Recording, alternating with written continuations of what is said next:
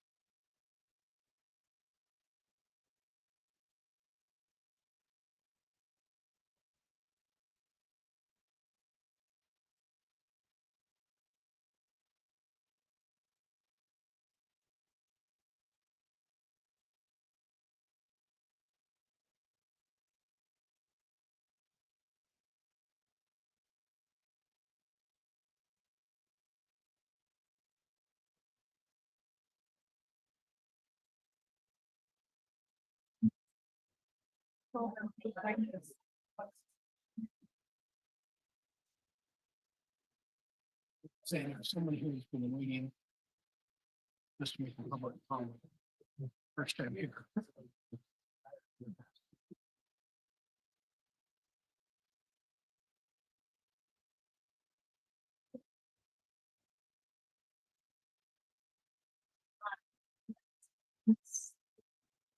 Okay, well, go ahead and get started. Thank you, everybody, for being here and being patient. Can we have a roll call, please?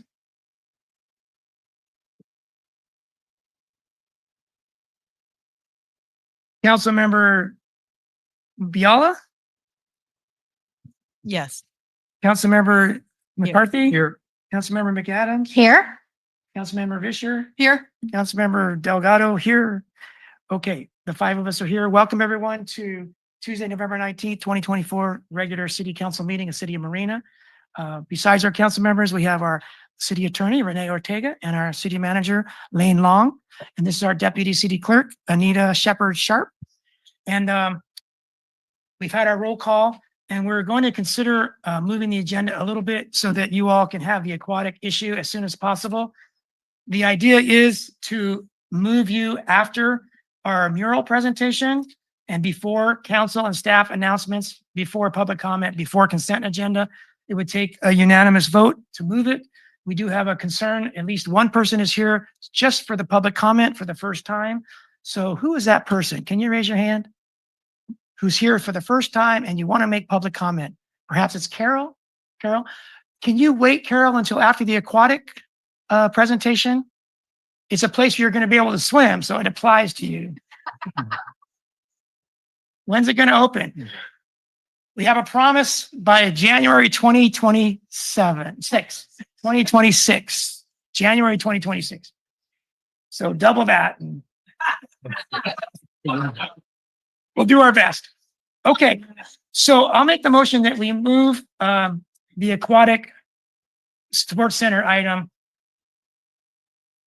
to, which is a 13A, to become, to happen right after 6A, right after the special mural presentation. I'm happy to second that. Okay. Any comments from council before we go to a vote? All in favor, please say aye. Aye. All opposed? That motion passed unanimously. So we'll get to the aquatic sports item after our Pledge of Allegiance and our presentation on mural. So at this time, if we can all stand for a moment of silence, followed by the Pledge of Allegiance to be read by our Lion Scouts from Pack 135. But first, a moment of silence. And if you all Lions and Cubs can come up here. And our flag is over there. So you can face that way.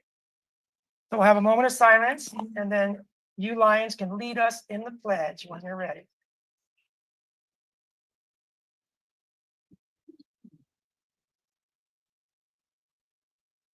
Okay, whenever you're ready, go ahead.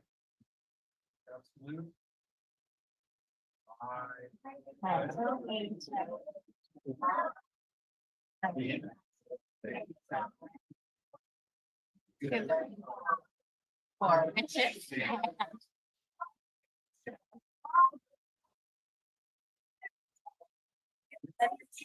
Justice for all. All right, council, if it's okay, do you mind if we take a picture with you all? Oh, please. All right, Scouts, you guys can make way here. Oh, just stay here? Oh, okay. Belinda said to just stay here. Yeah. Let's go down. Going down, okay. I'm sure. Hi, lady. Okay.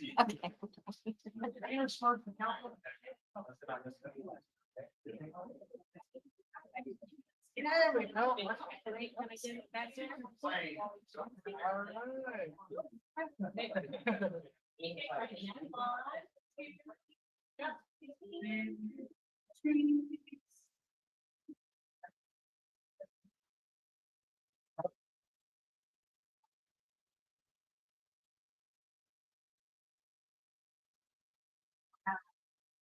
Okay, one of your leaders, Doug, your Scoutmaster, is going to take a couple minutes to talk about what you do.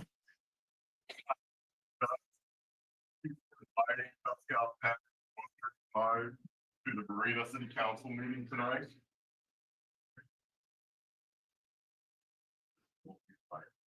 Right. Yeah. Audience needs to. All right.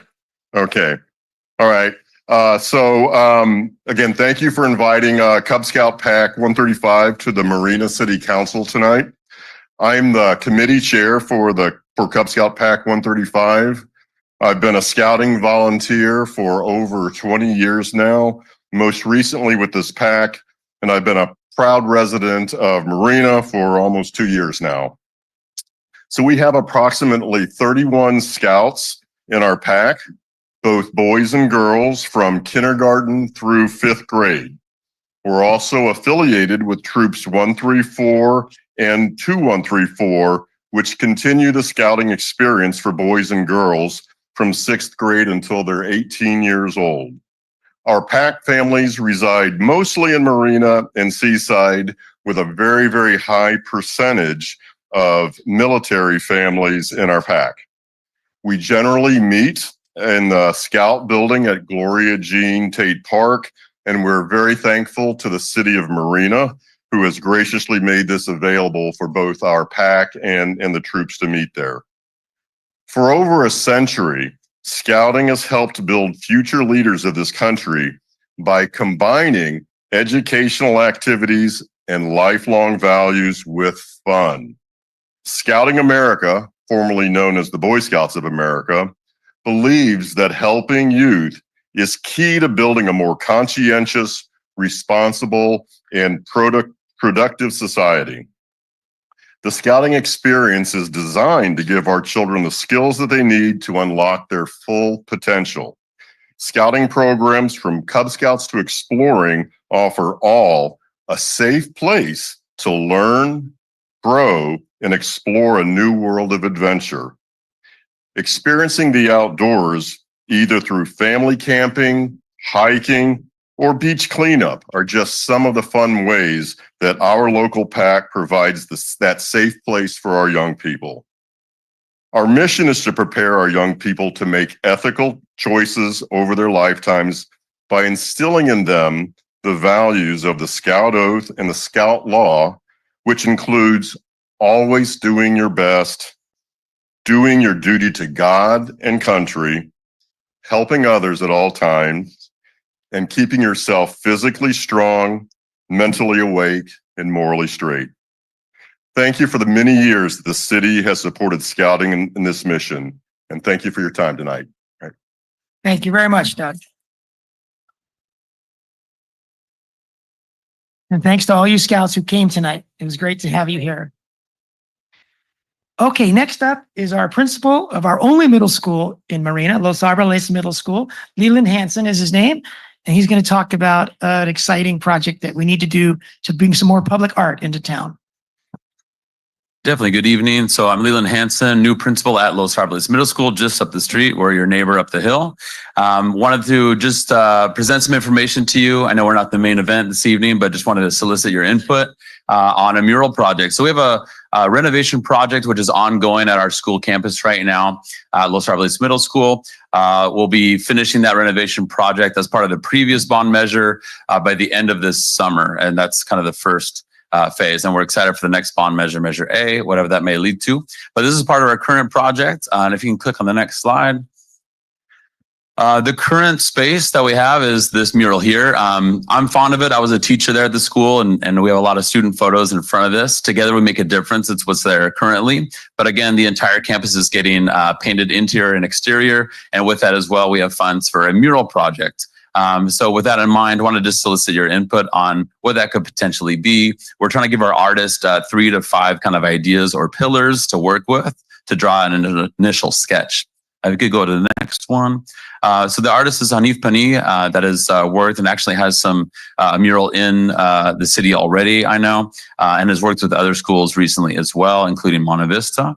And the next slide, if you don't mind. Thank you.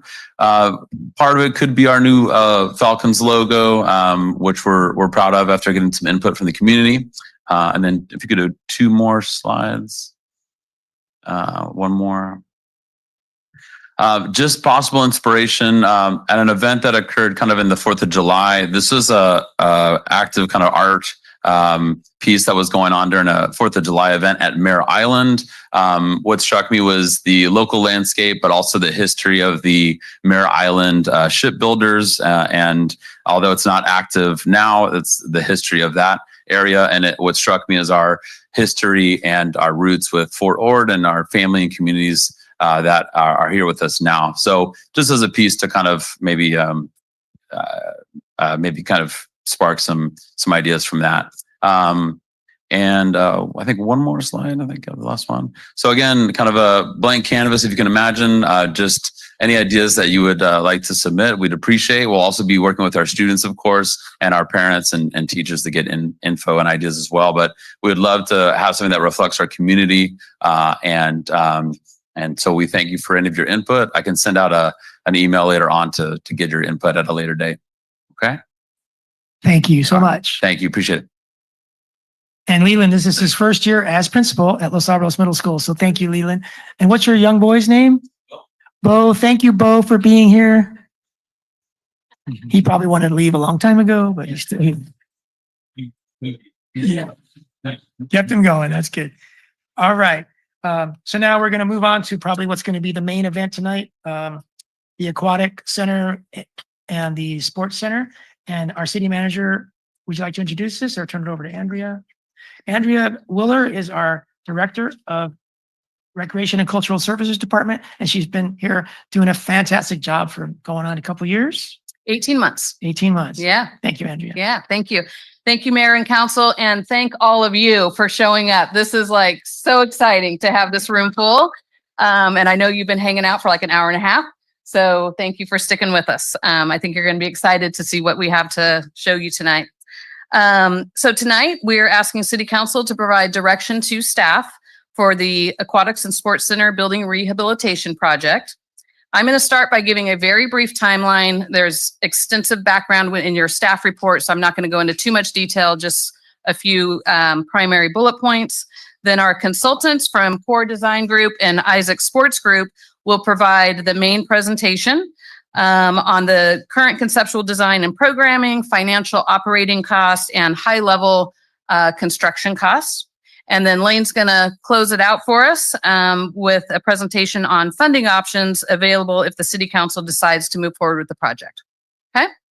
So again, I don't want to go into too much detail on the timeline, but I want to hit the high points. This project actually started way back in 2005 when we adopted our Parks and Recreation Facility Master Plan. Key goals included developing a centrally located recreation center complex with an indoor pool and a gymnasium with a variety of court sports. This was based on survey results, which indicated 85% of Marina residents wanted these facilities and prioritize these specific amenities. In 2009, the city developed a Parks and Recreation Facility Strategic Implementation Plan with the goal of creating a unified city by linking Central Marina with Southern and Northern Marina. This plan recommended the highest priority be placed on a complex with indoor pools, gymnasium, and fitness facilities. To achieve these goals, the city focused on the former Army Pool and Army Gym as the most cost-effective and viable option to develop the aquatics and sports complex. Starting in 2018, the city started engaging the community with several outreach events similar to tonight, study sessions and city council meetings to develop the aquatics and sports complex vision. In 2019, City Council received a presentation from the same consultants that we have here tonight with a conceptual design and programming, financial operating cost summary, and high-level estimated construction cost. At that time, the construction cost was approximately $6 million for the sports center and approximately $8 million for the aquatic center, so a total of $14 million.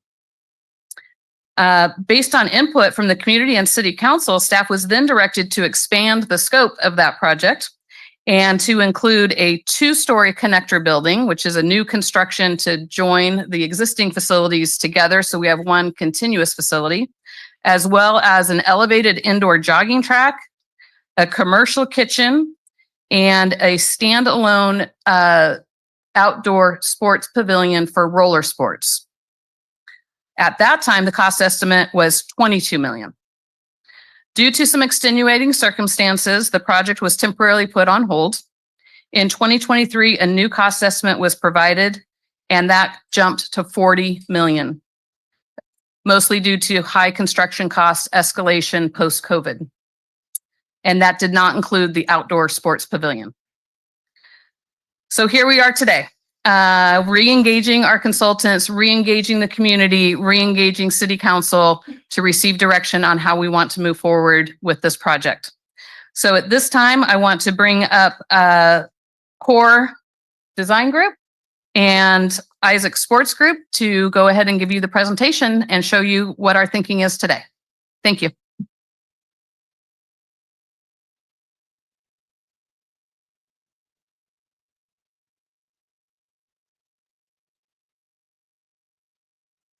Thank you guys for having us. Appreciate being able to come back up here and present to you. And thank you for the introduction. My name is Courtney Sluter and I work with Core Design Group. And I'll be going over the presentation today here.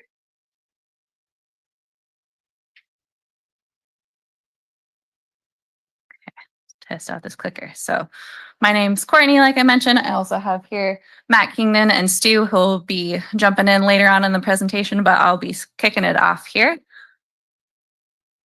So just wanted to give a high overview of kind of what we're going to be running through today. So starting off with, we went over a little bit of the project history. So I'll just touch on that super briefly, and then we'll get into the actual details of the programs in each of the buildings for first the aquatic center, then the proposed connector building, the sports center, and then we're going to go into our proposed phasing options, and then the financial analysis portion with Stu, and then our proposed next steps and kind of overall findings and how to move forward.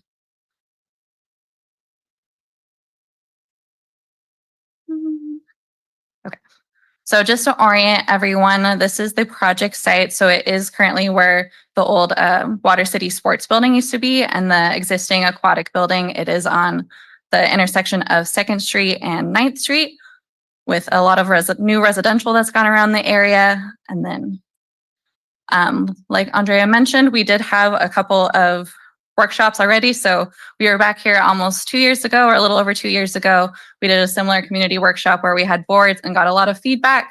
we were able to actually digitize everything that we got from that meeting and really put it into the current design of the building. So it's had a lot of evolutions as we've really refined what both fits the look and feel of the two buildings that have very different types of architecture, and all of the programs of how to best connect everything and how to move the project forward with all of the goals that we want to fit into the project.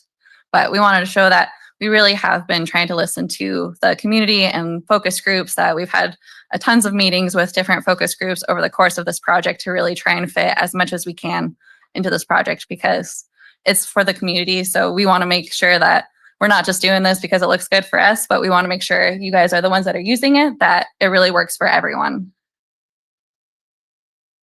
So for reference, the existing buildings, the aquatic center has been abandoned for a good amount of time. So we would be renovating that, but keeping the general bones of it and still having that nod to Fort Ord and the existing structure. And then the sports center is also existing, and we would also be keeping the majority of the structure and kind of the framing of those buildings, be able to just kind of expand and update them in general. Some of our goals for this project is really just to create more programs and utilize these buildings that have been left empty for a decent amount of time, and just really revitalize this portion of the city, bringing in new programs that are flexible and really hit all of the different demographics and age groups that are around the city, and being able to have lots of different programs both between the sports center and the aquatic center, that you really get a lot more use out of both buildings. So for reference, our portion of, or our scope is really the three buildings. So the existing aquatic center, the existing sports center, and then the proposed connector building. And we are adjacent to a separate park project. So I think you saw on the boards that there's a little piece of it that you could see in our site plan. So this is a separate project that we are coordinating with the landscape architect Verde with. So we'll be working with them over the next course of the next couple months of making sure that our two projects really tie together, because right now the boundary line between them is the parking lot and kind of the sidewalk area. And there will be a good amount of back and forth just to make sure that the two projects really work together. But just wanted to show for reference that project is separate. That shows all of the exterior courts and the exterior great lawn will be a separate part of the project. And then ours is really just limited to the buildings and the adjacent parking around it. So for our specific site plan, we are currently showing two separate parking lots. One of the things that we have changed since the previous designs is phasing the project overall to keep it moving forward, and recognizing what portions could be part of a second phase to save costs on the initial phase. So part of that is pulling out a chunk of the parking.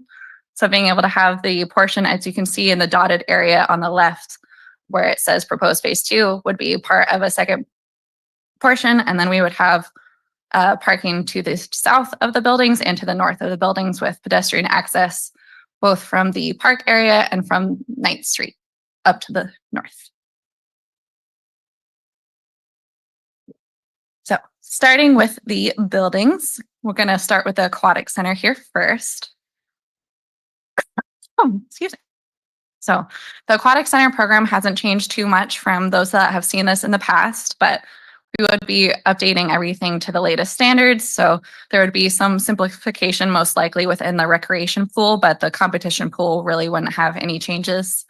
So currently we are proposing to separate it into two pools. So we would have the competition pool that is 25 yards by 25 meters, and it would be deep enough for competition swimming, diving, and water polo sports, and also be able to lane off some portions of the lane so that you could have recreation activities while still having lap swimming in the other portions. And then the recreational pool would be at a higher temperature. So that was one of the main reasons we did separate them, because the pool that was in the existing one was just one large pool. By being able to split them up, you can really have different programs and just be a little bit more comfortable with a warmer pool temperature in the recreation zone, where you're more lounging around or playing with children in that area. And then when you're swimming laps and being much more active, you want the pool temperature to be a little bit cooler, so you're not getting overheated when you're doing a dozen laps in that one. And then there will also be support spaces. So we have men and women's lockers, and then also 3 gender neutral locker and changing rooms, along with support services like a multi-purpose room that is in the green area, the pump room, which is in the gray, and then other support spaces like electrical and storage. We're also proposing having movable bleachers for the one pool, and then we'd have seating with benches and movable seats for the recreation pool. So this collage kind of shows some of the different programs that we'd be able to fit into the aquatic center. So one of the biggest things that you'll hear both for the aquatic center and the sports center is flexible and concurrent programming. So being able to have those lanes where you could still have lap swimming, but also be able to have water yoga or swinging into the pools or those giant inflatables. Being able to have both recreation and fitness in the same pool is really important, and being able to use equipment to kind of separate those and be able to have multiple things happening at the same time. And once Stu goes into examples of programming, he's really laid out how much you could actually have happening throughout the day. So this shows the interior render for the aquatic center. So this is focusing on the competition pool, obviously not showing competitions right now, but showing kind of the recreational use that even though it is a competition pool, when there's obviously not competitions, there's plenty of other uses that you could be able to still have so that it's multi-purpose in that area. For this, we really wanted to brighten the space and bring it back to life. So we would include renovating the interior. So like I mentioned, we would keep all of the existing structure. So really keeping those bones of that steel structure that's existing, but replacing the windows, adding new glazing all along the edges so that we can bring in a lot more natural light with frosted glass. And then it'd be the plastic skylights so that it would be diffused light to prevent glare. And there would also be connections to the exterior. And there's also a potential for a mural at the end there. So that's where you see the colorful graphic of being able to bring in a potential art piece or kind of large graphic to really give history to the building. There is, if anyone's ever toured it since it's closed, there is a lot of graffiti in there. And we recognize that obviously we're going to get rid of 99% of it, but an ode to kind of it's almost becomes an art with how much there is in there, that bringing a small element of that, but in a more tasteful way on this art exhibit on the end of this wall.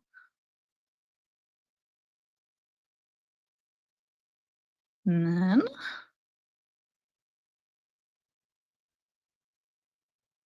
this would be the exterior of the aquatic center. Sorry, sometimes the clicker takes a second. So the black building is the aquatic center that you can see, that is the triangular existing structure. So there would be all new glazing along there. I recognize it's a little hard to tell with this lighting, but there would be new glazing, both clear story windows and person height windows, and then a new frosted glass all with louvers all along the other edge of the wall. And this also shows the connector building that would be the great entrance between both structures. So we'll get into the connector building after this and its purpose, but would really create that more grand entrance that would connect both buildings so that you would just have one shared entrance and really be able to utilize shared staff, shared resources, and shared programming with storage and everything like that, so that we can really unite the whole complex and make it feel like a complex and not just a bunch of buildings on the same site. And then just real quick, in terms of materials, we would be replacing all of the exterior materials on the structure. So we would be adding metal panels, like I mentioned, the frosted glass and cowl wall systems, new storefront to bring in light, and then also would implement like stucco and repainting certain areas to bring this building, even with using the existing structure, back to life. And really, that was one of the main things of tying all three buildings together, was a similar color palette. So you'll see a lot of the light grays, kind of charcoal colors, and then that bright green kind of tied between all three buildings to give it a modern refresh and make it all feel connected.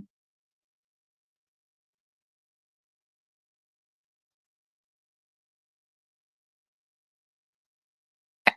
So moving on to the connector building. So this is the one new building in between the existing sports center and aquatic center.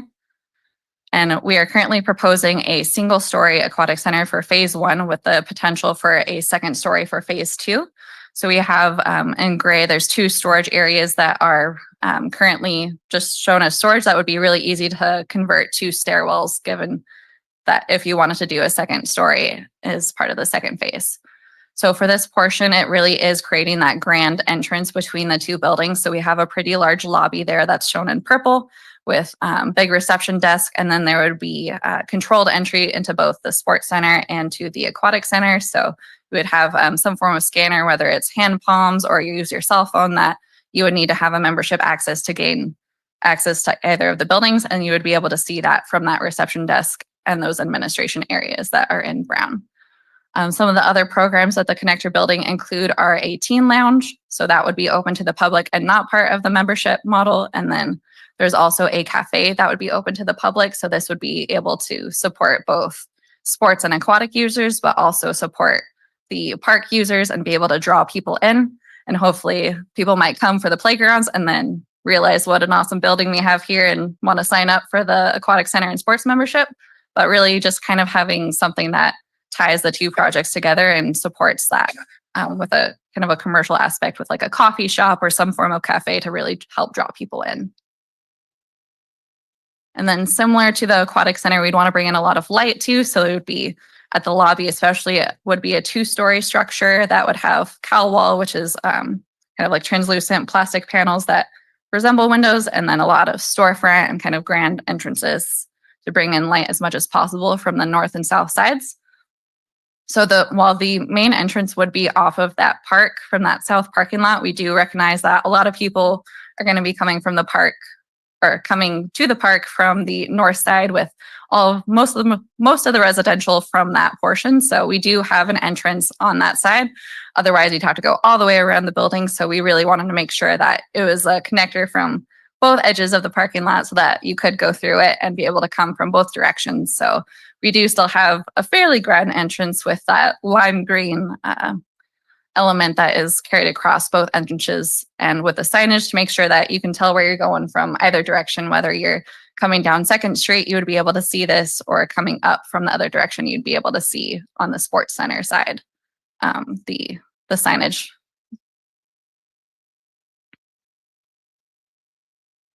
So this is a rendering of the lobby. So you can see here, we would have directional signage to both the aquatic center and the sports center.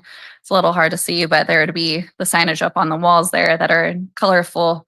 We'd have that big reception desk with multiple staff available that would connect to the admin area. So there'd be a door connecting that to the main administration area. This shows the 2-story volume that would have a lot of lighting with that cowl wall system on both the north and south walls. So you'd be able to get a lot of natural light into that space.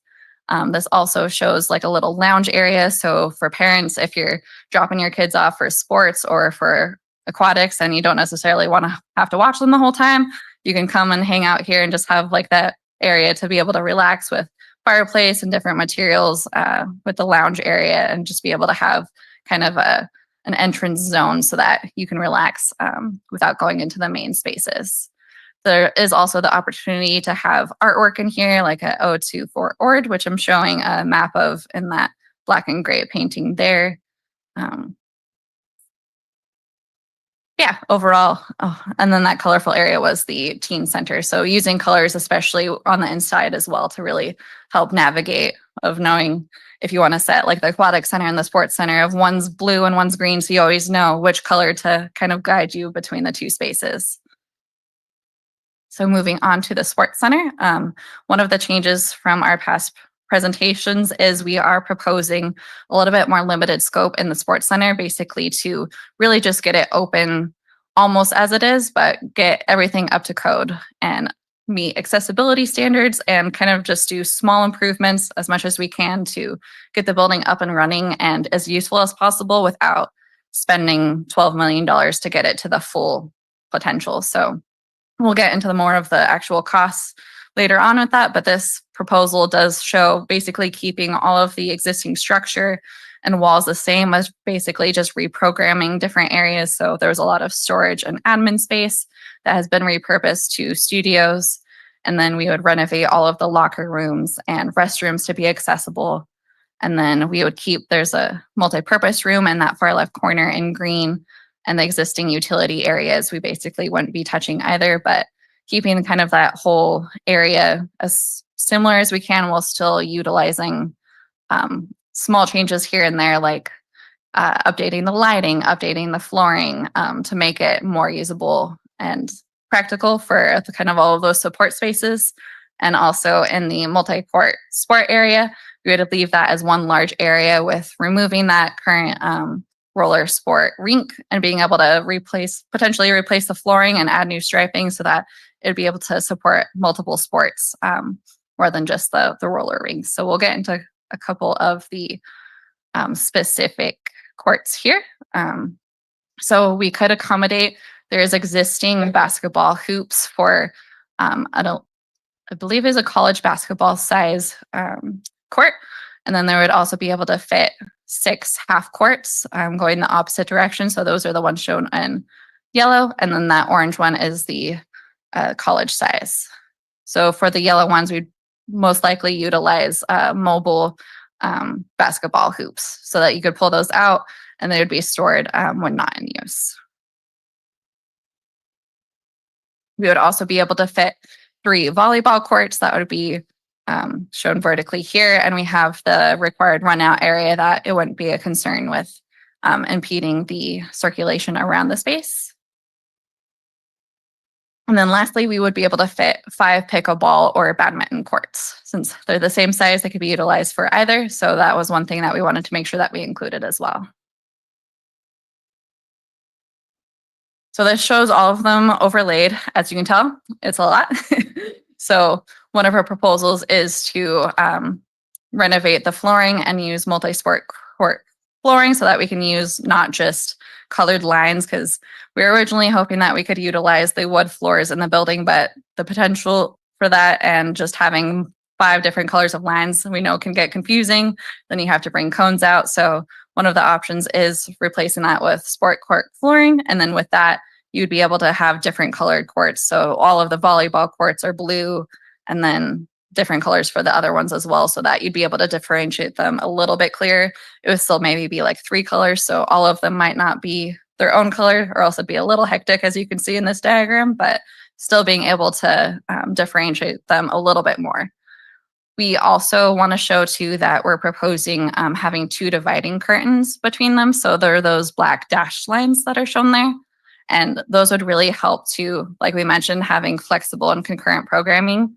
If you had a half court game happening on one of those yellow courts, you could have that divider and being able to separate them and still have 3 pickleball courts or 2 volleyball games happening and being able to have multiple things happening at once to really increase your flexibility. That it wouldn't just be if one person's playing, you wouldn't be able to use the rest of the courts the whole time, that you can really, with those dividers, utilize the whole courts all throughout the day. And then so this shows a couple of the programs, like I mentioned, being able to include volleyball, pickleball. At the bottom of the plan, we did have those little studios, so you'd be able to have 15 to 20 people in them for Zumba classes, yoga classes, kind of just small workout rooms. You'd be able to have that multi-purpose room for birthday parties, any other events that you'd want to have in there. And then the flooring would also, like I mentioned, be able to work for basketball, court sports mostly, and then also potentially free skating.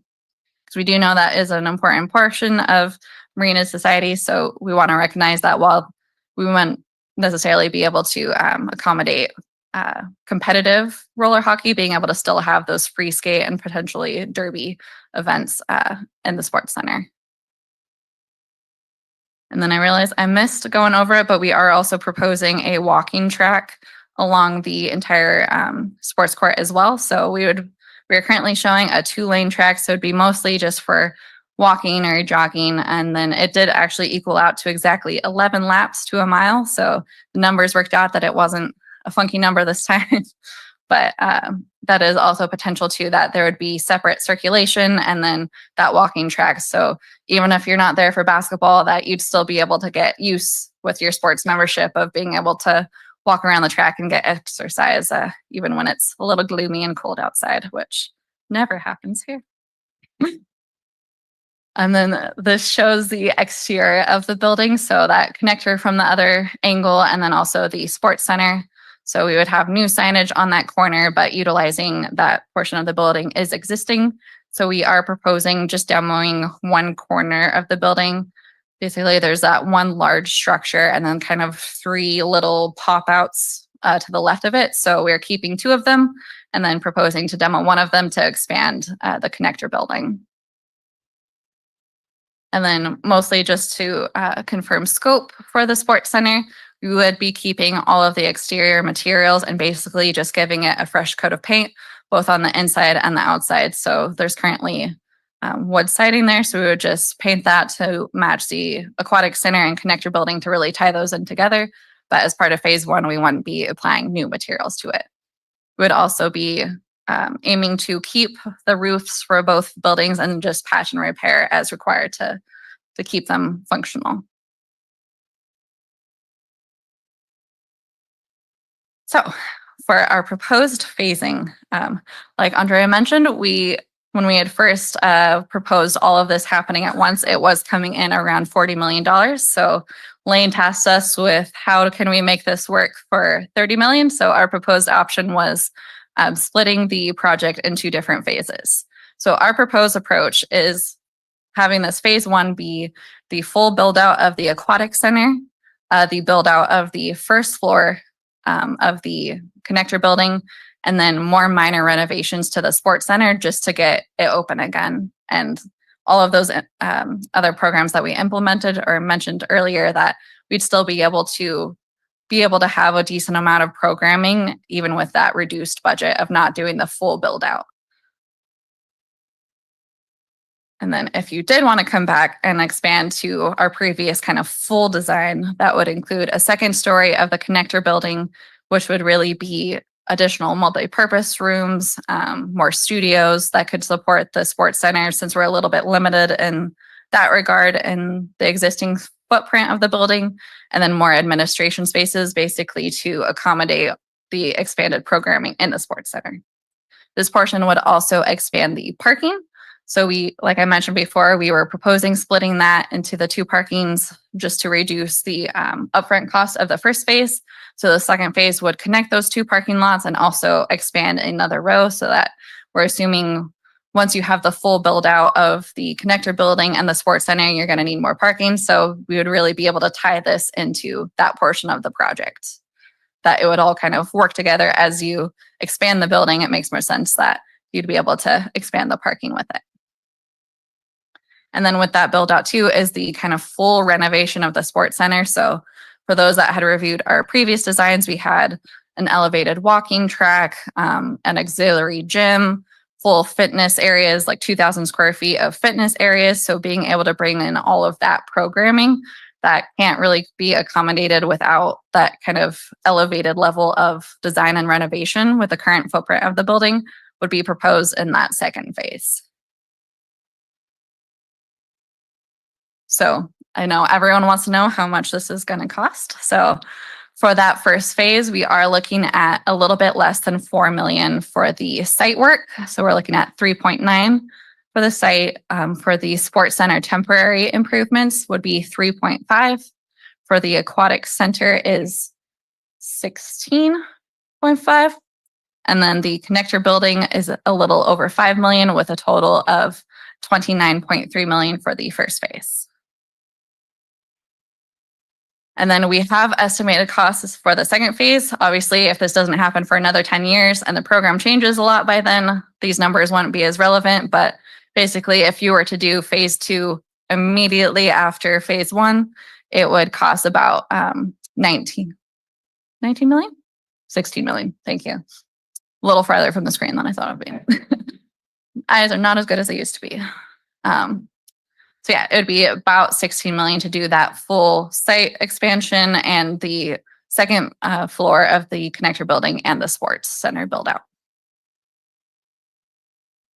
So while that is our proposed option, we did want to share, if you did want to approach doing everything all at once, what that would cost you now. So this phasing option is doing the full aquatic center, full 2-story connector building, and the full sports center all is one phase, and that would cost estimated 41.2 million.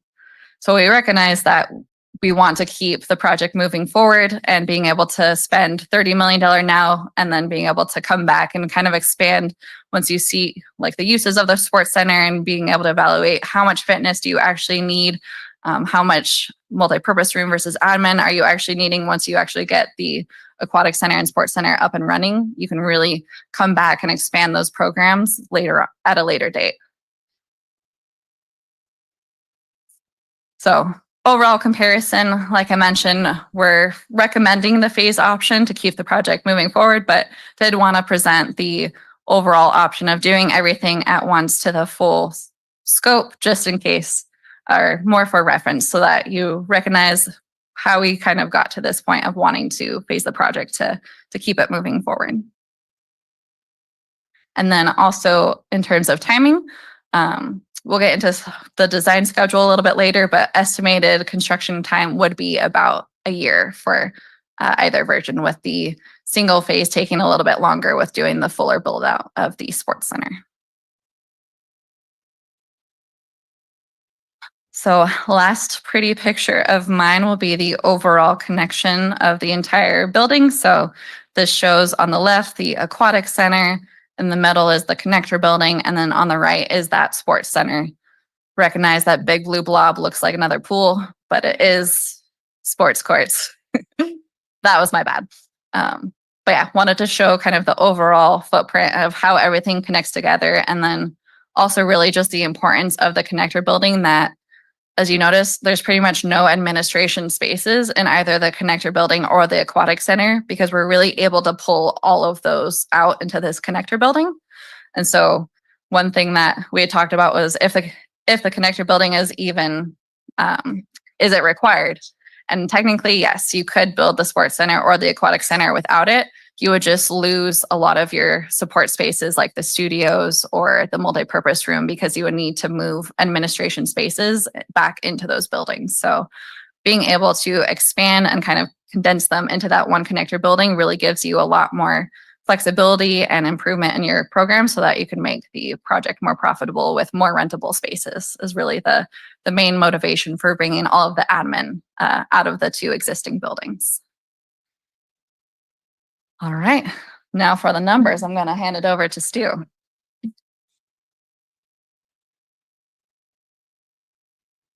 Thank you, Courtney. She mentioned all the pretty pictures she has. You're not going to get a lot of pretty pictures from me in this part of it. But first of all, in the opening slide, you saw that CORE and our Isaac Sports Group logo was shown. There was also the WTI logo, Water Technologies. It's great that CORE has on their team probably the single best, in my mind, aquatic design and engineering firm involved with this project. So when you see these pool designs, it is really built on their expertise and the most cutting edge, latest trends in aquatics. So that's a really great advantage to help create what I think is going to be it will be the best aquatic facility in the peninsula and in this region. We work with them a lot. And it's ironic because we had 2 separate meetings on projects we're working today. Steve Crocker from Water Tech, he got the other project. He's up right now in Grand Forks, North Dakota.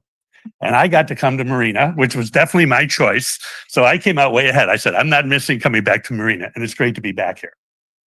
Another point I wanted to make. This time around, it has been great working with Andrea. She, of course, came over from being the director at the Monterey Sports Center, and we get all kinds of questions. How does this compare to Monterey Sports Center? And so we have really that resource. And she and I have spent over the last month spending a lot of time together to really build this this program, this management plan. And that has really helped us, I think, come up with a great plan and even optimize the sustainability financially of this. And this has been a great element. One thing before I get into the next phase, I'm going to start talking about programming. One of the dangers when you're designing something like this is you really can't try to be all things to everybody. That really is get you down a road that is a challenge. However, what we want to do and what we can do and we can effectively do in the designs is have something for everybody. And that's going to be one of the keys. When we talk about aquatic program, we talk about the sport court programming. In aquatics, we're having opportunities for seniors, for those with special needs or need for adaptive programs, therapy, rehab, autism, as well as competitive aquatics, adult swim, lap swim, all these things. So this is really an effort with a facility to be really something for everybody. And that's critical, not just to the overall benefit to the community, but to the financial success of this facility. Really critical, as you'll see. So, programming and schedule objectives. You heard Courtney talk about concurrent programming and what that means. Where you see this the most is when the team is in their training, you still have available lap lanes for adult swimming.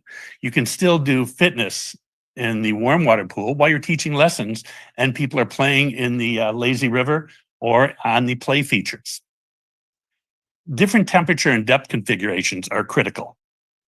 That gives you something, again, for everybody, because there's so much, even the difference of 6 degrees in the water temperature can make a huge difference in the enjoyment and the successful programming and fun family use for all ages. Very important.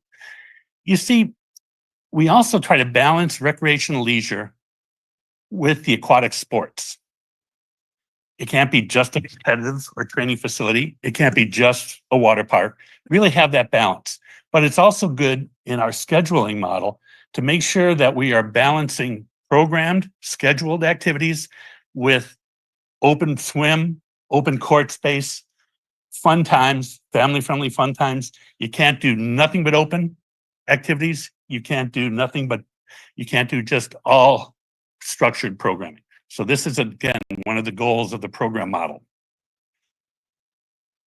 Now we move into what we do, what we call our sample schedule matrix. This is an example, and somebody even brought it up earlier in the open house, how we could conceivably use this, how we can create this concurrent programming. The schedule matrix provides us a way not only to validate the design elements compared to the program needs and opportunities, it also helps the community understand how you can all use the facility, what times would be available. It also provides a graphic example when we talk to outside users, when we talk to the school district, when we talk to the water polo clubs that are here, to understand what time is available for pickleball, for volleyball, for basketball, for badminton. All these things are important. But it also helps us on a practical level in designing and really informing the operational budget. We get to know, well, how much can we program? How much time do we have for swim lessons? If we think we can make $300,000 in swim lessons, but we only have enough space and time in the pool to generate $150,000, that's a disconnect.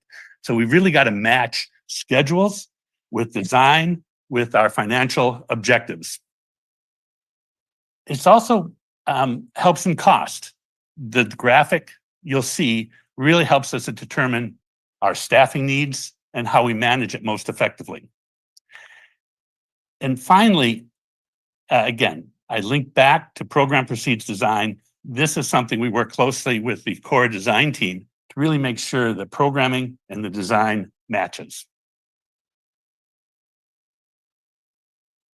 So I don't expect you to read this. This is a sample of what the schedule matrix looked like. This is a sample of what it could be. It won't be exactly like this when this facility opens, but you get the idea. You see the yellow, that's all the lap lanes. The only time is that right after school, we've got about an hour and a half. We're probably going to need it for the high school team and things like this. You'll also see what I did is each of these elements, you see in the far left, that's the 10 lane, 25 yard by 25 meter. The second from the left is the leisure pool. Then you've got the sport courts that has the different areas. Then you've got the fitness areas. Then you've got the meeting spaces. All these things fit together so we can take a look at the total facility and figure out how we program it, knowing that we've got senior programs in aquatics and they shift over to the dry side, or function rooms that support the high school swim team when they're in there. Or we've got special needs that is using the pool as well as some of the fitness areas. So how this all works, you see dark blue in there. Those are the party rooms. At the same time, we have space set aside in the pools for parties. So a lot, and on the courts for parties. So all these things work together.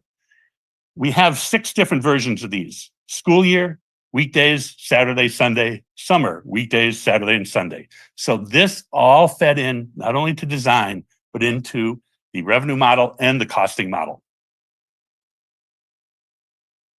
The next important part that we get a lot of questions about is the membership model. What we've tried to do is create more options that we're seeing in best practice facilities around the country that really give residents and even non-residents a lot of opportunities to find the right membership package for their use. Adults, but also adult couples, senior and senior couples. Usually a couple membership is like 1.5 of the adult. So you get your one adult and the second and a half price. This is really just over the last 10 years, we've seen this become more and more relevant. Child, youth, family, veteran, military, corporate, a lot of these things we've had in there before. The couples are really the new element. Monthly, annual, daily drop-in. For the initial financial analysis, we took a look at the 10% resident discount. That's actually comparable to what the Monterey Swim Sports Center has done since the pandemic to try to bring more back. We know that this is going to be a very important to our success, is to bring in non-resident users from the region. And we think we can really pull a lot. And Andrea has been very helpful in talking about how this has worked. We think we can get probably 35% of our total members, our total users, as non-residents, which is actually a little lower than what they're drawing at the Monterey Sports Center. We talked about member benefits. One of the most important things is a discount on programs, swim lessons, renting the party room, this kind of thing, but also priority program registration. I had somebody come up to me in the open house and say, boy, we'd love to take swim lessons, but we always end up on the waiting list, or it's always tough to get on. But we want to really prioritize residents and members to make sure before, non-residents and general users, they have the chance in advance to sign up. And usually swim lessons is where you really have that priority list and that demand. And also guest pass program. That is a really benefit to members. But I'll tell you what, it's one of the single best marketing tools you can also have. So that's really important. And then marketing position. We're positioning and running a few scenarios right now with the city. We want to be affordable. We want to be less than Monterey Sports Center, less than YMCA's. We don't always match up apples to apples in terms of the facilities and the programs, but that is one of our goals, and we think we are going to accomplish that. And it is lower rates that we show in these financials that you'll see in a little bit. To give you an idea, by year 3, we think we will have membership units. Now, a unit would be a family membership or an adult membership or a couple membership. Then we figure out how many members do we have. That means a family, 4 people, that's 4 members.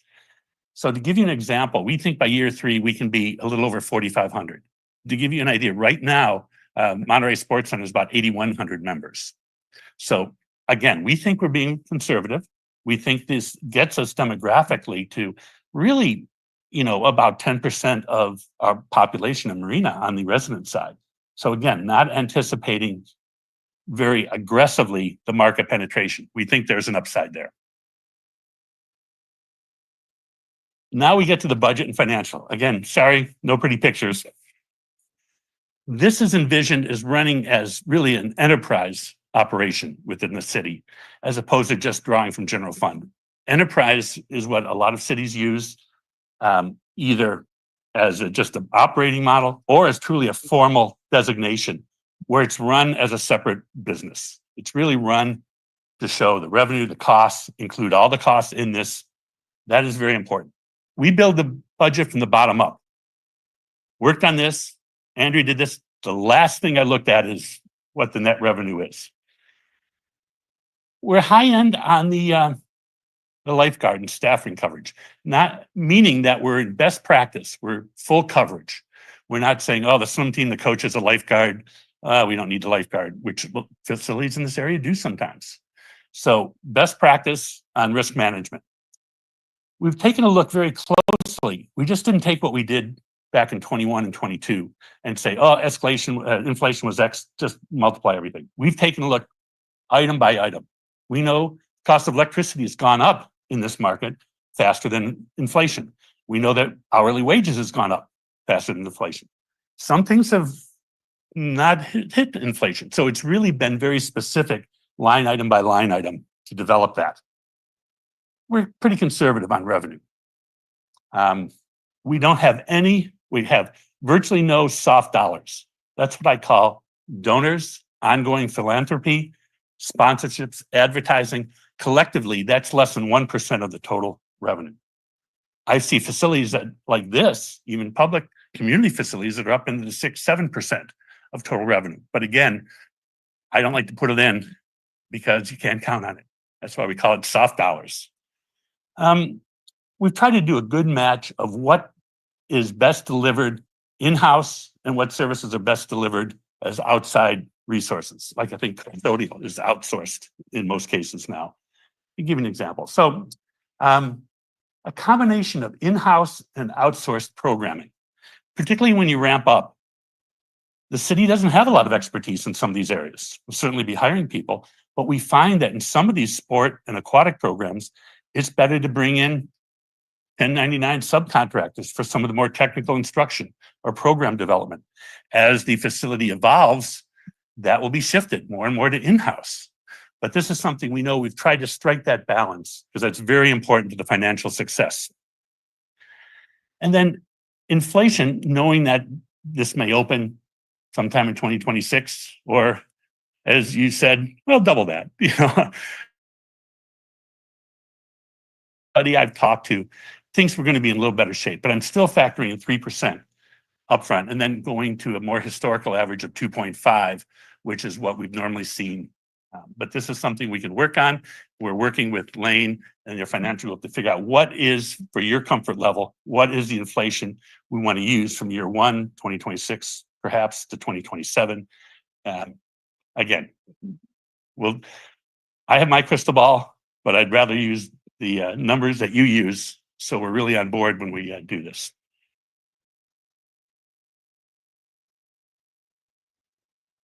Okay. Well, this in my mind is a pretty picture, you know, because I'm thinking budgets. So what we do, a lot of public facilities look at revenue and expenses.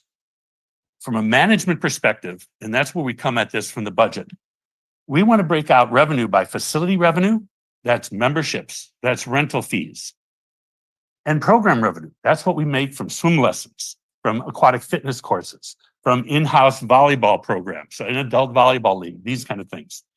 And then operating expenses, fixed expenses, utilities, maintenance, custodial services, lifeguards, management, but then program expenses. Those are the expenses directly related to programming, instructors, equipment for programs.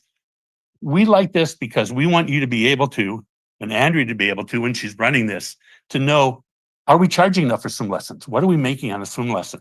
If we lump all our part-time employees into one bucket, you'll never learn that. So this is really a business management related budget structure we've set up.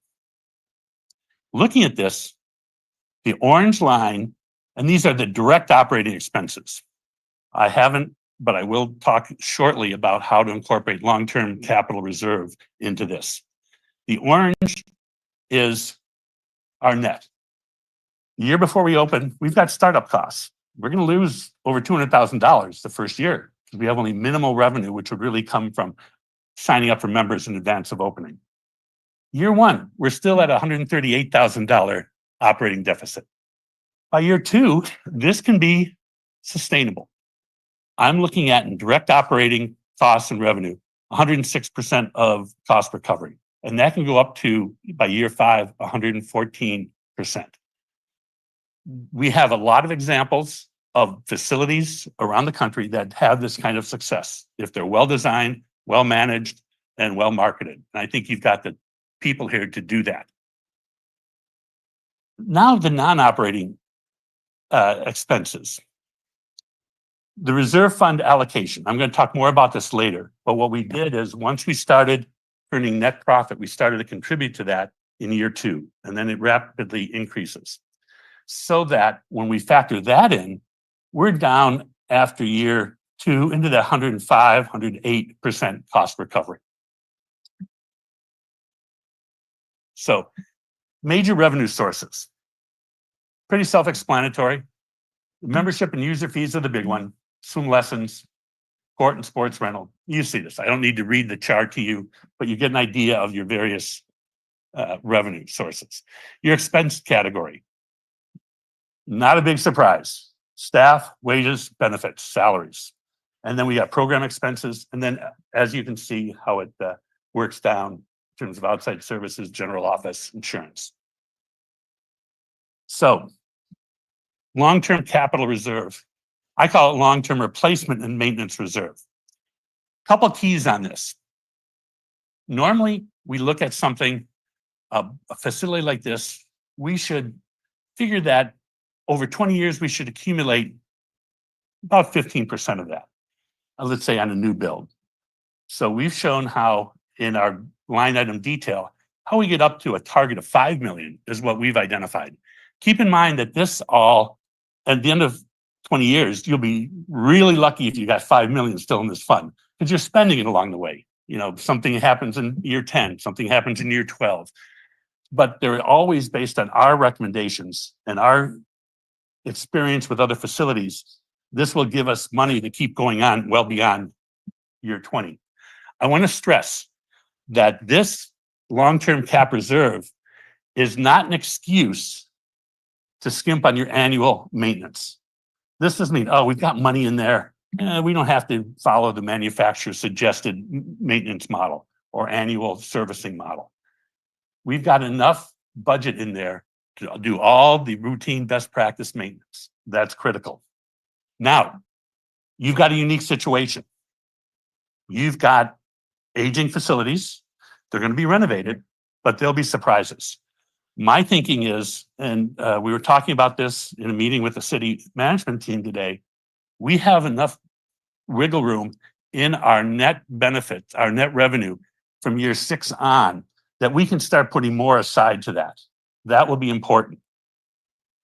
What we do need to really quantify that is that if we go forward on the next phase and really core design is able to get into more schematic, more detailed design, the engineers get involved. What we'll do in the next phase is build a really detailed long-term maintenance and replacement budget. So it won't be just a percentage lump sum. It'll be, here are all the things that you're going to need to replace.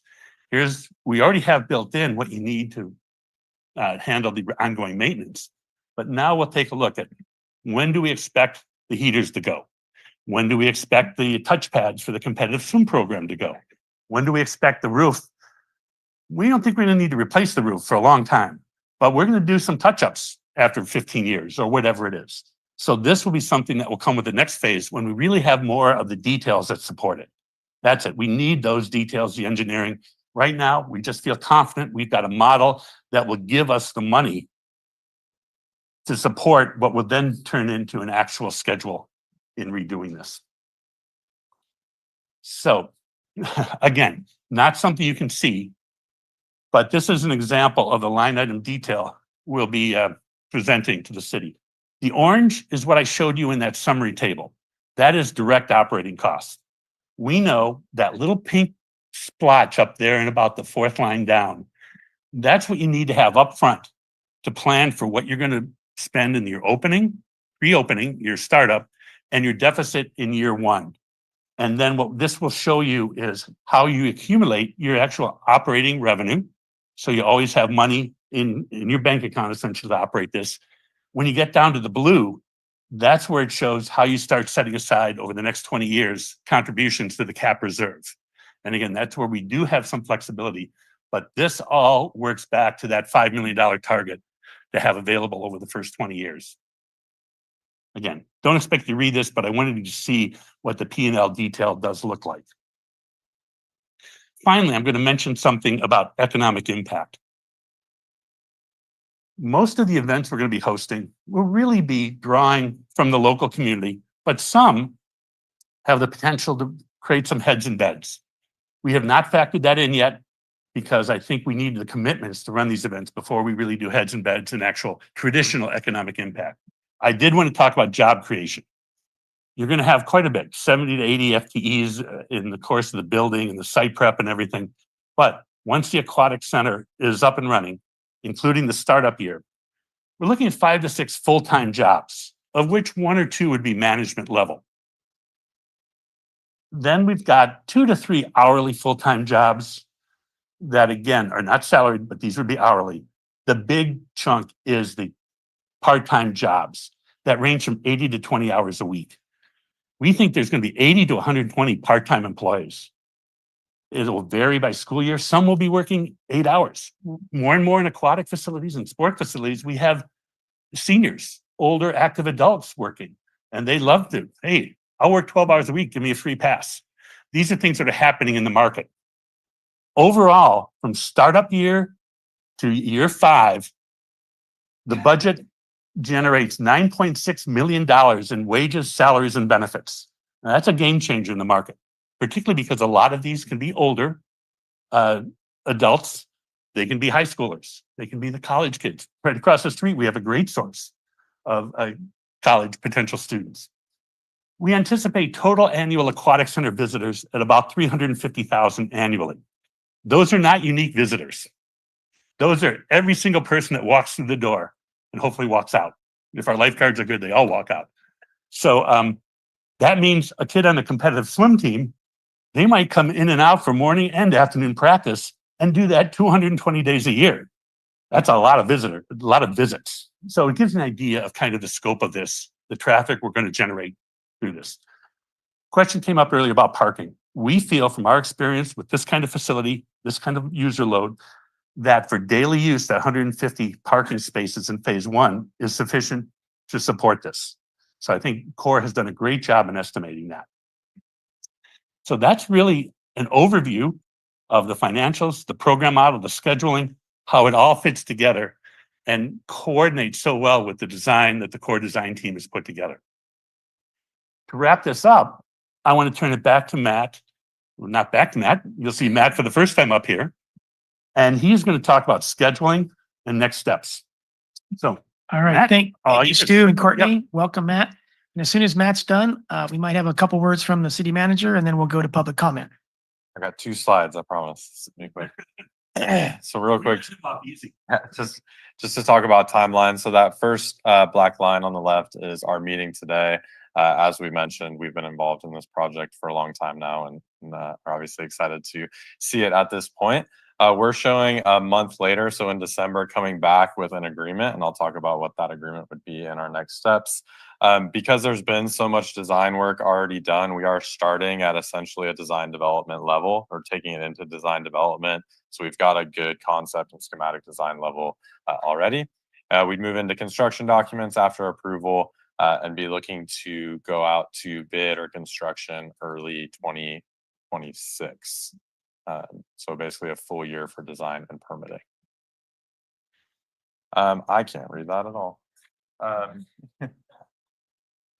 So I'll summarize these. So findings and considerations, this is just kind of reiterating what we talked about. And the proposed phasing, we believe brings the best value because you're touching the entire facility, not just portions of the facility. You're creating the most amount of programs for the community and concurrent programming and scheduling like we talked about, as well as extending the life of these buildings, incorporating a new design aesthetics that's going to work with the expanded park as well. And this approach also, again, brings that best value and brings the entire building up to current code and extends the life of it. So for next steps, looking for direction on this phasing approach or any other approaches or studies you'd like us to look at, we would then go back and come back with any answers to those questions, as well as a updated agreement to take the project through further design and engineering all the way through construction. And with that, we'll answer any questions. Matt, you did a great job at Hey, thank libbing. improvising on that last slide that you could not read. Thank you very much, Matt. Great job. So now we'll turn it over to our city manager and then we'll go to the public for comment. Great. Thank you, Mayor. And you can tell we have an amazing team that we've been working with for several years now. And before we go into public comment, I wanted to toss out there because we're interested to hear your comment on several things. Number one, about the design, the programming, the approach that we're doing. Number two, about the phasing concept. I'll talk later on after the public comment about how we're going to propose to pay for this. And we have a path forward right now that we have approximately 31 million already set aside, and it's very different from it's highly restricted funds. It can't be used for other city buildings and facilities and things like that. And I'll go into detail later on. But what you can see from those earlier slides, it talked about phase one, and then if you built the whole thing all at one time. And we actually save, if we build it all at one time, $4.5 million, which is kind of significant. And so in my thinking was, I'm trying to move the project forward. And that's why we came up with the phasing approach. But we would really want to hear your concepts that if the phasing approach makes sense, if you want to prefer to do it all in one whack and save that additional $4.5 million. And and one of the other facets is if we do a phase two approach, at some point you're probably going to have to close down the sports center while you renovate it. And so that kind of complicates things a little bit too. So we're interested in your public comments along there. We do have some avenues that we can look at potentially to bridge this gap of the difference between the 31 million and 40 million. So I want to also just toss it out there. So as you're making your comments that you can give us feedback in those areas. As you can see from the presentation, we think we have a good path forward, but really want to hear your thoughts on these next steps. Thank you. Thank you, Lane. Yeah, one concept is we can temporarily borrow from the general fund to fill the gap. So we only do one phase and then pay that money back to the general fund at a rate of about 5.4 million a year from the community facility district fees, which come $26,000 per house that gets built into this fund that has to be spent on Fort Ord. So we could borrow temporarily from the general fund, but not prioritize this project over Central Marina projects or fire station or police station or community center. It would just be a 2-year loan. That's an idea. Okay, so now we go to public comment. Each have up to 3 minutes. We'll start with those here in person, and then we'll go online. So if you'd like to speak, just stand up and come to the podium. Make sure the light is on so we can hear you, and they can hear you on TV. Is that on, Shep? First of all, thank you everyone for your great presentation. My name is Maria Bellamori. I'm a faculty in kinesiology at Cal State Monterey, just down the road. And there are so many mutual benefits that this facility could bring. First of all, I advocate for doing it all at once for, number one, the saved costs. And also, if you have that added weight center and rec center on the second floor, you're going to attract a ton of our students to come and use this facility. It also provides a safe space for students to come and have something to do here in Marina. There's not a whole lot of stuff for the students to do. So that would serve as a recruiting tool to get more students here, which will ultimately bring their families here. Students tend to have siblings, so it's a cascading effect to not just bring them to the university, but also to bring them to this area. I'm in the health field, and so we are advocates of getting our students out into the community. We have, the university has a service learning program, which requires students to do up to 60 hours of community service during those classes. And then we also have an internship program, which requires students to do 120 hours of service, which is essentially free labor. So this would be an amazing site to partner with for our students, not just in our program, but the entire university. Service learning is offered all throughout the year. So fall, spring, summer, and winter. So you could have students here all year long, and they could help run your programs. And going back to the staffing costs, probably help bring those costs down or contribute to creating more programs and offering more programs to the community. Let's see what else. Also for just for the folks in the community, I've worked a lot with older adults, and having a space for them to come and be active safely and have guidance from people that know what they're doing can't be stated enough. There are not enough places for older adults to be active and be safe. Same with adaptive programs.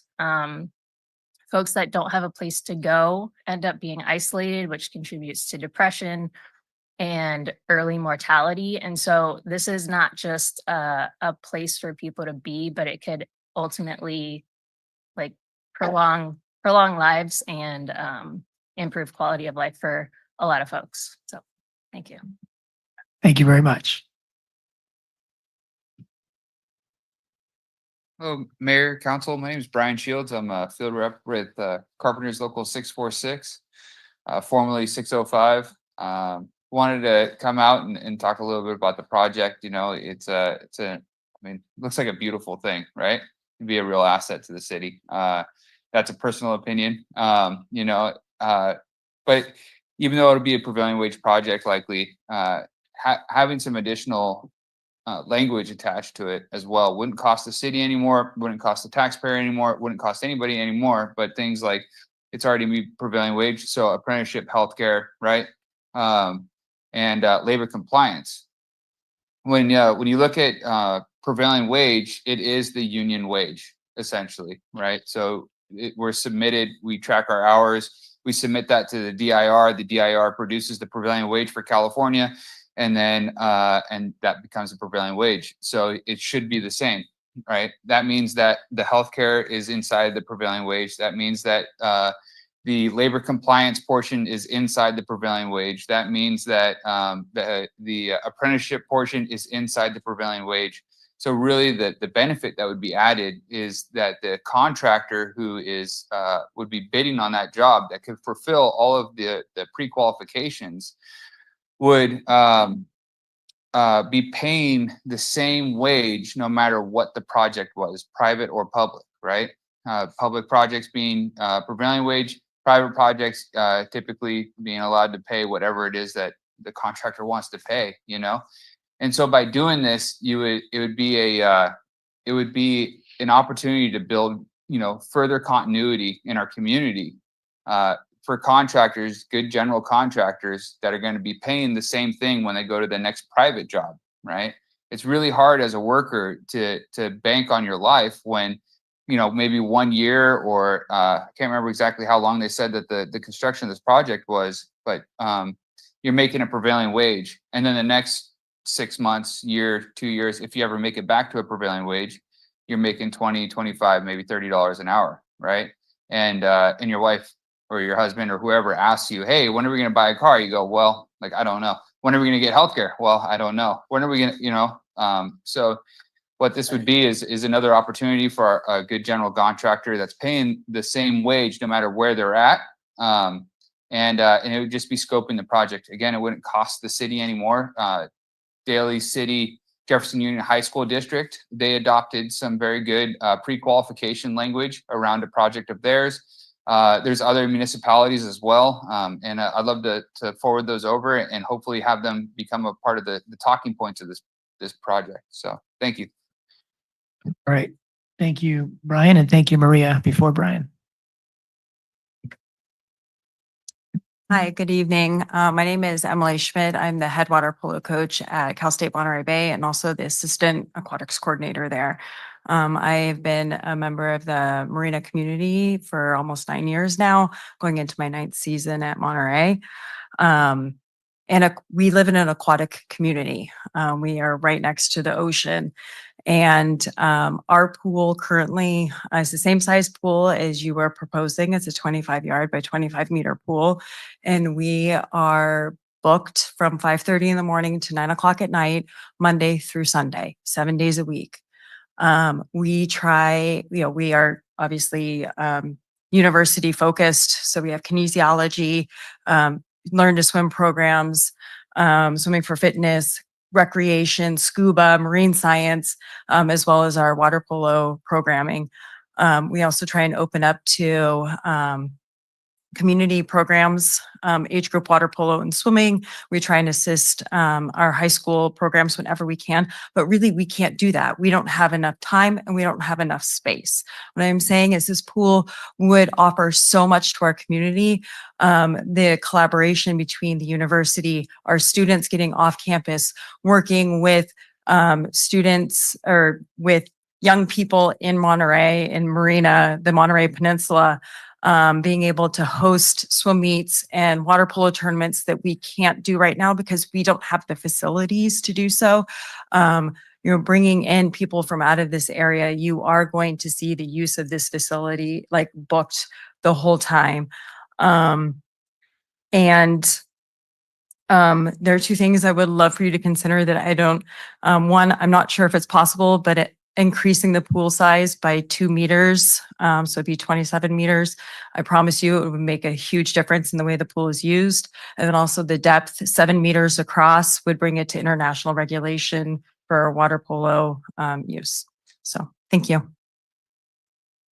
Thank you very much, Emily. Hi, my name is Carol Ng and I live at the Dunes on Monterey Bay in Marina. My subject matter is the recent opening of California Avenue between Imjin Parkway and 9th Street. Excuse me, Carol. That is for public comment, not on the agenda. So as soon as we're done with this item, which does have its own public comment, but not just specific to this item. Oh, right. So we can call you up first as soon as this is over. Okay, sorry about that. I It's okay. misunderstood. Do you have anything you want to say about what you've seen tonight? No, Okay. thank you.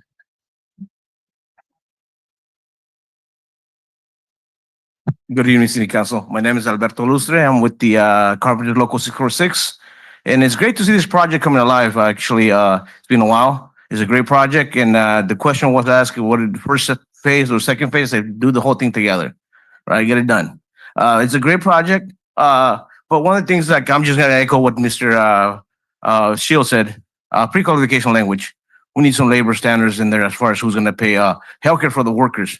Oftentimes, the jobs are prevailing wage, but the workers do healthcare. So the workers become a burden to the system, even though they get paid for healthcare. They get the whole thing in their check. They never get paid healthcare, and it's a big burden. I'll give you my example. My daughter had a surgery about a month ago. It was $40,000. If I didn't have insurance, who would pay for it? Either myself or the community, taxpayers. Next month, my wife's having surgery. Another 45,000 close to that. It's a matter of fact doing the right thing with the right contractor. The other important part is having apprenticeship programs. We see a risk youth, women, minorities. We got to give them the opportunity to have those apprenticeship programs. We often don't have that. Like I said, a lot of the contractors at times they come out of town. They don't pay the benefits. They pay the whole thing to the check. But just like Mr. Shield said, they pay the whole thing for the check. They only work for 6 months. After that, they go to $20 an hour, $25 an hour. They can survive on that. The other big part is local hire. How many of our citizens or local citizens are working on those projects? We often don't see any of those. So please, I will ask you to add some pre-qualification language, apprenticeship, local hire, and healthcare. Thank you for your time. What's your name? Argato? Alberto. Alberto. Yeah. I hope that we can stay in touch. Thank you. Thank you.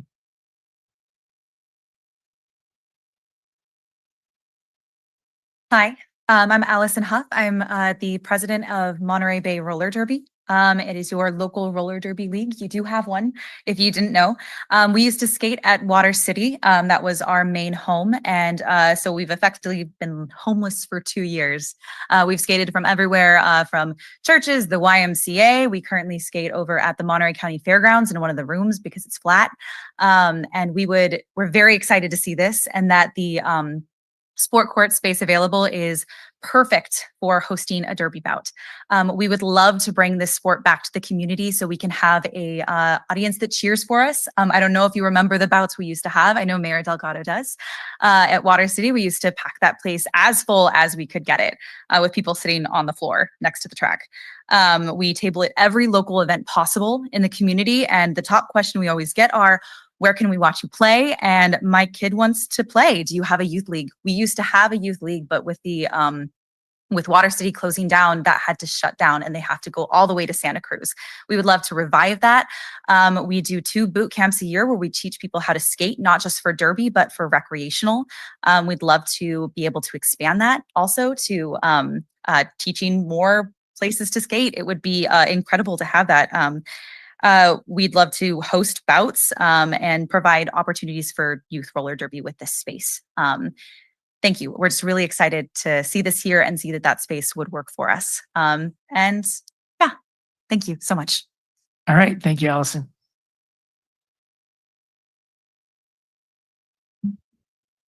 Good evening. My name is John Norrell.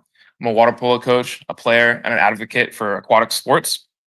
I'm excited and very enthusiastic about providing opportunities for aquatics here in Monterey Peninsula and specifically Marina.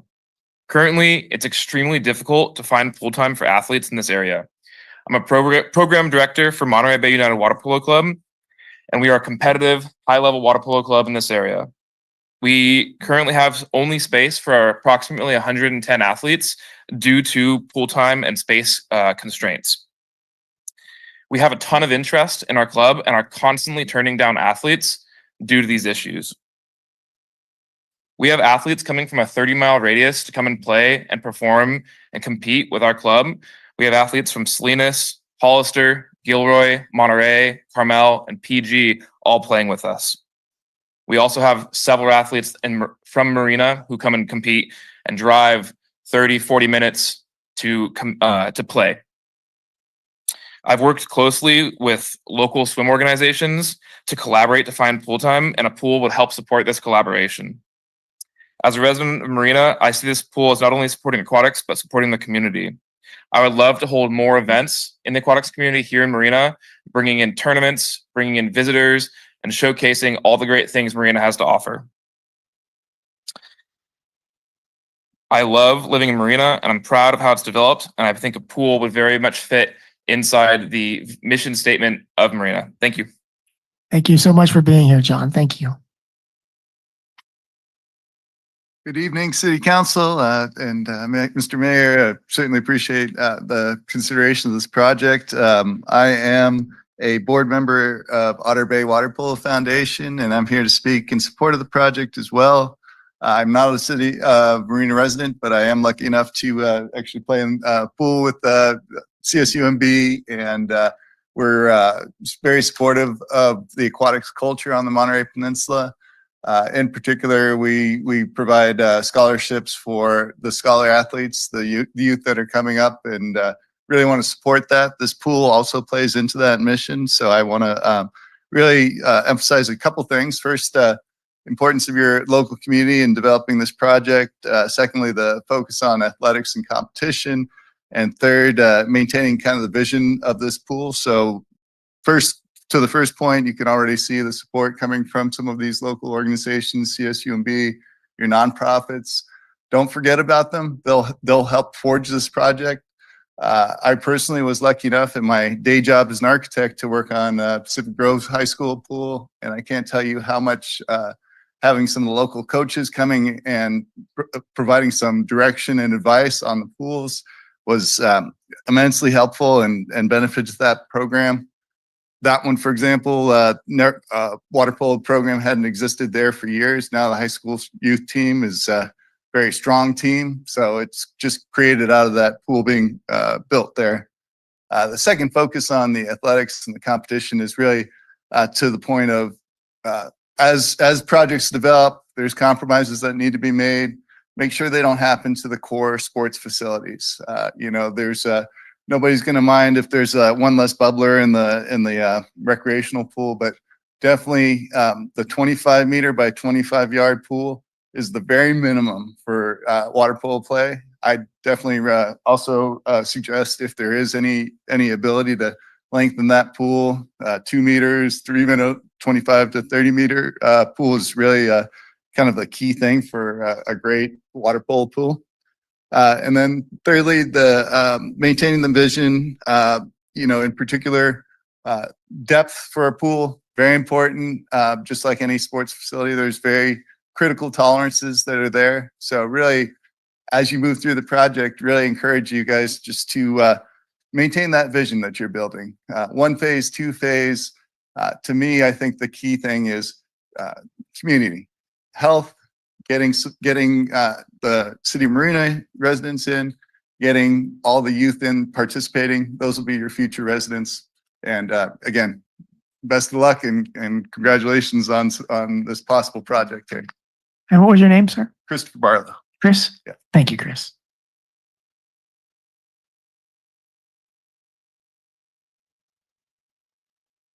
Hello, my name is Michael Lang. I am president of the Monterey Bay Pickleball Club.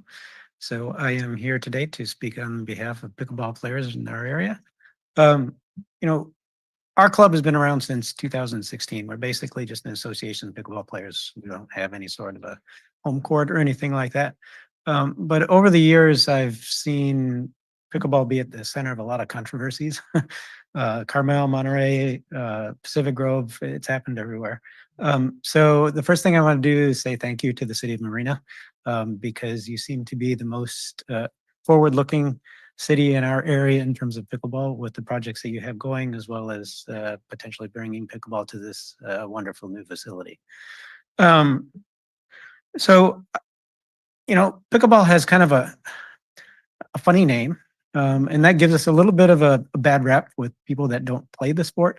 But it is not only the fastest growing sport in America, but it's also a wonderful opportunity for people of all ages to compete on the same surface at the same time. We have 17-year-old players, we have 13-year-old players, we have 70 and 80-year-old players. And so it's a unique sport with unique rules that allow people of different generations to compete together. It's also a wonderfully social sport. So I guess it's kind of a little bit like pickup basketball where people just kind of show up and everybody plays together. And there's often times where you're sitting around and waiting for the next game. Games are only 15 minutes long.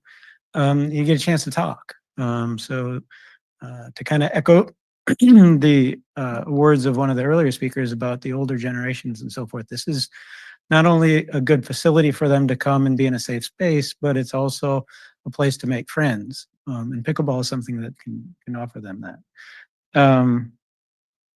In terms of the facility itself, I think the idea of indoor courts is something that we don't really have available to us right now. And Monterey Sports Center has indoor courts, but that's the only place on the peninsula that has indoor courts. Why is that important? Well, when we get to this time of year, when we're looking at storms coming, it's hard to play out in the rain. The other thing is, if you look outside right now, it's pretty dark. And we have very few lighted courts, at least on public courts. And to be able to come home from work, it's 5 o'clock, it's dark outside, to be able to go to an indoor facility that's open with lights gives people that are working an opportunity to participate in the sport year round. One last thing that I'll say from kind of looking at your plans, I tried to follow it real quickly. It looked to me like maybe there was a walking track or something surrounding the pickleball courts. That might be a problem. Pickleball, they fly all over the place. So people walking or running around it might be constantly dodging balls. Could actually be a bit of an unsafe situation with little balls rolling around. So All right, I Mike. want to look at that. Thank you very much, Mike. I hate to cut anyone off, but we have a 3-minute limit. Thanks. Hello, my name is Barbara Lang, and I'm also a pickleball player, actually his wife. I'm not going to talk about the same things that he talked about. I did want to say that I do like the idea of doing it as one phase. I was a project manager for 10 years, and I think it's way more efficient. and it's less cost. So I'm all for less cost. Do it on time and do it on budget. So very big on that. One of the things I just wanted to mention is one of the things you said is that badminton and pickleball is the same size, and it is, but the lines are different. So when you do plan it, make sure you plan it with the right lines. For badmintons, there are single and double lines. In pickleball, there's not single and double lines, and the kitchen's different. And there's different colors in the court. So you need to keep that in line when you're designing it. So hopefully who's ever researching it looks into that, because I think that's real important. I've played both, so I don't want to get mixed up. The flooring is also really important. And I'm a little concerned about if you have skating, the roller skating, how that works on the sports floors. So I don't really know about the roller stuff, but I just want to make sure it doesn't ruin the floors for volleyball and badminton and for pickleball. So you have to look at all the different things you're doing and what's the surface that's going to hold up for all those different types of sports. And lastly is, I think whoever's designed this for the schedule of the sports is you need to look at how long you play each sport. So like for pickleball, we usually will play for 2 to 3 hours. So if you just schedule an hour for pickleball, that's not going to go very well for people that come. Because a lot of people are going to come and they're going to say, oh, an hour is not worth it. So, minimum of 2 hours. When I go to Oregon and when I go to different places and I go to play at different places, people are there for 2 to 3 hours. So I don't know about volleyball and badminton because I'm not playing them anymore. But for a pickleball, it's definitely a longer amount of time. So that's real important in the schedule. So thank you very much. Thank,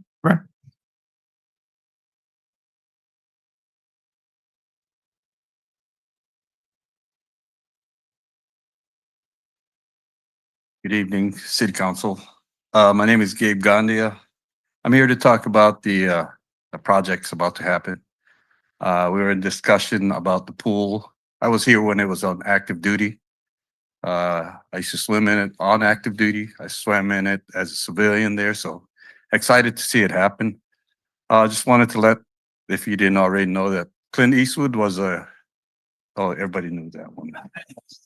So the next one is, has anyone approached his foundation to have it named after him? I just want to say possibility to alleviate some of the cost. Thank you for your time. thank you, Gabe. And I think Clint was asked.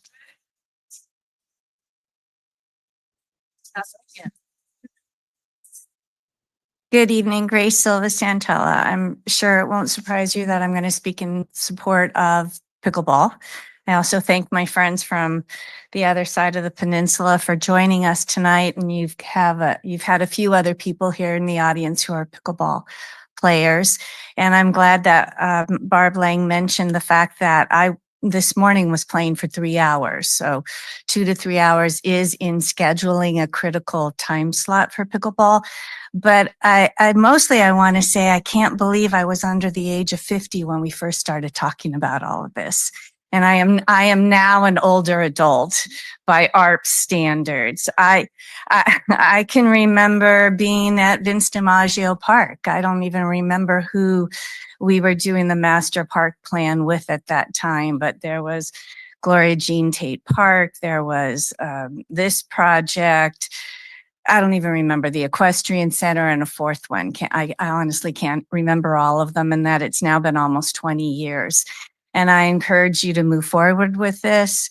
When I think of the entire project being done at once, and to do it in phases means you're going to be not spending 4.1 million. I believe that was the dollar amount. Well, do it all at once, you're saving yourself 10%. I feel a little awkward being up here asking you all to be looking at digging in deep to Marina's budget. I will admit that it feels awkward given that I took a very strong position against a bond measure that was on our ballot. I took a strong position against that bond measure for reasons other than what we're discussing here tonight. And I feel that what you're talking about here tonight, you have spent 20 years with a deep analysis, with a lot of public input, with a lot of public outreach, with a lot of involvement from the Marina public, and that's why you have my strong desire to see you move forward. And I hope that you will. And I look very much forward to becoming a member of this facility, playing pickleball and swimming there. Thank you. Thank you, Grace.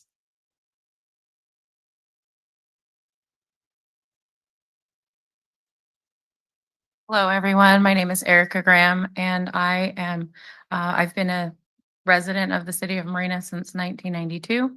Prior to that, I lived on Planet Ord.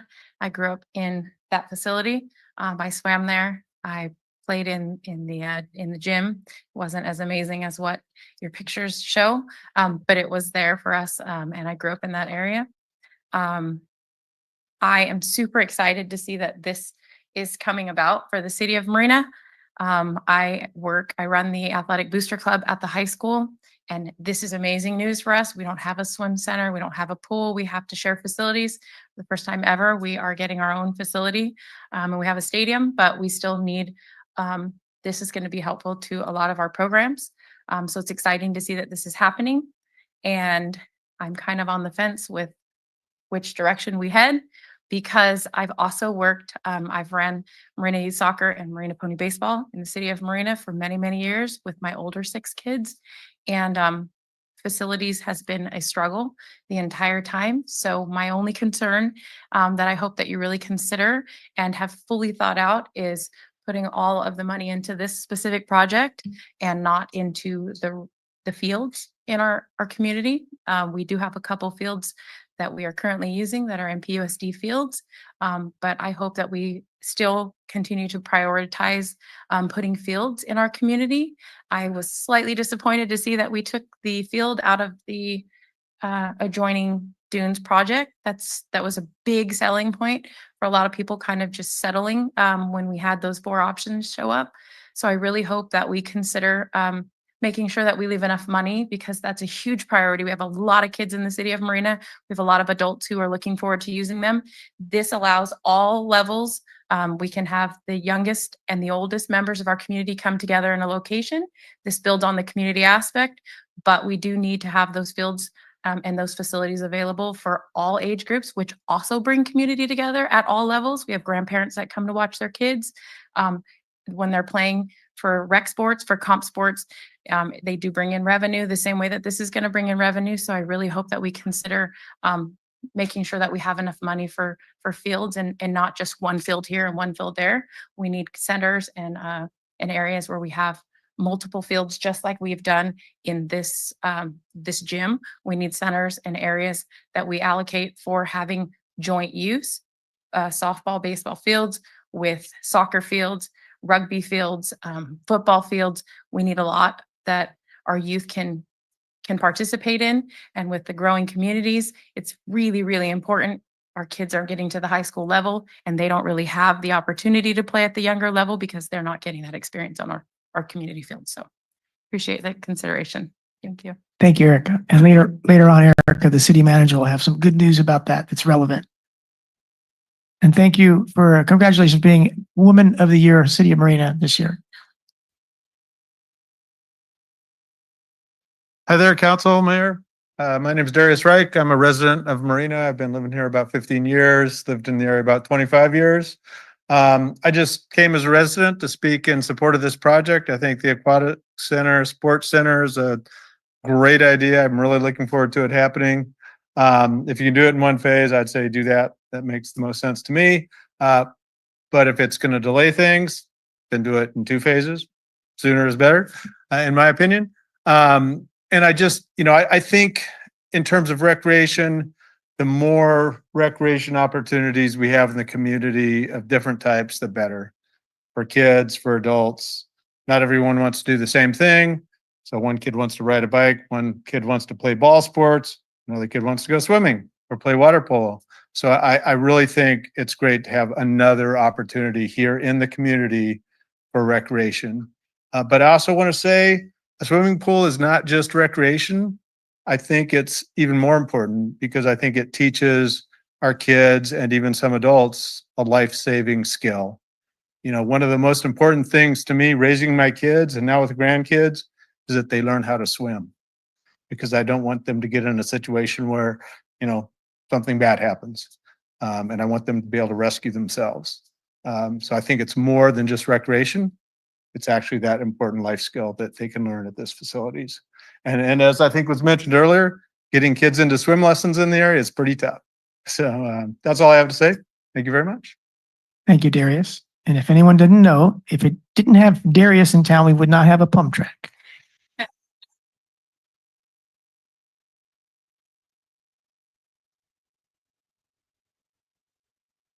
Hello, my name is May Dungo. I live here in Marina. First, I would like to thank all of you, the mayor, the council, ladies and gentlemen. I also want to ask everybody for kindness to our mayor and the council because they are working very hard to build and protect and do good things for our community. We are all volunteers here, and I'm not against building the aquatic pool or recreation, but I think we need to prioritize. Please take a moment to look around our city hall, especially the roof. The blue tarp is not a decoration. It's to prevent the rain from going inside. This is also a place where we welcome guests from all over the world. And we have probably seen me during the election campaigning, yes, for Measure You. I wear the yes, Measure You button almost everywhere I go, especially the church and everywhere I went. Why? Because I believe we should build our city of Marina now. This place was built 50 years ago and a long time ago when the city is very few people. But today we are growing and getting bigger, and the longer we wait to build, the more expensive it will be. I hope you can agree with me on this. I am informed that we need to build another fire station to house a bigger fire truck and a station that is closer to the other part of the city. If we support something like the Measure U that is intended for the city alone, my recommendation is to do a project that will benefit the whole city first, like the project stated on the Measure U, and afterward to do something like the aquatic or recreation center. Let us build our city so we can all be proud of it. Thank you for your kind consideration. And again, I'm not against the building of the aquatic center. I just wanna make a point to prioritize what our city needs. Thank you very much. Thank you, May, and we'll talk about that. There's good news on that front.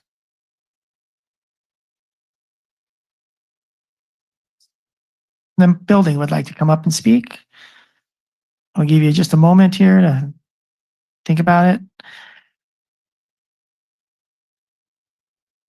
Seeing no one else wanting to talk, we'll go online to Denise Turley. Good evening, Denise.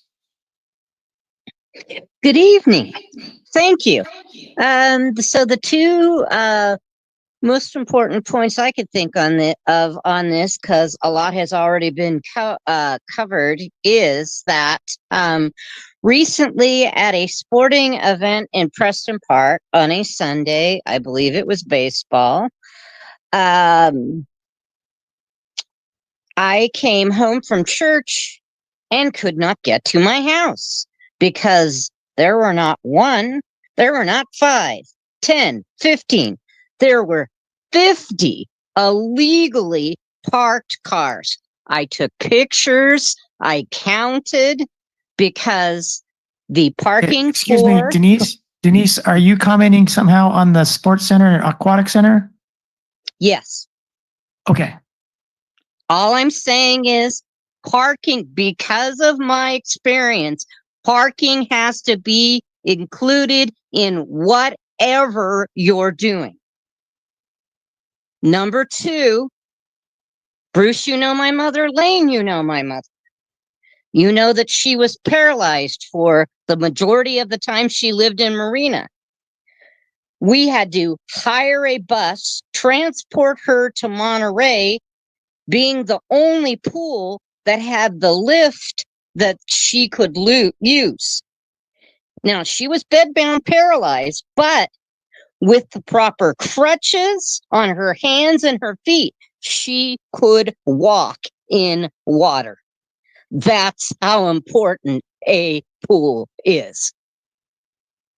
So I encourage you to put the facilities at the pool, think carefully, spend your money carefully, but please don't build a pool and not put the proper handicapped accessories needed for a paralyzed person to get in and out of the water, or for small children to get in and out of the water.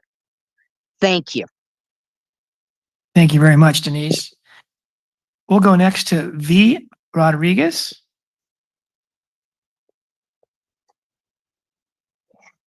Hi, Mayor. I'm here. I don't know if you guys can hear me or not, but Yes, good evening. We can hear you.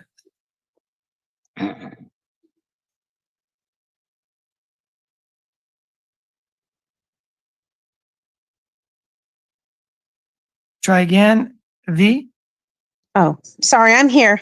Oh, can you hear me? I'm sorry, it was in the middle of bedtime here. But I just wanted to say I love the new drive of the aquatics members and teams and the people with these new and fresh ideas. I think it's great for our community. I remember being one of them back 4 years ago when we had this same discussion. And I feel that if we're going to build something here in the city of Marina, it should be right and it should be done. I feel that our children need this, and having won this, I feel like our older kids now who have been here, a part of our youth teams and organizations that have been here, they've been needing and wanting this. I am upset to see no fields on those current drafts and designs, but I just hope that we can get somewhere, and it's time. There's no lazy building. If you're going to build something, please do it right for our community. Our kids need this. Like the previous talker had mentioned, parking. Please take parking into consideration. Nobody wants that, but guess what? We have these kids that want these fields and these aquatic centers and these sports centers. I'm a member with my family in the Monterey Sports Center. It's done a lot for us. I want to see the same in Marina so that our kids can enjoy, but I also don't want to leave out those kids who are in low income families that can afford this. Like, what is this going to be to them? I thought this was going to be a public park. It sounds like it may not, and it may just be membership. So obviously I'm very passionate about this. It's time for the city to start stepping up and doing the right for our community. There's no more waiting. Please build it. If you're going to build it, please build it right. And with everyone in mind, not just those few individuals that just come on. So it's time. It's due time. And that's it. Good night. Thank you, guys. Thank you, Ms. Rodriguez. Let's go to Carl, and thank you, Carl, for being patient tonight.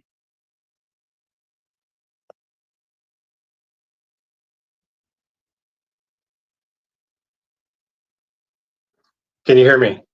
Yes, Hello? Carl, good evening. Yeah, hi. I just had one comment on the structure and a way to possibly raise revenue with EV charging stations in the parking lots. Not sure how they raise revenue for those things, but maybe a possible consideration. That's it. I had a comment later on the for general discussion. All right, thank you, Carl, and that'll be coming right up after this item. Thank you. Anyone else online would like to raise your hand so we can hear from you? Give everyone another moment. Okay, now we'll close public comment and then we'll address questions that came up. Not so much every comment, but some questions. And then we'll go to Councilman McCarthy and council comments and questions. So to, I guess it's Stu and Matt, the depth of the pool, the size of the pool,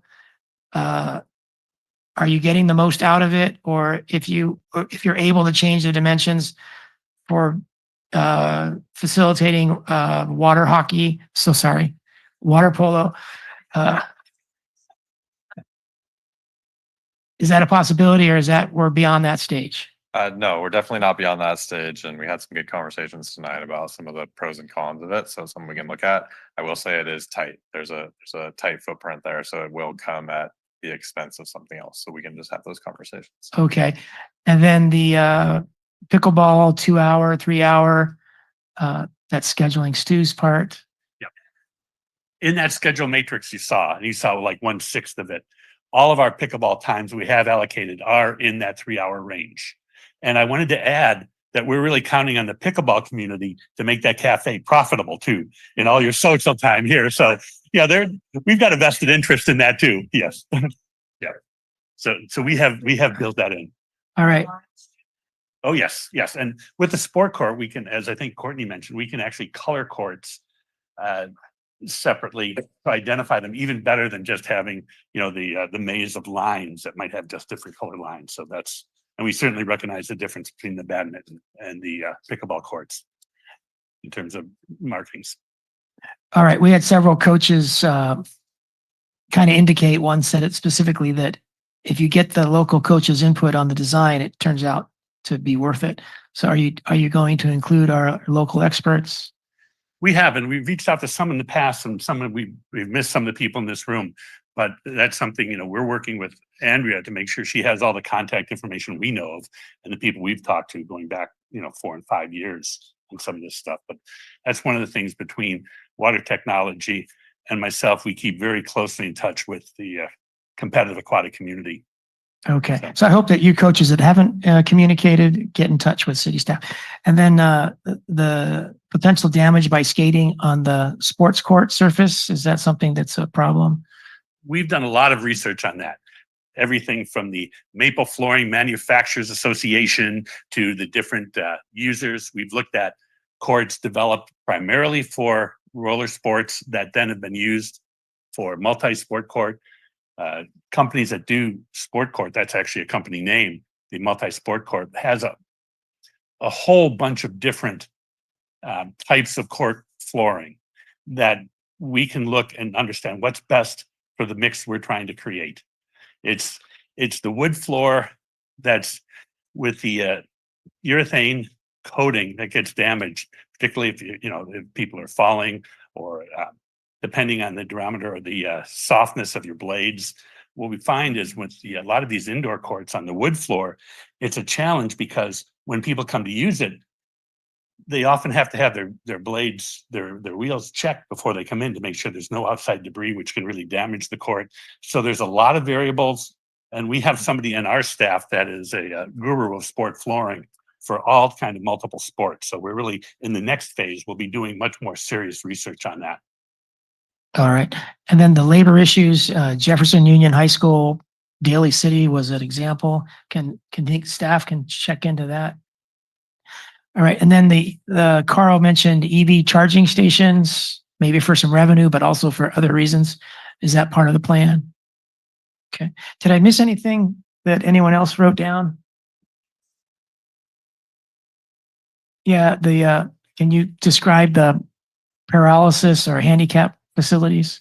Yeah, so there is requirements for ADA access to both pools, so those would obviously be accommodated. But specifically in the recreational pool design, there's a specific area for rehabilitation and physical therapy, aqua aerobics. Would that include someone with paralysis? Yeah, that you might know. That's a aquatic specific question. Yes, very much so. And that rec leisure pool where we have therapy areas, there's zero entry. There's a ramp from zero entry down into the program therapy pool. We have the lift. We also have wide stairs, which can facilitate entrance and leaving the pool more than just ladders.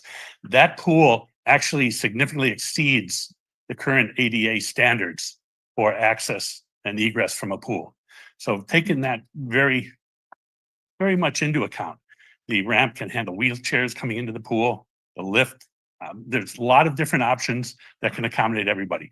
And those, particularly the ramp, the zero entry, those are used by young kids and families. That's something you mentioned, not just the paralysis, but also how important it is for the young kids. And then mental special needs, like folks on the autism spectrum, how does that come into play? Aquatic therapy and aquatic activities is really one of the really important elements to autism, particularly, in all kinds of different levels on the scale. So one of the things that is really important is the controlling of the environment and the stimuli.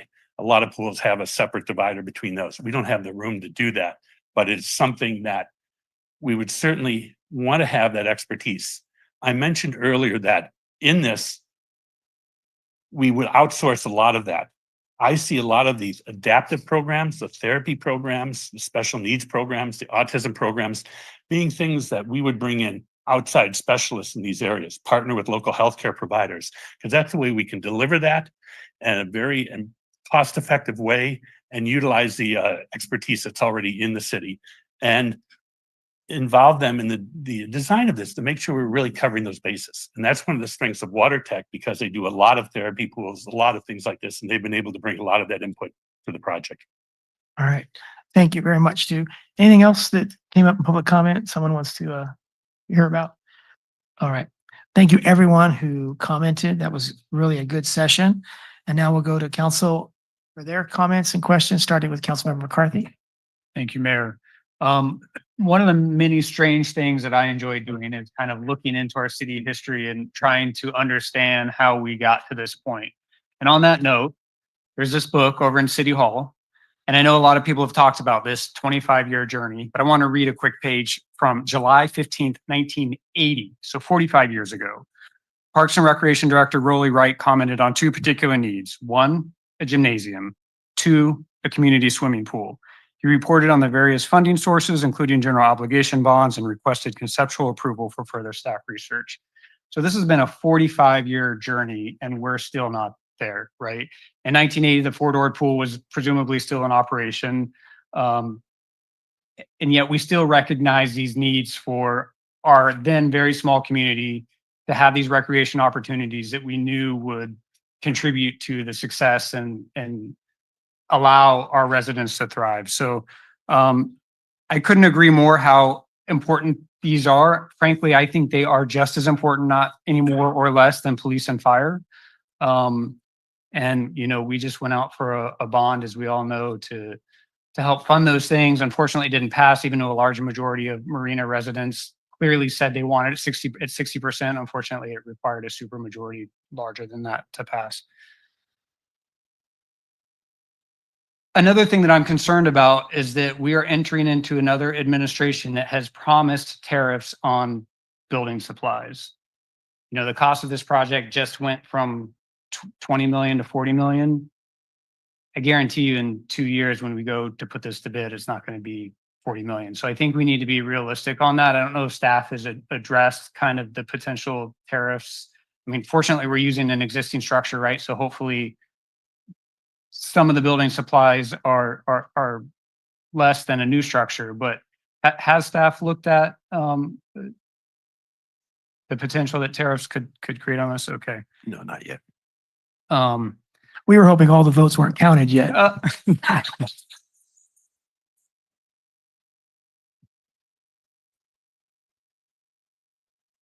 So the other thing I just want to say is I really appreciate May and others in the public that kind of articulated what I've just shared, and that is that our needs are great in Marina, right? We have this building that we're sitting in now that has a leaky roof. I'm getting splinters from this chair, you know, as I sit here, and that's something the mayor has often talked about.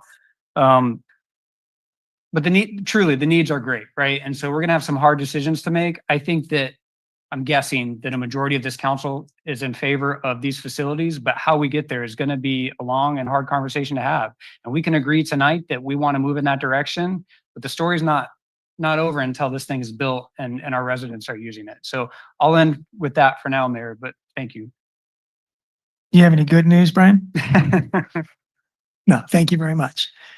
Well, Adam? Thank you, Mayor, and thank you everyone for the presentation.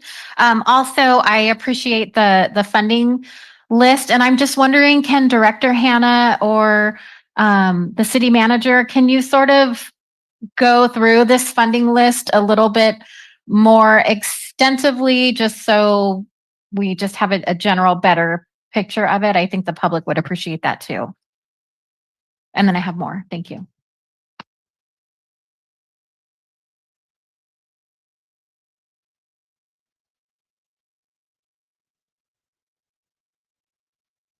Thank you, Doug. Um, we actually, in the first time, I think in our city's long, short history, we're actually at a point where we really can build this facility. And it's kind of confusing on the one end where we had a ballot measure U and the city we didn't have funding to build police stations, fire stations, critical city facilities. And the question is, well, then why do we have funding to build a sports and aquatic center? And it's because of the Fort Ord Reuse Authority. When the Fort Ord Reuse Authority was put together, basically the Army said, we're going to give all these no-cost land conveyances to the underlying land use jurisdictions. But to develop that land and remove the blight and all those things, it cost a lot of money. So the base reuse plan, they established a fee that they charged every permit that was going to be pulled for building. Initially, that fee was $45,000, and developers just did not build not one home because that fee was too high. And eventually, it came down to $25,000. And so Ford charged that fee to every developer, and Ford took those fees and they used it to build capital projects in the Fort Ord area. They used it for blight removal, for building certain roads, for renovating certain facilities. And so when FORA was dissolved, and that was really the city of Marina that led the effort to dissolve FORA. And part of it was all this revenue was being generated from homes being built in Marina, and all the revenue was going to all the other cities in the former Fort Ord. And so when it was dissolved, the city sat down with the Sea Haven and the Dunes development and said, look, these obligations, these capital projects, now that FORA has gone away, those obligations are now the city of Marina's obligations. And so we said, we want you to agree to continue making that at that time is $25,000 payment. So it's up to $28,000. We pay TAMSI a little bit, so it's really $26,000. But they agreed to pay that money to the city of Marina. And so this all started in June of 2020. That's when FORA sunsetted. And the only stipulation is those funds couldn't be used for regular Marina projects. They can't be used for general fund. They couldn't be used for build city facilities or parks or anything like that. It was these obligations that the city took upon itself when Fort Ord closed, the obligations to remove blight, the obligations to build certain roads, the obligation to renovate those facilities. And the commitment to our citizens were, we aren't going to charge the general fund for those costs. And that is why the developers agreed to pay this $25,000 basically per residential home. And it varies for the type of home, and it varies on commercial development, but that's a baseline.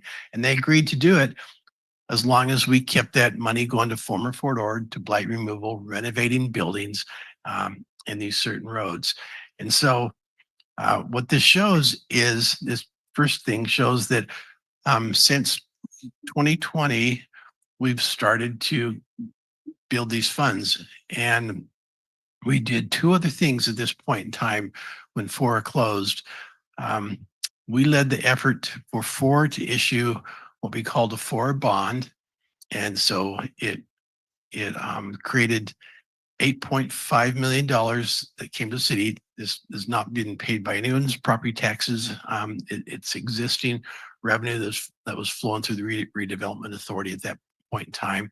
So we issued that bond, and so that money came to the city of Marina end of 2020. And then we did something called an escrow bond. That was the same type of thing. It was paid for these former Fort Ord resources in the redevelopment agency, no cost to the Marina citizens. And that escrow bond came in over a period of several years. And so we got our last payment in 2022. And so those two combined were almost $16 million. And so you see that in the last couple of years, because of our strategy on closing former Ford and tapping this revenue source to help with these projects, this is built up really quickly in the last couple of years. And so we have a potential fund balance right now of $31 million. And that doesn't include everything that we've paid. We have probably paid, I think Tori was running these numbers, I think 8 or 9 million over the past several years on blight removal projects. So we've been still spending that money down for blight removal. Again, we can't use it for any general fund regular projects or anything like that. If you can go to the next slide. You kind of talked about this. So that 26,000 per residential unit, it starts to build up really fast. And especially Dunes is building about 100 units a year. Sea Haven's building about 100 units a year. And so these are the restrictions that we have. These are the obligations. Blight removal.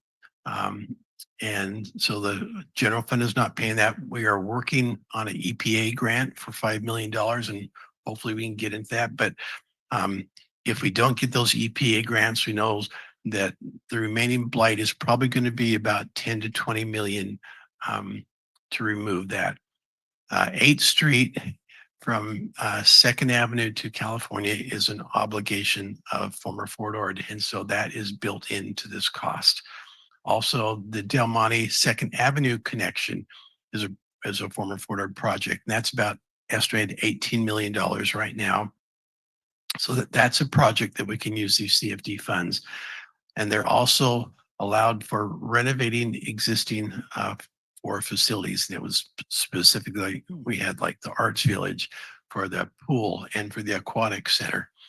And then also a habitat management plan. That was a for obligation that we've taken those obligations on. And so that's our little box that we can spend the money. So if you go to the next slide, we say, okay, we have $31 million right now. And our proposal is you spend almost all of that right down for phase 1. And that gets that project moving forward. It means that we aren't putting any money to blight removal. Doesn't mean we're building the Del Monte 2nd Avenue connection, but this is how these funds build up. So we have 1,200 remaining units to be built on both Sea Haven and the Dunes developments combined at 26,000 per unit. That's another, guess what, $31 million.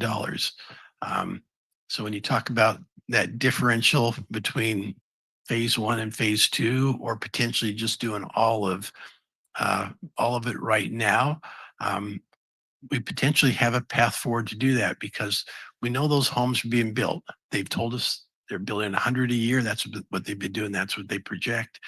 And so at 100 per year for each of those developments, we're adding additional $5 million a year. And so if we pay it down right now, draw it down to make it, and if the council says, look, we want to do it all at once, we have an allocated fund balance right now of $23 million.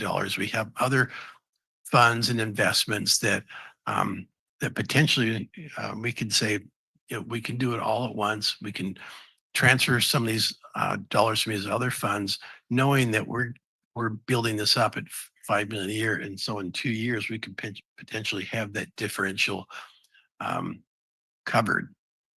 And so that's really kind of the big picture of, we have funding right now, and we have it because 4 went away. We have it because we were smart in working with the Dunes and Sea Haven development, and Sea Haven and Dunes development was also smart in understanding that their home values would go up if they gave us money to remove the blight. They gave us money so we could build aquatic and sports centers. And so it was kind of a mutual agreement that works out for both parties.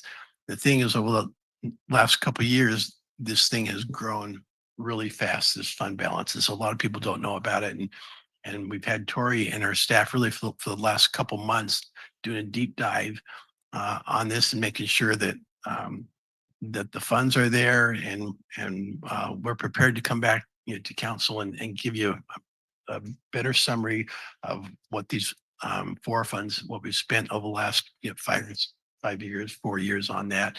And this really is kind of our projection forward. So I think we absolutely have a path forward for phase one. The money is right there. We have a path forward. If you want to build the facility right now, we have additional funds that we could transfer and do it. And we could come back at another council meeting and give you much more detail on how to do that. So that's kind of big picture on funding right now. Thank you for that. So what I'm hearing is that the funds are highly restrictive, right? So we can't build a police department or fix something in the city of Marina. It has to be, there's like a geographic restriction to the funds. Absolutely. Even in those bond covenants for the FOR bond and the escrow bond, the bond covenants say it can only go to rehab and blight. We will be sued. We'll lose $16 million.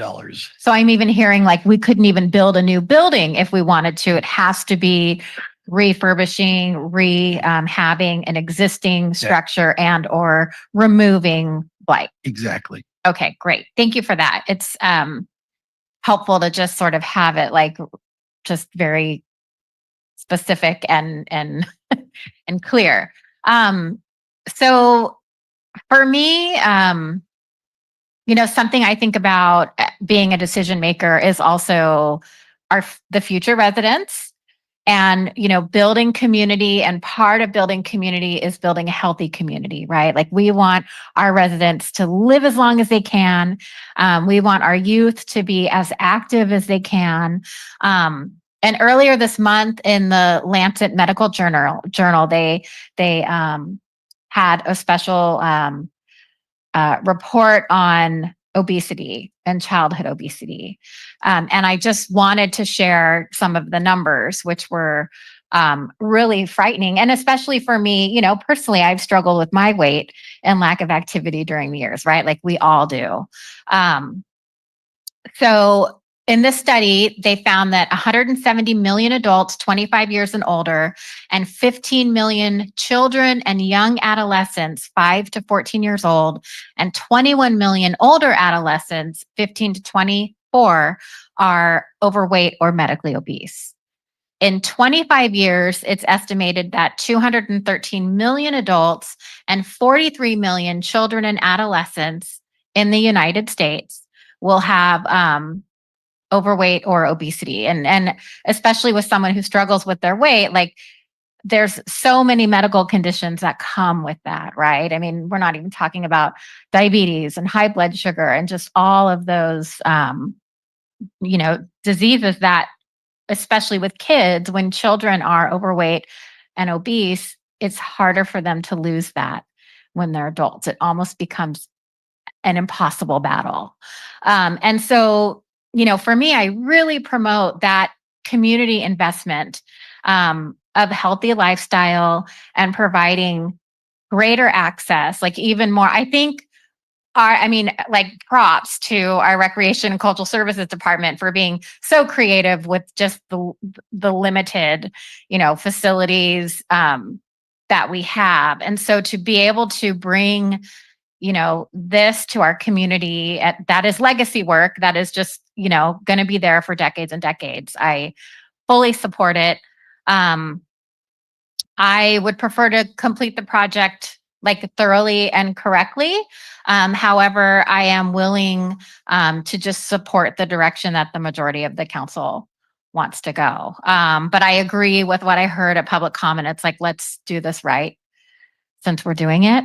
And then I also think that it's essential that we move forward and not keep postponing and delaying the project. So I'm very excited and grateful that, we're here tonight, and thank you to staff for keeping this alive and figuring it out. I mean, I'm sure there's so much work behind the scenes that happened to get this to us tonight. So, and thank you to the public for their comment.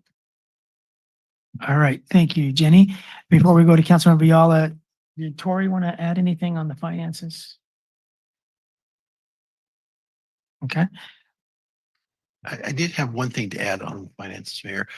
This was a question about the ball fields at Preston Park. And so, again, from a budget point of view, we've done a good thing because of our impact fees. And so, as everyone is aware, and I think Andrea put poster boards out here, we got Gloria Jean Tate Park fully funded, completely under renovation. Dune City Park fully funded.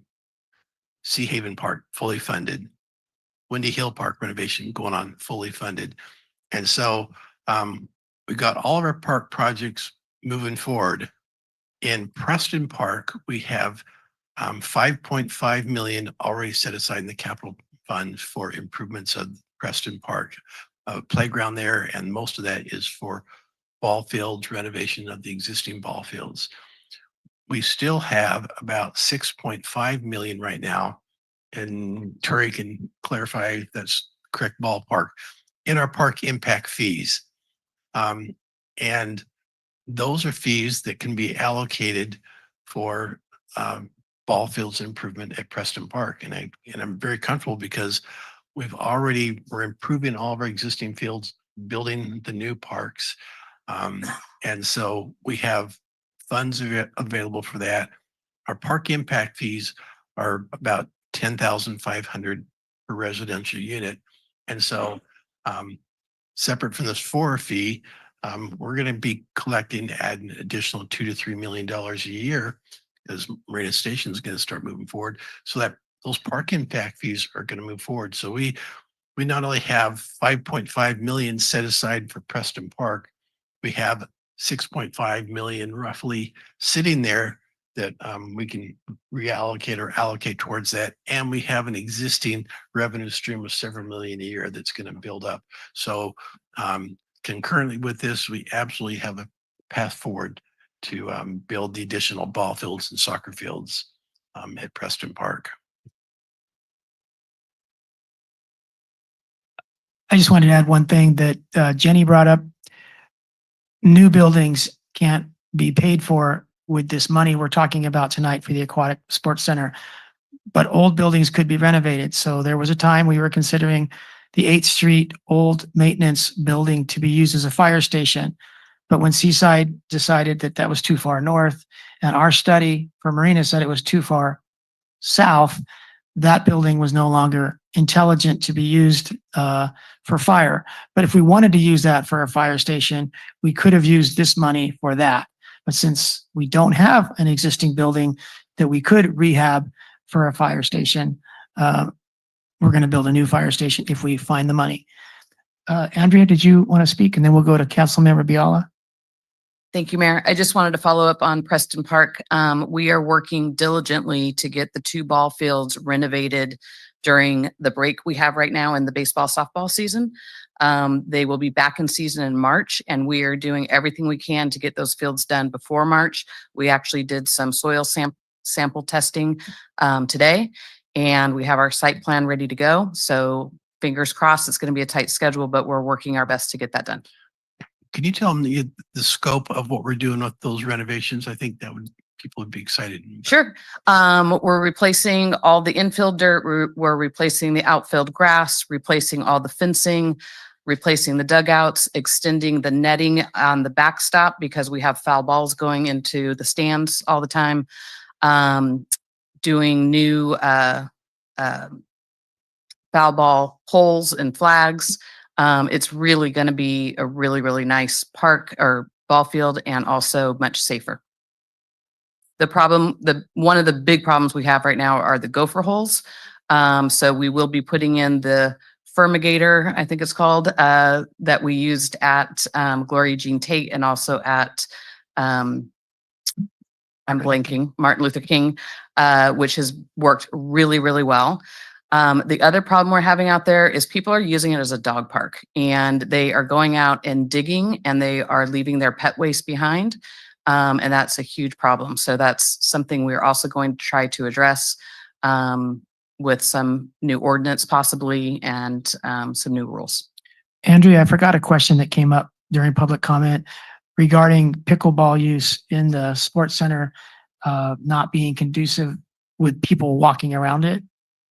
We would, we would handle that operationally. If there's, a conflict, we could close the walking track.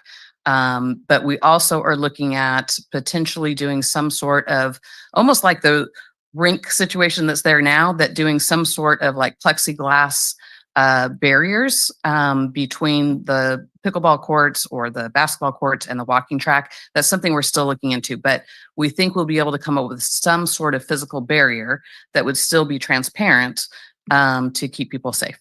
Yeah, that's true. It's a basketball issue as well. All of them. Yeah. Thank you. All right. Thank you. So to Councilmember Biala. Thank you, Mr. Mayor. Okay, well. Okay, first, let me start with some smaller things because I'm really struggling with some larger issues. But I want to say that it was really a stroke of genius. I've heard this presentation 2 years ago too, a stroke of genius to connect the two buildings. I mean, to me, when I'm out there, it seems like, pretty far apart, but it was really the best thing to conceive of this with a connector building and save on staffing, et cetera. I mean, I can't believe that someone had that. I hope it was one of the three of you, because I'd say kudos. That was amazing. So I want to ask, is the connector building is technically a new building? It's not. So can we still use the funds for renovation of old buildings when we actually are building a new building in between? Yes, I think we're fine with that. Okay, great. And I wanted to ask, looking at the different phases, like why was the decision made to complete all of the aquatic center as opposed to completing more of the sports center? This is just, a pretty layperson's idea about this, but if I looked at all of the activity in the sports centers and all of the types of sports that can be played and all the, the smaller rooms for all kinds of Zumba or whatever anybody wants to do, it seems that there would be a larger draw for people in the community for a sports center as opposed to an aquatic. And I understand all of the benefits of the aquatic center, et cetera, but water polo is still, a fairly constricted draw for the general public, for example, so competitive swimming, et cetera. So I'm just wondering why we have chosen to complete that first if we have a limited amount of, if let's say we went with a phase 1 and 2. So I'd like to ask that. We're going to tag team this one. I actually really support this approach because, first of all, it's very difficult to phase a pool. It either needs to hold water or it doesn't hold water. And you need very specific auxiliary support rooms and functions for that. So very difficult to phase an aquatics facility. Also, you cannot replicate a swim lesson unless you have a pool. You cannot replicate physical therapy, aquatic physical therapy, unless you have a pool. The activities in the sports center, you can replicate in other ways, even outdoor sports. And so from my perspective, that was one strong reason to phase it the way we did. Going with, if we just do phase 1 of the sports center, we are really maximizing that court space. What we're giving up is the cardio equipment, the strength equipment, and the functional training space. But we're maximizing the sport. And so that's why I made that recommendation. And then I'm going to turn it over to the experts and see what they have to say. Okay, yeah, and I understand. I mean, this is a terribly difficult choice if we're going to phase it. So I totally understand. And I was thinking that some of the smaller areas where you had for children and seniors, maybe that can be delayed and put more money into the sports center. Just an idea, is that's possible. I think Andrea did a great job of answering the question. I think the only thing I would add is just the cost of construction for the different elements. So the cost of a pool is obviously much higher than the Yes. cost of improvements to a sports Yes. center. So Yes. even phasing little pieces of it, the cost to add that at a later phase, it just really, I mean, we're talking about saving, $4.5 million by not phasing. It's even worse when Right. you'd look at phasing. Right. a pool. Okay. That's fine. It was just a thought. And I would add one thing to that in terms of phasing the pools. You cannot really have an effective and sustainable aquatic center without the two pools with different temperatures. So people say phasing, well, just build the rec pool first. We can add the other one. And it really doesn't work. They go together so well. Right. So You they're- mentioned the breadth of users of the sports center. Actually, with the aquatic center, with all of its appeal to everything from mommy and me classes, parent and tot classes, to seniors at the very oldest level, we actually will touch the aquatic center will touch more people in the community than the sports center does. Oh, okay. So That's yeah, good to because know. you hit everything, and we don't get always the that kind of breadth, and particularly the special needs and the handicap community with the sports center. Right. Okay. Thank you very much. I appreciate that. And if we phased it, then we're looking at losing money because of the delay in construction. I understand that. But if we were to do it all at once, you said that we're going to be 10,000, I wish, 10 million short. So there was some talk, I think the mayor was saying we could borrow from the general fund. Is that how we would compensate? We're pretty confident that those 4 fees as they come in, we're going to get about $5 million a year. And so over the construction period, the 18 months to 2 years, we're going to potentially add another $10 million that we could use as a backup. Right. We know that we have right now an unallocated general fund balance of $23 million. We needed to loan some of that temporarily to this until we could build up that fund balance even more. We could do Okay, that. but it's an assured thing, and so we don't have to worry that it's not going to be paid back, and so it really is money that is not needed in the beginning anyway, so it would be fine, right? Okay, and I'm glad about that then, because then I would support doing it all at once. But if we had to somehow pull out from the general fund or whatever, I would have real concerns, because we just, both the phases are 45 million. We were asking in Measure U for a 50 million bond measure for police, fire, and infrastructure. And I know that Council Member McCarthy just said we've been waiting for the pool and the sports center for 45 years. We are in 50-year portable for our infrastructure for our civic centers. That's how much we are in dire need. So yes, there's a dire need. It's been historical, but look at our facilities. They're deplorable, really. So, when I see about where we're spending, if we were going to borrow, as long as I know there's a plan B, because Measure U didn't pass. So in the context of all of this and looking at where we're spending, if we had to borrow from another pot of money, I would want very much to know what the city is going to do about Plan B. How are we going to get a new fire station? How are we going to get a new police station? And what are we going to do about these 50-year-old portables? So as long as this project will not touch or compromise in any way our Plan B, which I don't know what the Plan B is. I mean, we just determined on November 5th, right, that we didn't pass by the super majority. We passed by quite a bit. So that gives me confidence that the public actually understands our dire needs, but I don't know at all what Plan B is. So that's my big picture concerns, but I think, in talking, I think I'm pretty okay with the arrangements financially to cover the everything as one. And then I'll talk later. Okay, there's some smaller ones. Thank you. Great. Thank you, Kathy. Mayor Pro Tem Fisher. Thank you, Mr. Mayor. And I also would like to thank the public, because this is awesome to see so many people here and on Zoom. And we need to do this more often. Have something interesting. So, yes, I think. Well, I wanted to end with that. I don't think one is enough. If I need people are asking for some, I think we need more than this one. Eh? Yeah, okay. We'll start with the one, hopefully. And So, and anybody who knows me knows the maintenance.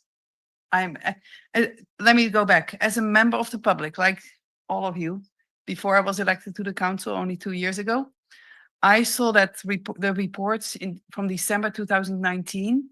I was so impressed because that included maintenance, reserve money for whatever we need in the future to keep those structures in good condition.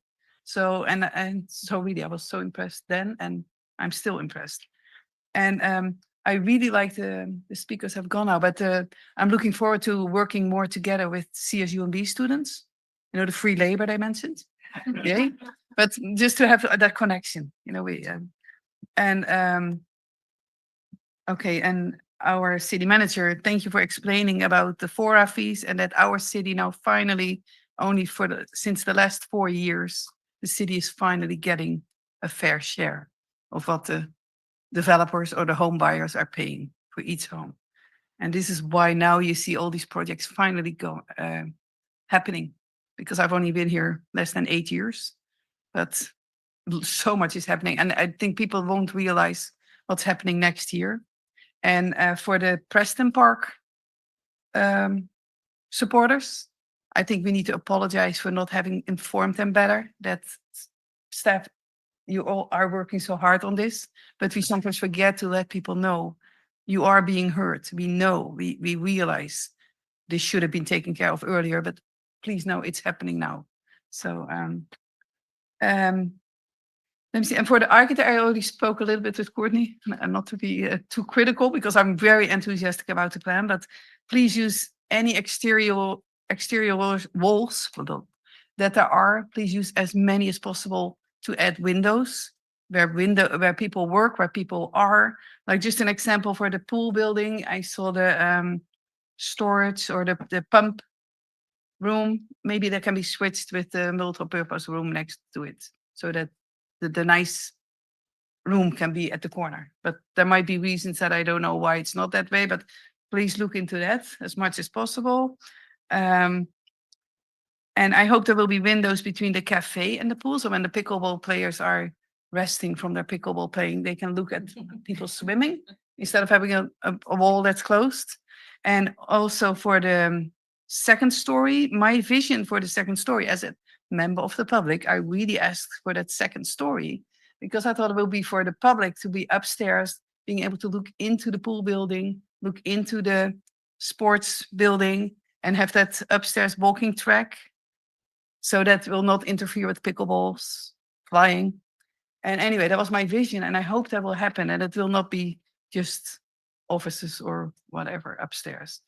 And because I also still hope that we can find that the rest of the officers club bar, the Mitra has part of that bar. There's another part is stored somewhere. And I thought it would be awesome having on that second story for coffee or wine. And see, oh man, I'm getting so enthusiastic. I might swim as well, I don't know. Pedestrian walkways, we spoke about that. I really hope that we'll have wide pedestrian walkways in the front and the back, so the car drivers will realize I'm entering a pedestrian area, because kids might be running back and forth between the sports center and the park. And I hope that there will be a good connection with the park. I know it's 2 different projects, but it's next to each other. And if possible, make the sidewalks around the building as wide as possible, not just the minimum, and have enough space for bicycle storage, of course, but in front and in the back. So these are my architectural remarks. And also, I am also concerned about if we do the 2 phases, it will need to be closed for a while, because how can you construct a second story in the connector building while people are coming in and out? And the same for the sports building. If we have to close it for a while, we might lose our customers because they'll find other options. They might go back to montage. And so I really support the one doing it all at once, doing it right, and borrow the money, so it will not jeopardize any other projects. Instead of 2 years, it might be 3 years before it's paid back. You know, the 100 homes might be not really 100, but still, it will be within a reasonable time. So Oh, and I agree with Councilmember Biala about the dire needs of our city for the items, the buildings we asked for in Measure U. So that's, Elizabeth, I'm shocked you haven't talked about bus stops. I know, but there's a bus stop in the back and there's a walkway. Yes, I saw that. Okay. Might be a little bit wider than what I saw, but I saw the walkway is where the bus stop is. Okay. Yes, the mayor and I took the bus this morning. So anyway, so this is it. Thank you, Mr. Mayor. Thank you all. Councilmember Biala, thank you, Elizabeth. Thank you, Mr. Mayor. Just wanted to find out, you said 30%, you're expecting to have a draw from outside of Marina. And I know you're making some comparisons to the Monterey facility. What would our biggest draw then be for out-of-towners coming to us?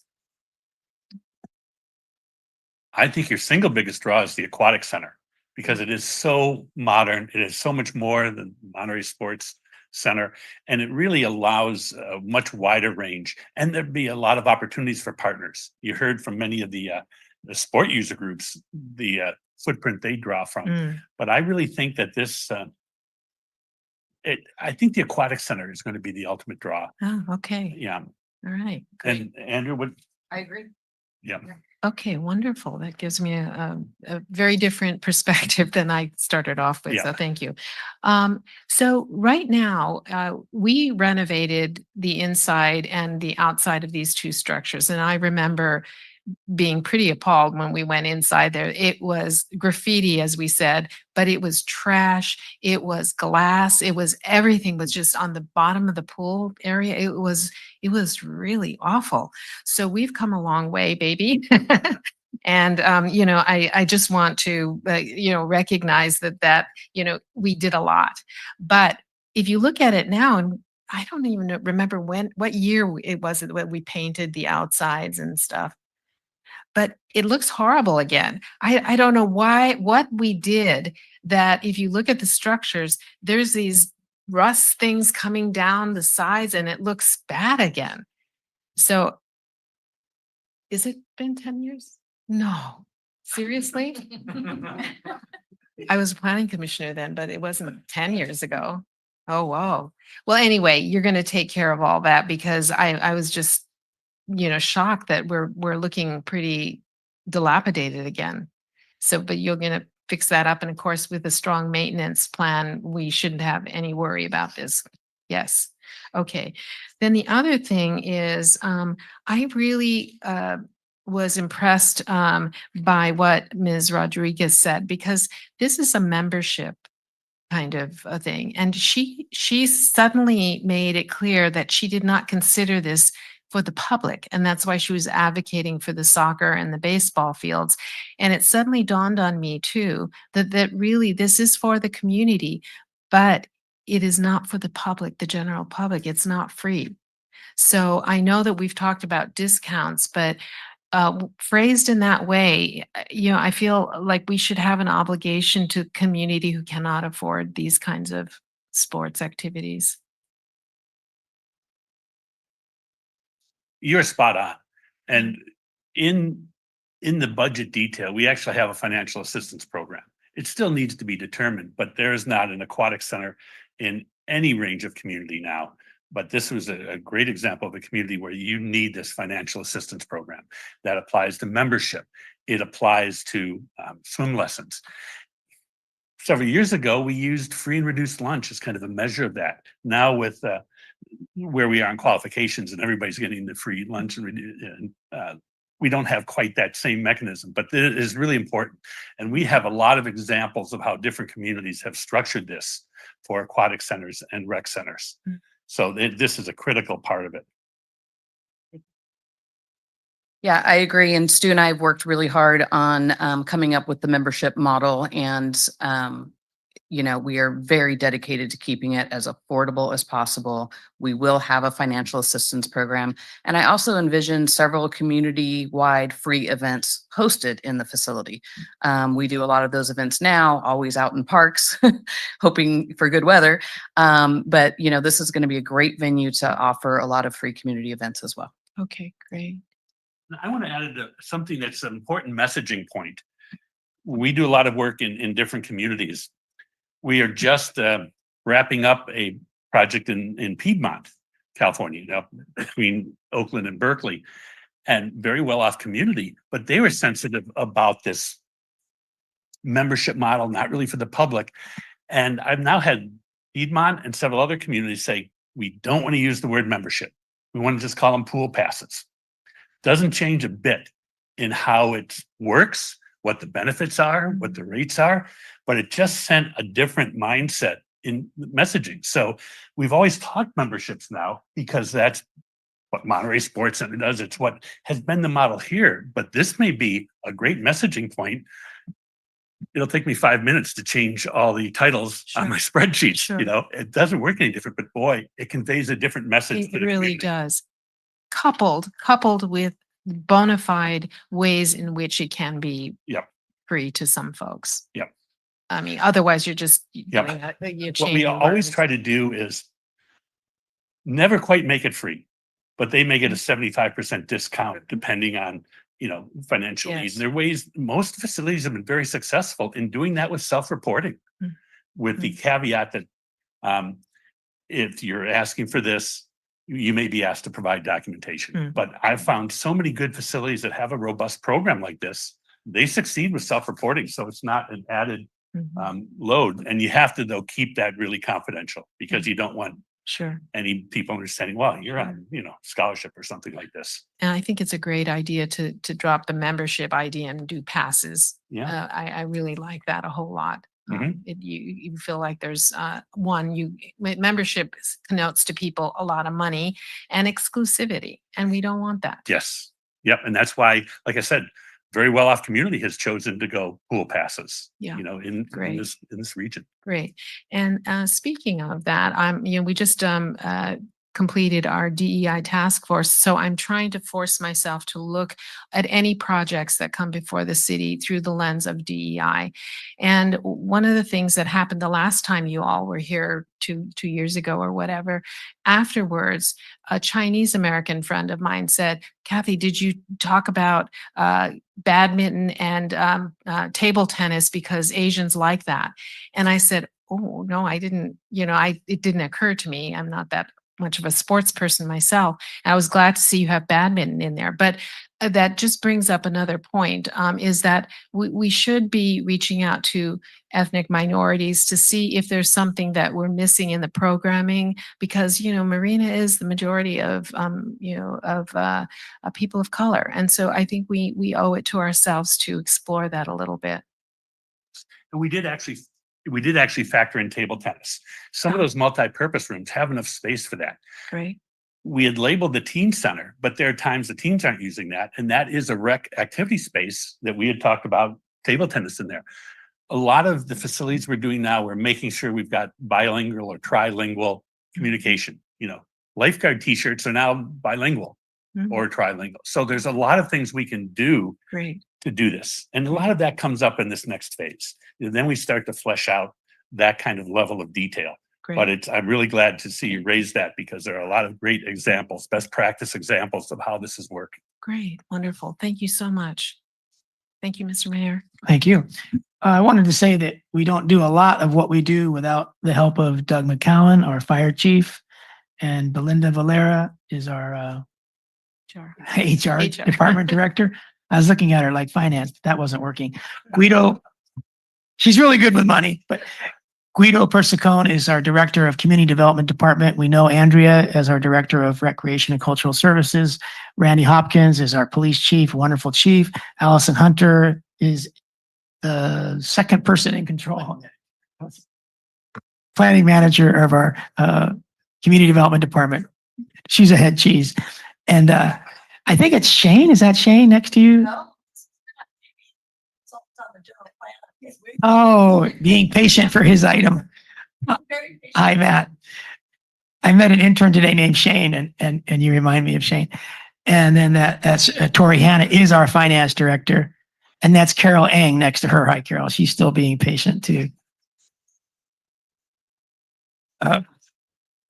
Something of interest is back in 2002, this council considered renovating that same Army pool that was closed already. And we did an evaluation and it was $1 million to renovate it and open it up, but we would lose up to $250,000 a year in operations. There was no way we could afford $1 million to build this pool, nor could we afford $250,000 a year in operations. Now we're talking about, a lot more than that. So things happen, things change. And I think it's really important that we remember Measure U, that we were trying with that. We were trying to get a fire station, police station, a new community center. And so I agree with everyone who said that whatever we do here should not jeopardize, compete with that.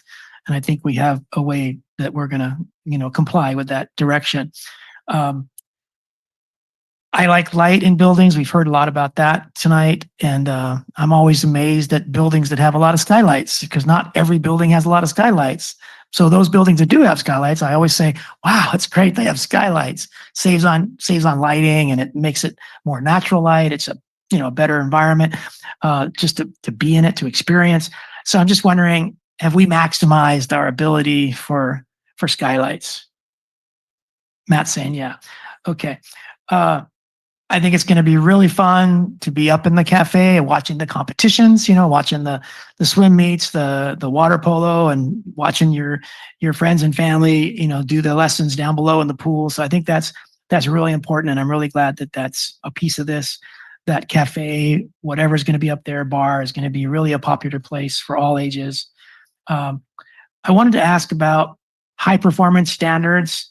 Some people think of these as passive construction to save on energy use.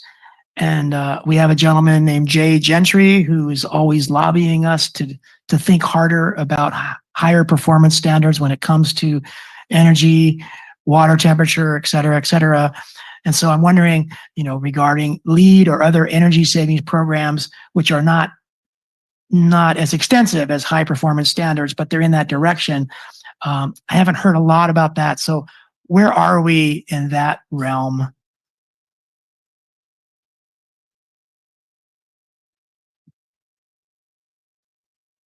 So we would be inherently meeting Title 24 requirements and kind of the minimum code standards in California, which relative to LEED gets you around a LEED Silver by comparison. So typically we would say in California, we can get LEED Silver without a ton of additional construction costs. You are paying additional fees for the LEED services.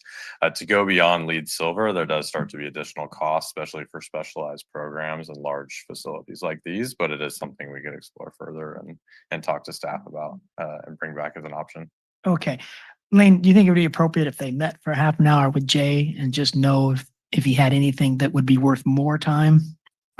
Sure. I think they'll be going back, but I think we can coordinate something, even if it's over Zoom, we can do that. Yeah. That those pictures of the entryway with the high ceilings, lots of open space, not the pools, not the sports center, just that open space. It reminded me of a lot of things that Jay talks about, making the seals right. And so the air doesn't get out, making sure the air can come in. It makes for healthier air to breathe. It lowers the monthly bills, which adds up over the life cycle. So I think it's worth an introductory, half hour anyway. Emily, one of our coaches for water polo, made me think of this and that, and I wish she was here, but we do have some other experts here. When it gets to water polo tournaments and swim tournaments, which could bring a lot of people and a lot of revenue and a lot of excitement to town, is it logical that you could be using the CSUMB pool and this pool at the same time for a tournament? So kind of like the Olympics, where you have different venues, so they're synergistic. There definitely is. And we've talked about that. A lot of the big water polo tournaments in the Bay Area are centered in a couple cities, and they use 4 or 5 or 6 of pools in the area. But they can certainly optimize and host events that certainly the university cannot host right now. So that would be a great combination. What we have to do is walk that fine line between how much space we can allocate to events without really totally disrupting our member users. And so that is a way. We've got separate pools. We can even do some things during an event if we can divide it with nets, which most water polo courses do to keep the balls flying out. But it's still not great because you're still in the same natatorium space. But it definitely, there is potential there. We have to strike that balance in supporting our pool pass holders. And, you know, we don't want to, you know, give up 6, 7, 8 weekends a year of swim lessons, for example. So it's really, it's a little bit easier to do on the court side. So, and we have the position, and Andrew and I spent a lot of time and with Lane at the sports center yesterday. We can bring in temporary bleachers, particularly if we use that main center course, court. So we can do a lot of things to create some events too at the sports center. Well, it sounds like Elizabeth was right. We need more than one aquatic center. Okay, I have a little bit more, but I'm going to time myself out and give Brian McCarthy another cycle. Thank you, Mayor. I just, for me, I mean, I'm definitely don't want to cut off debate. I'm interested in hearing what my colleagues have to say, but I want to encapsulate what I've heard so far, and that is that I think that the council is definitely interested in moving forward in a one-stop shop approach. My colleague, council member Biala, will appreciate the saying, "It's time to fish or cut bait." We often talk about these colloquialisms that she doesn't always get, but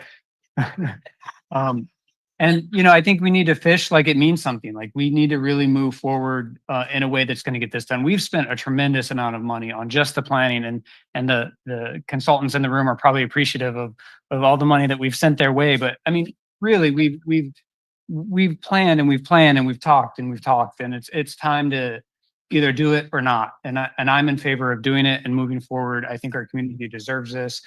And I would also ask that, as part of the direction that we give, that we ask staff to take a preliminary look at any potential impacts that tariffs might have on this financial scheme. And if there's concerns, to bring it back to the council so that we can have that discussion. And with that, I'll finish, and I look forward to seeing what other people have to say. Thank you. Thank you, Brian. Mayor Pro Tem Bishop.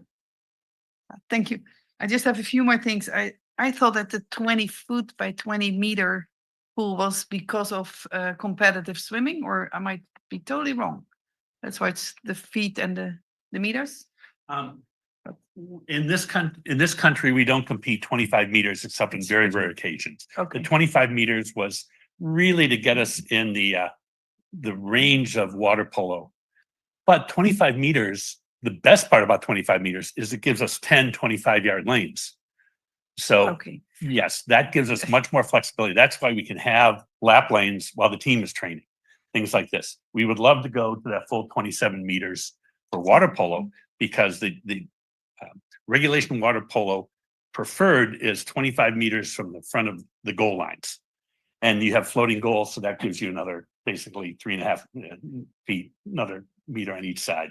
But we're so tight in that, as Matt said earlier, we might have to give up something to do that. But we're still within the accepted range of regulation court for water polo. Because there is no downside. Yes. Well, let me. But it's great that we can have the 10 lanes. That's such an important part of having that 25 meter lane, more than swimming 25 meters. It's always fun to see the feet and the meters. And, yeah.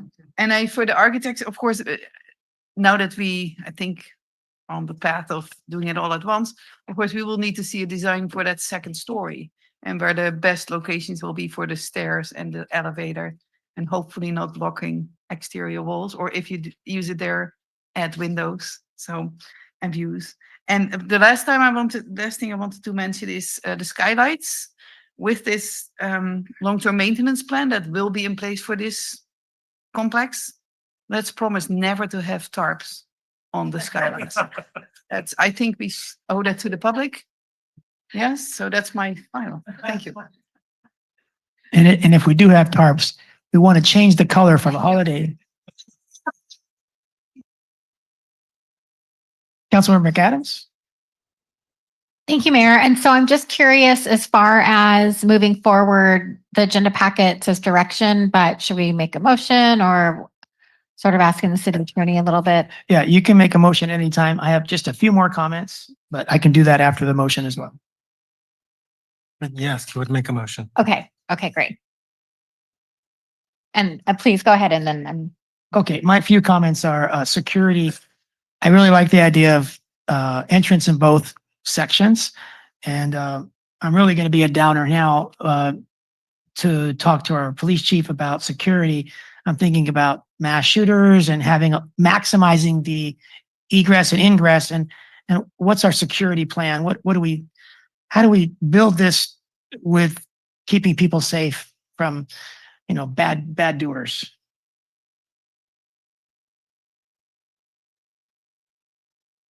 Good evening. Great question. So hopefully we will be part of that design plan. We look at not only the parking lot, but also the ingress and egress for the structure itself, all of the exits and entries, what the maximum capacity would be for that building. And then we will provide recommendations along the way to include adequate lighting, and just we can get a sense of the scheduling so we can make sure that our shifts are coordinated with that.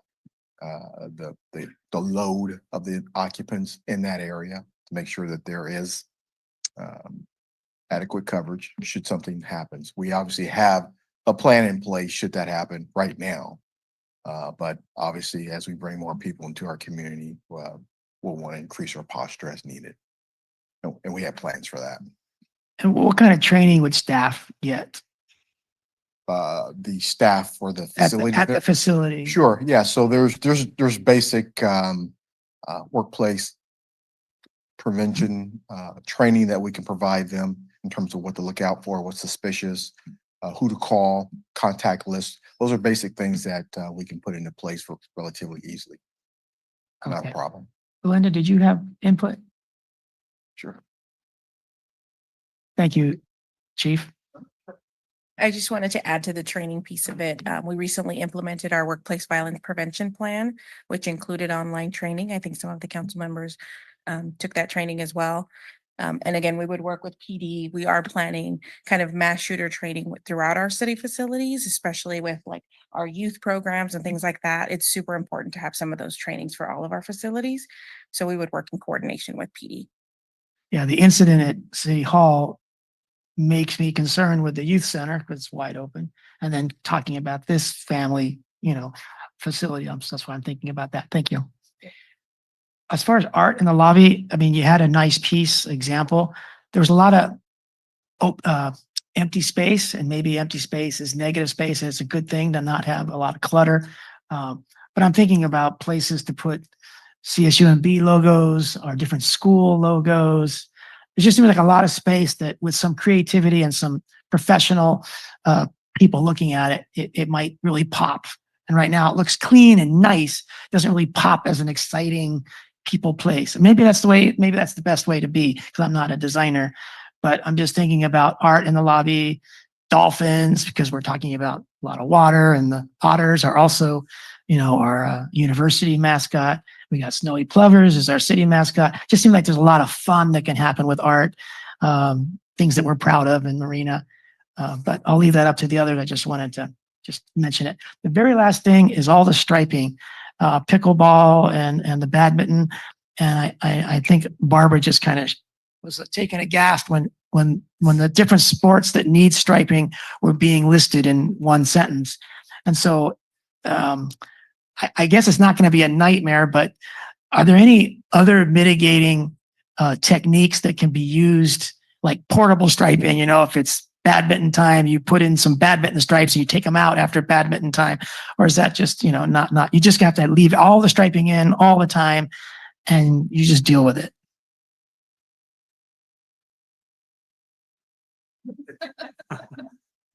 There are a couple things in terms of an answer to that. That's why when we talk sport court, it's not just stripes. We can use some blocking of the courts to make it much easier to see. One of the things you mentioned was temporary, or how we do this. If we can just, okay, it's going to be pickleball now. How do we line the court? One of the things that we really are being conscious of from a management perspective is the transition time from switching from one sport to another. And we have to make that as quick as possible, because if it takes us half an hour to go from volleyball to basketball, we're really hurting ourselves. So that's one of the things that we're really trying to make sure in the management perspective, which goes to lining the court, providing the equipment, how quickly we can change it. That's something we've already talked about with Andrea when we were at the facility itself. So there are a lot of examples of facilities that do this. We're not going to have to reinvent the wheel on this, but we are going to have to spend time to really figure out what is best for this facility. Okay, thank you, Stu. All right, let's go to Councilor McAdams, if you'd like to start building the motion or. Thank you, Mayor. Let me see.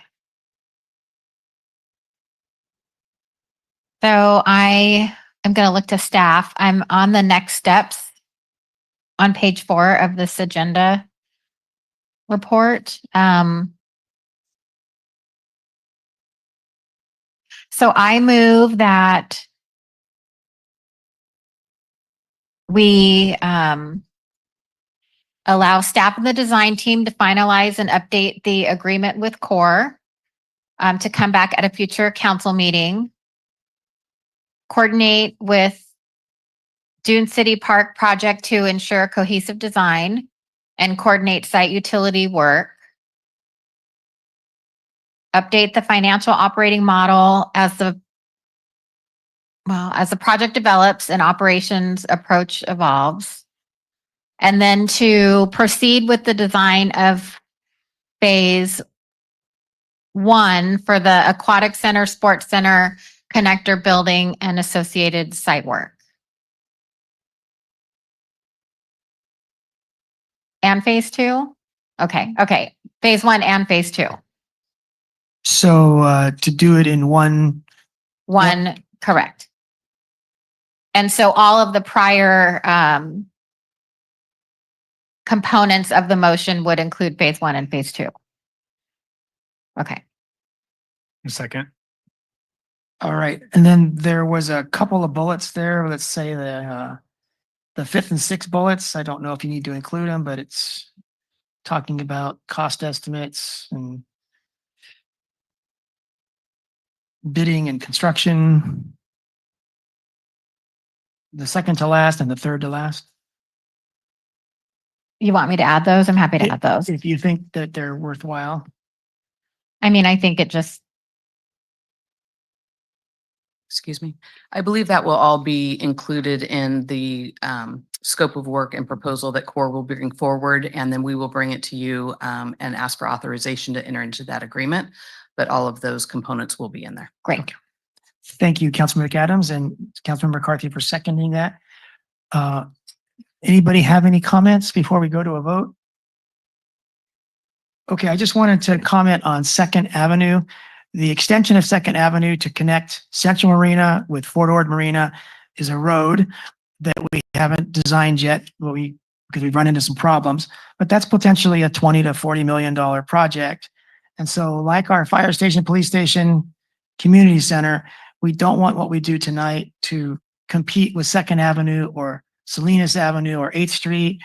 And I think that with the future monies coming in at 10,000 per house, not including Marina Station, but Marina Station is going to get going soon too, knowing that 2nd Avenue hasn't even been designed yet because we don't have an approval from any agency to build it on Caltrans property or our own because of San Gilia. I think that project is going to take about 10 years to get approval and then another 5 or 10 years to get built. So I don't think that this is competing, but I think we should all keep this in mind, not only tonight, but before we finalize the allocation of money, make sure that nothing else that we have to do, that we want to do, that we promised that we were going to do, that might be a higher priority than this, isn't left out because of our excitement for tonight. But what we're doing tonight, we've seen the council and the public is so excited about it that we all, can't wait to jump in the pool. So that'll be a good day. We'll get cheerleaders and everybody there. Was that? Or go to the park. Yeah. And then right across the parking lot from a really great park.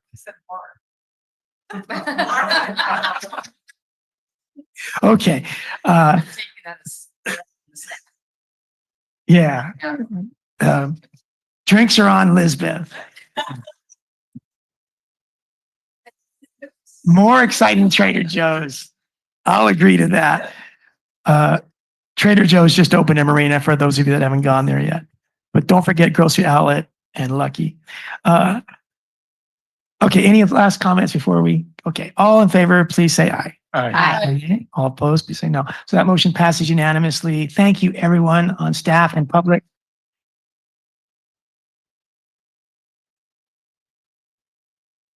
All right, so why don't we take a like 3 or 4 minute break, come back at 1:45.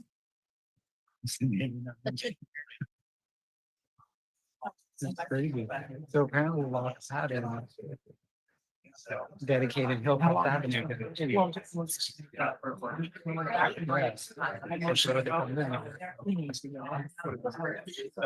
yeah, looking forward to several people. Yes.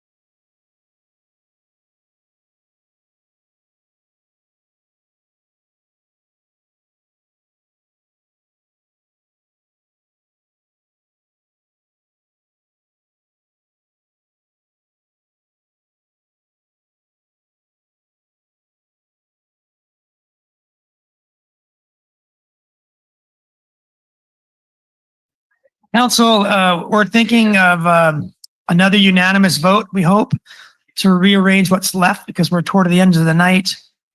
And we have Matt, consultant on the general plan, who has to drive home to Berkeley. And so we would like to hear his presentation. He's not the 60 minutes total, but he's maybe 15, 20 minutes, whatever it takes, Matt, for his presentation. We'd like to hear that.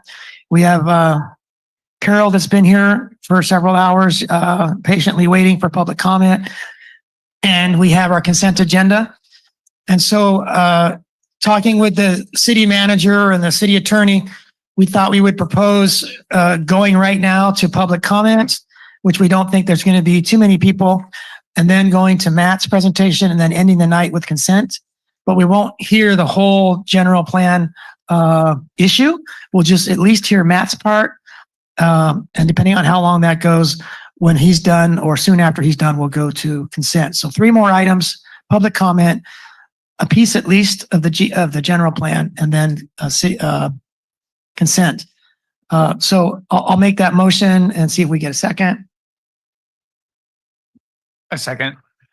Okay, any comments before we vote? All in favor, please say aye. Aye. All right, that motion passed unanimously. So we'll go to public comment.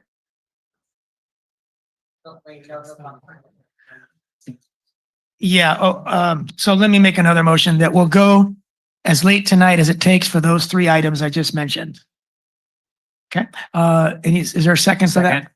And all in favor, please say aye. Aye. Aye. Okay, so public comment. Fred, if you don't mind, we were going to have Carol go first because she's just been waiting for a few hours, and then we'll go to Fred.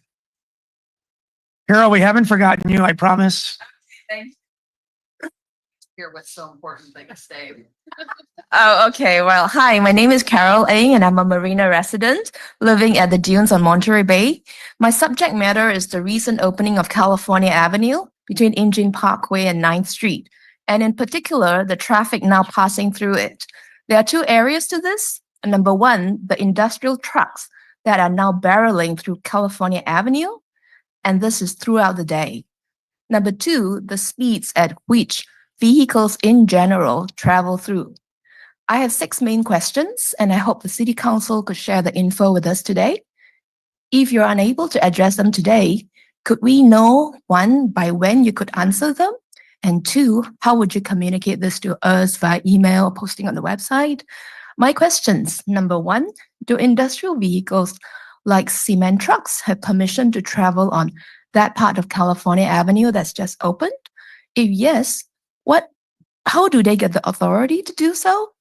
Also, what is the time period that they can travel through? Number 2, what is the speed limit on California Avenue? There are no speed sign or speed bumps there now. Number 3, what measures will be done to ensure vehicles keep to the speed limit on California Avenue and the other roads at the Dunes residential community? Number 4, the cement company over there, Las Animas Concrete, is it on a lease from the city? If so, when does the lease end? Number 5, does the Marina City plan to renew this lease now that the residential communities of Sea Haven and Dunes have come up there? If you plan to renew the lease, what plans are there to mitigate the negative hazards that the cement company has on Marina residents? This wouldn't just negatively impact the residents who live in homes there, but also all Marina residents that use that part of California Avenue. Example, those at CSUMB, many cyclists cycle through the road to reach the university. Number 6, I spoke to a Marina public official, and please correct me if I'm wrong. I understand California Avenue is a public road that comes under the authority of the Marina City. The city was going to make a decision on matters related to that part of the closed California Avenue before it was to be opened. However, I understand the developer of Dunes then went ahead to open the road independently before the city made the decision. So if that is the case, will the Marina City restore the closure of that part of California Avenue immediately now so that the city can first deliberate on the related matters, then make the formal decision on the road? those are my questions. Lastly, I out of time. I wanted to say what are the basis for my questions. Could I get 1 more minute for that? Okay. Well, thank you. Actually, Carol, we were waiting. Yeah, we'll give everyone an extra minute tonight. We think you just have a couple of people. So go ahead. Okay, there are 3 bases for my questions here. Number 1 is timely for past rules to be reviewed now that the character of that part of Marina has changed to become a heavy residential zone. Sea Haven and dunes have come up. Number 2, cement trucks and industrial activity have no place in a residential zone. Dunes now has 500 homes with people, kids, and pets living in them. I understand there will be a total of 3,000 homes there eventually. I don't know about Sea Haven. Number 3, there are significant detriments if industrial vehicles are allowed there. I will just cite 5 now. 1, unnecessary public spending to maintain the greater wear and tear on roads. Number 2, safety hazard. Number 3, health hazard. Number 4, noise pollution. Number 5, lowering the attractiveness of Marina and the property values here. I don't have time to elaborate, but except that industrial traffic, dangerous hazard, noise pollution, and health pollution will lower the attractiveness and livability of Marina, yeah? And the property values and Marina, yeah? Thank you. Thank you. Okay, thank you, Carol. And Carol, we're trying to get a meeting for next Tuesday as a special session to consider what you've been talking about and other roads. Okay. The 6 questions I asked, when could we have an answer on that? We have your email and our city manager will be making sure you get answers. Great. Thank you very much. Thank you very much, Carol. Bruce and Mr. Lainlaw. Take care. Will there be public comment opportunity after the general plan item? Let me ask our city manager. After Matt's presentation, will there be public comment?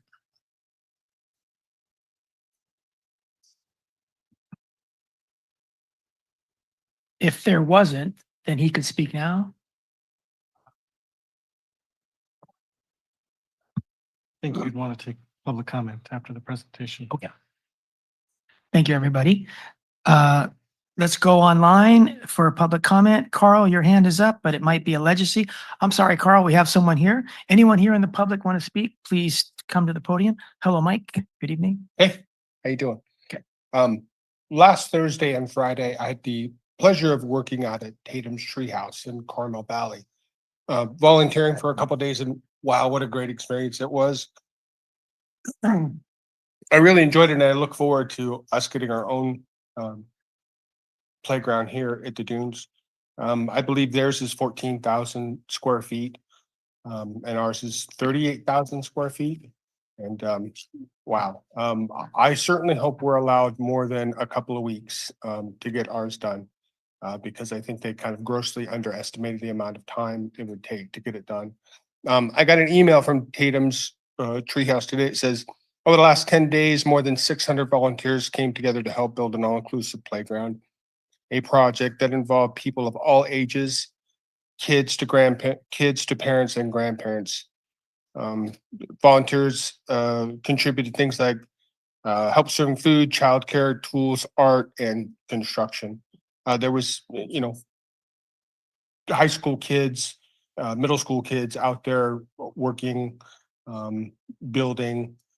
It was a wonderful experience, and I really look forward to a community project like that coming to Marina, because I'm pretty big on community, and I think it'll be wonderful. So I guess that's all I got to say. Thanks. Thank you very much, Mike. Anyone else in the room that would like to give us public comment at this time? Let's go online. Carl, your hand is up. I don't know if it's a legacy hand. But... No, it's an active hand. It's a little sore having it up in the air for 2 hours, but just kidding. Yeah, I just want to thank you guys for your service, and also the police chief and his officers there, firefighters. Also wanted to add on to Carol's presentation in regards to Los Animas. Their website says 400 yards delivered a day. That's 40 to 50 trucks per day going through residential streets. My question, and I'm not sure if Carol mentioned it, are there any regulations prohibiting major thoroughfares to and from a factory through residential streets?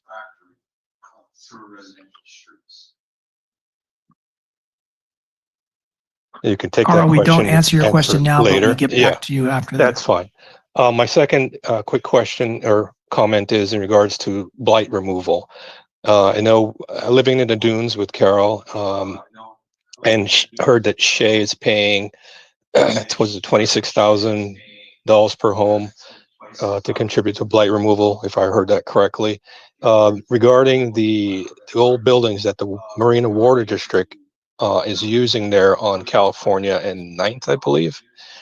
Are they not considered blight anymore because Marina Water District are using them? To my eye and to everyone else in the neighborhood, there's probably hundreds of homes around there that people walk in that area. They are blight. So I'm just curious what the plan is for removing that or modernizing it, and where that falls in the schedule, if it is on the schedule. Thank you. All right, Carl, because we don't have your contact information, can you email us at this following address? I can give it to you right now if you want. Shepherd@cityofmarina. Okay. Okay, go ahead. Yeah, Rogers 1511 Actually, the easiest, at sbcglobal.net. Rogers 1511 at Can you say it one more time, Carl?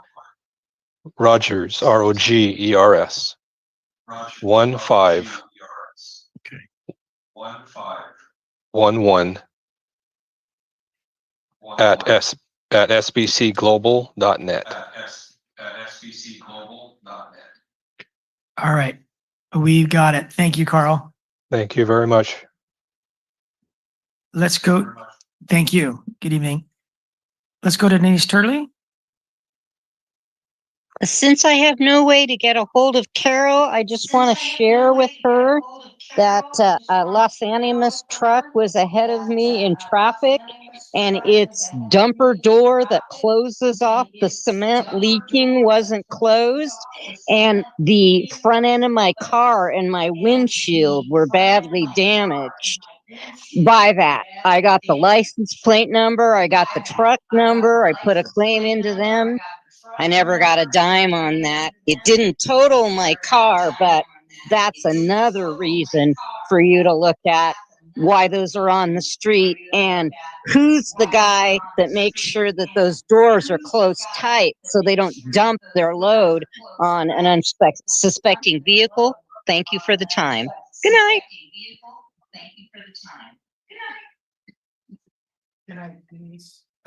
We're sorry to hear that, Denise. Thank you for letting us know. Yeah. Okay, we'll go to Marina Weiner. Right? Hello, can you hear me? Hi, this is Marie Weiner, and I don't want to. Yes, good evening, Marie. Good evening. I don't want to speak to the substance of it, but you just said something that caused me concern. You said something about having a special session regarding Los Animas next Tuesday, which would be highly objectionable if you're going to be addressing it the Tuesday before Thanksgiving, especially since you don't post the agendas for Tuesday meetings until after hours on Friday. Are you really going to be doing something next Tuesday on Los Animas? Because also the university had a opposition to the Los Animas piece, and they are going to be closed for their fall break during that time period. So I'd appreciate knowing if you're going to be throwing something on the agenda on the Tuesday of Thanksgiving, you'd let me know. I'd greatly appreciate it so I can properly plan. Thank you. Thank you very much, Marie. Yes, we think it's urgent enough to talk about California 8th Street and one other street that I'm forgetting at the moment. So that's the soonest we can meet. And so we're going to do our best. It may not be the end of our discussions, but we're going to do all we can next week if we can get enough of a quorum. Let's close public comment first. Anyone else with comments before we close public comment? Okay, we'll close public comment. And Lane and Anita, can you update us on the time that we might meet next Tuesday? Yeah, so we're gonna pull out to council tomorrow morning to see if there's an interest in availability, just to have a special meeting next Tuesday on just the opening of California Avenue and 8th Street and just give the opportunity for the public to give us some comment and feedback and for us to explain kind of what's going on and what we're doing right now. So we'll And Second Avenue. and Second Avenue connected to it. Because it's the Thanksgiving holiday, our interest would be try to do it a little bit earlier in the afternoon, like at 3 o'clock or 4 o'clock. And so we'll be sending out that notice tomorrow morning and see if that's available to people. Can I ask two clarifying questions, Mayor? One is, so that would be about the operation of those roads. It's not specific to Los Animas, correct? Correct. It's strictly Okay. California 8th And Street. then just for my own edification to staff, was there a timely appeal filed for the loss? So there's been no appeal and that window is closed, correct? All right. Thank you. Thank you, Mayor.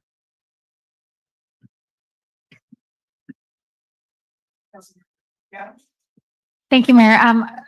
So I think I heard that the developer opened up the street on their, like just autonomously on their own. What happened was when we accepted those improvements, that street then became our street, not the developer's street. And so the project manager just removed the barriers because that was now a public street. Didn't quite coordinate that with us. And so we weren't totally aware that that was going on. And so we just kind of wanted to, that's the purpose of the special meeting, is to at least hear from the public, tell them what was going on, some potential options that we have, and want to look at those concerns and try to get in front of it the best we can. Okay, so the street is then legally opened. It's legally open. And, Okay. Yeah. Okay, thank you for clarifying that. We have issues with Second Avenue and 8th Street where we don't seem to be in control of our streets. So, and it's causing some safety issues. And so we wanted to get that out in the public and ourselves so we can have a discussion about what our options are. Okay, so we moved on from public comment. We're now going to go to our general plan. And Allison, our project manager, our senior planner, sorry. Planning manager. And Allison Hunter, our planning manager, will lead us off. Thank you. Good evening, Mayor and members of the council. I'm just going to quickly introduce Matt Ramey, owner and principal of Ramey and Associates. They are our general plan update consultant. Matt is going to provide his presentation. We'll get through as much as we can, given the late hour. He does have to drive back to Berkeley tonight. He's willing to come back, of course, soon to wrap everything up. And with that, I think that's it. Yep, come on up. Good evening, Mr. Mayor, members of the council. Matt Ramey, it's nice to see you all again. It's nice to be back here. So we have a lot to cover with this agenda item. And I think what would be best is to go over it at a high level, give you all some time to absorb the materials and then come back and have more of a discussion about this, because it was, even before the late hour, a very hefty item to go through, and we were going to offer to continue the item anyway. So it may actually work out quite well. I just want to start by saying that some of the conversations that have been happening this evening actually are directly related to the general plan. So healthy communities, aquatic centers, parks and open space, community meeting spaces are all really sort of central to the themes that we have heard so far during the process. And then the kind of the underlying and underpinnings of all of it, which of course came at the end, which was how do you pay for it, actually is directly related to the general plan, because the decisions that we make in the general plan relate to the fiscal health of the city. So it really is all tied together, even though your previous item was really about a very specific project, but it relates to everything that we're actually talking about in the general plan, as well as some of these land use decisions that we're going to be going over this evening. So with that as an introduction, Oh, this is a little slow. Sorry. What happened? There we go. Tonight's objectives. These have now changed, but what we ultimately for tonight and whenever we talk again is we want to get feedback on the draft land use policies that we put forward, really high level feedback on whether we're going in the right direction. And we want to review the preferred land use designation map and have you provide direction on that, because that actually triggers the ability for us to keep moving with the rest of the project, particularly the environmental impact report. I want to start with a little bit of a project update. We are doing essentially a 6-phase process: existing conditions, visioning, alternatives, policy framework, draft general plan and EIR, and then review and adoption. We're really at these middle phases here. We're completing our work on alternatives to get to the preferred alternative, and we are doing our work on the policy framework. Throughout all of this is community engagement, and I'll get to that in just a second. So I want to talk about the general plan and EIR process and how they're related together to sort of set up the importance of the work that we're going to present this evening. And that is that the general plan and the EIR really build upon one another. And one of the most critical aspects to get going with all of the environmental impact report work and all of the analysis is to have a somewhat stable land use map, which will identify the expected amount of growth that will occur over the time horizon of the general plan. So that's why it's important with this conversation this evening, and then whenever we meet again next, to get clarity on the direction of the land uses. It doesn't have to be final. We can come back to it. There'll be opportunities to come back to it, but it needs to be solid enough so that we can begin our work on doing the impacts, understanding the impacts of the land use changes. So what we are going to do is confirm the map. We're going to develop growth projections, the estimated amount of growth that could occur in the time horizon. That will then lead into traffic analysis and fiscal impact analysis, as well as other technical work for noise and air quality and greenhouse gas emissions. We will sort of parallel to that, but also following that, work on general plan goals and policies. And then the EIR and the general plan can sort of both proceed together so that they can, for the most part, come out at the same time, because that's ideally the way that you want to do that. We have, since we last met, which I believe was in February of last year, we have been doing quite a bit of community engagement, particularly around land use. We have had a series of focus groups with veterans and CSUMB Hispanic students. We've had multiple pop-up meetings.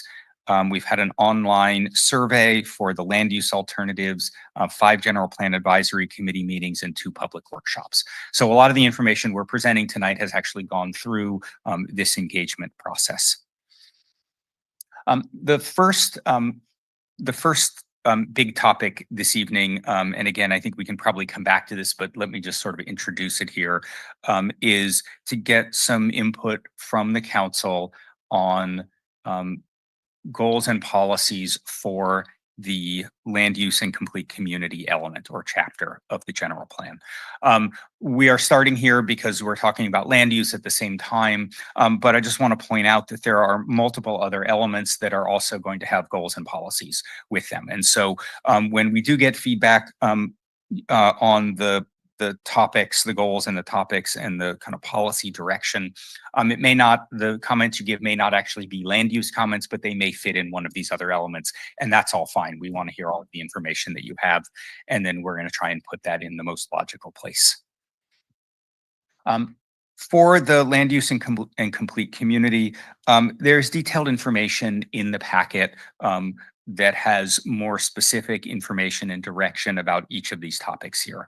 But essentially, the land use chapter, in addition to having the land use map and the land use designations, which we'll talk about in a little bit, are also going to have a series of goals, policies, and actions.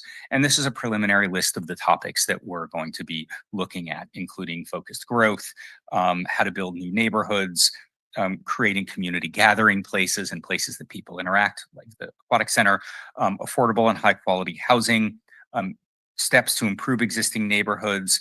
How do you get living wage jobs, enhancing the urban design and the character through gateways and other actions, creating a walkable, thriving downtown, and then creating sustainable and attractive buildings. What we would like to get from you when we meet next is, at a big picture level, are we missing anything? Are there any topics that you feel like should be part of this chapter or other chapters?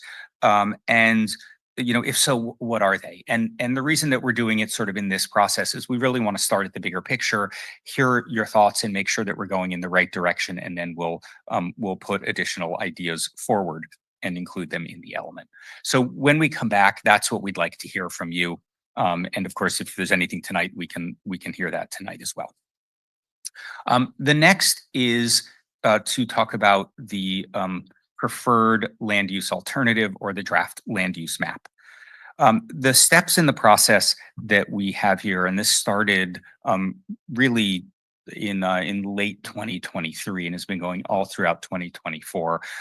The first step in the process was to identify what we call areas of stability and areas of potential change. If you'll remember, in February, I think it was we came and we showed a map of different areas where we said these are the areas that are essentially have existing development and are unlikely to change, and then there's other areas that we want to explore for land use. And so that was the first step in the process. From there, we developed land use concepts and ideas for those areas of change. We then got feedback from the community and the General Plan Advisory Committee. We then put all of those together to create a preferred land use direction, which we then got additional feedback on from the GPAC and the public.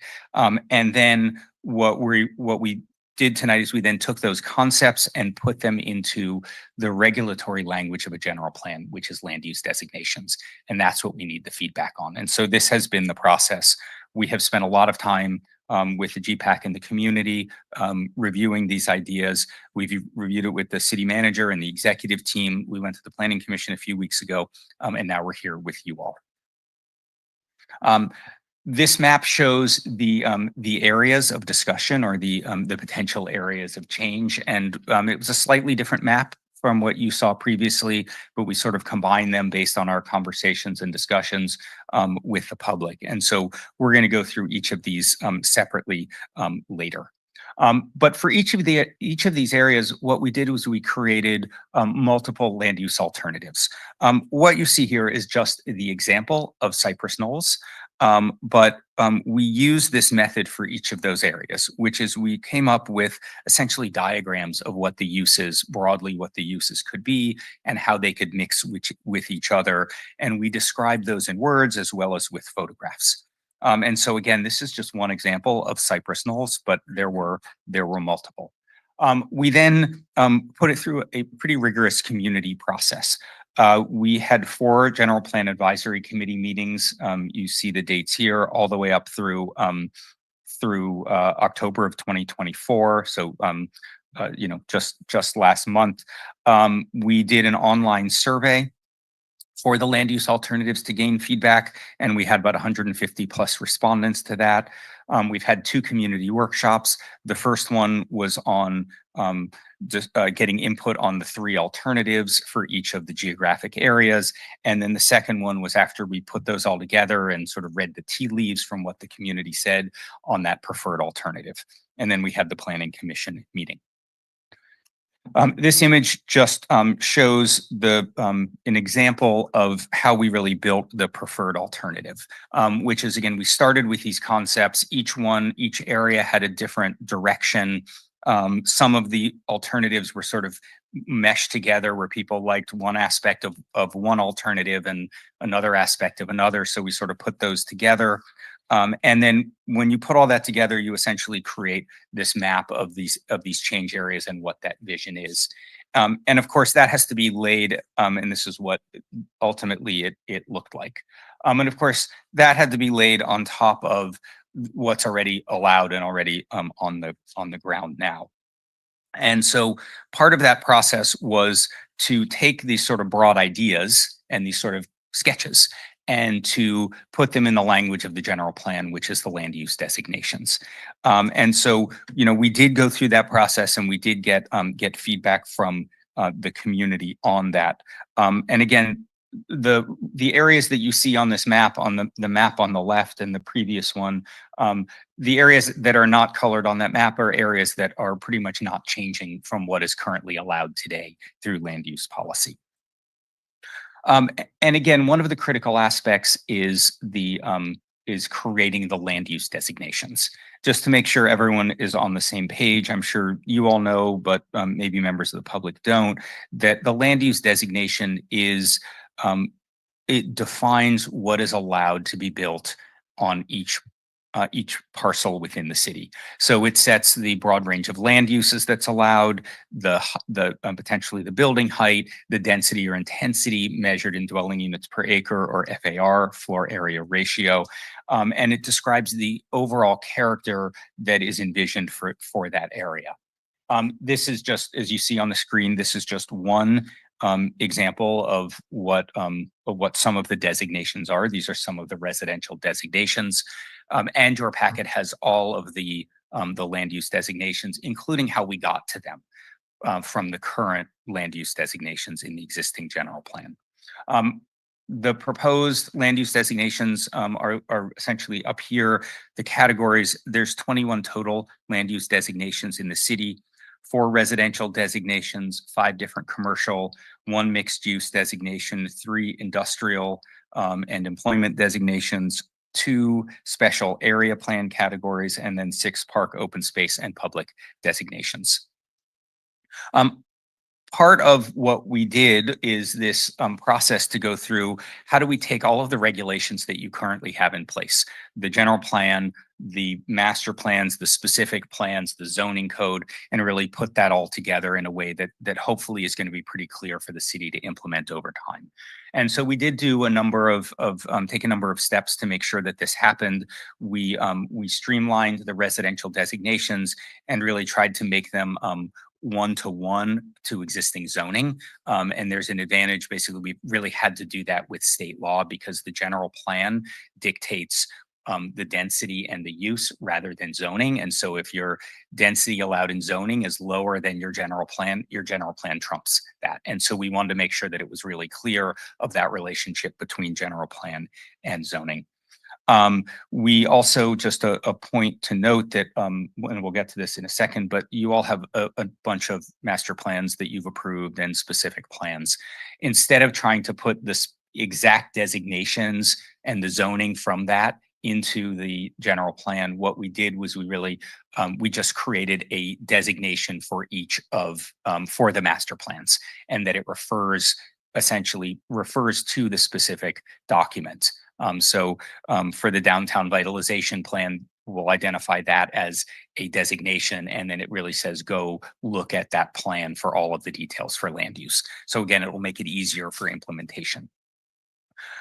We also created new employment districts because revenue generation is really important and drives the fiscal revenues of the city as well. And so there's new designations for that. There are 6 adopted area plans that you see here on the map. And we had mentioned this previously, that actually a lot of the city is really covered by these adopted plans. And so while a lot of the areas that are sort of vacant that people see around the city, much of that is actually already covered by an existing plan. The areas in red show a couple of parcels and a couple of areas that we wanted to, that are also included in these areas of discussion that needed to be reconsidered. And so where we ended up with all of this is having a draft regulatory land use map, or a land use designation map that you see here.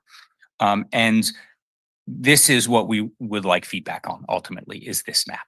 And so we can walk through that at a later point. But I did want to just show you that what you see on this next slide coming up.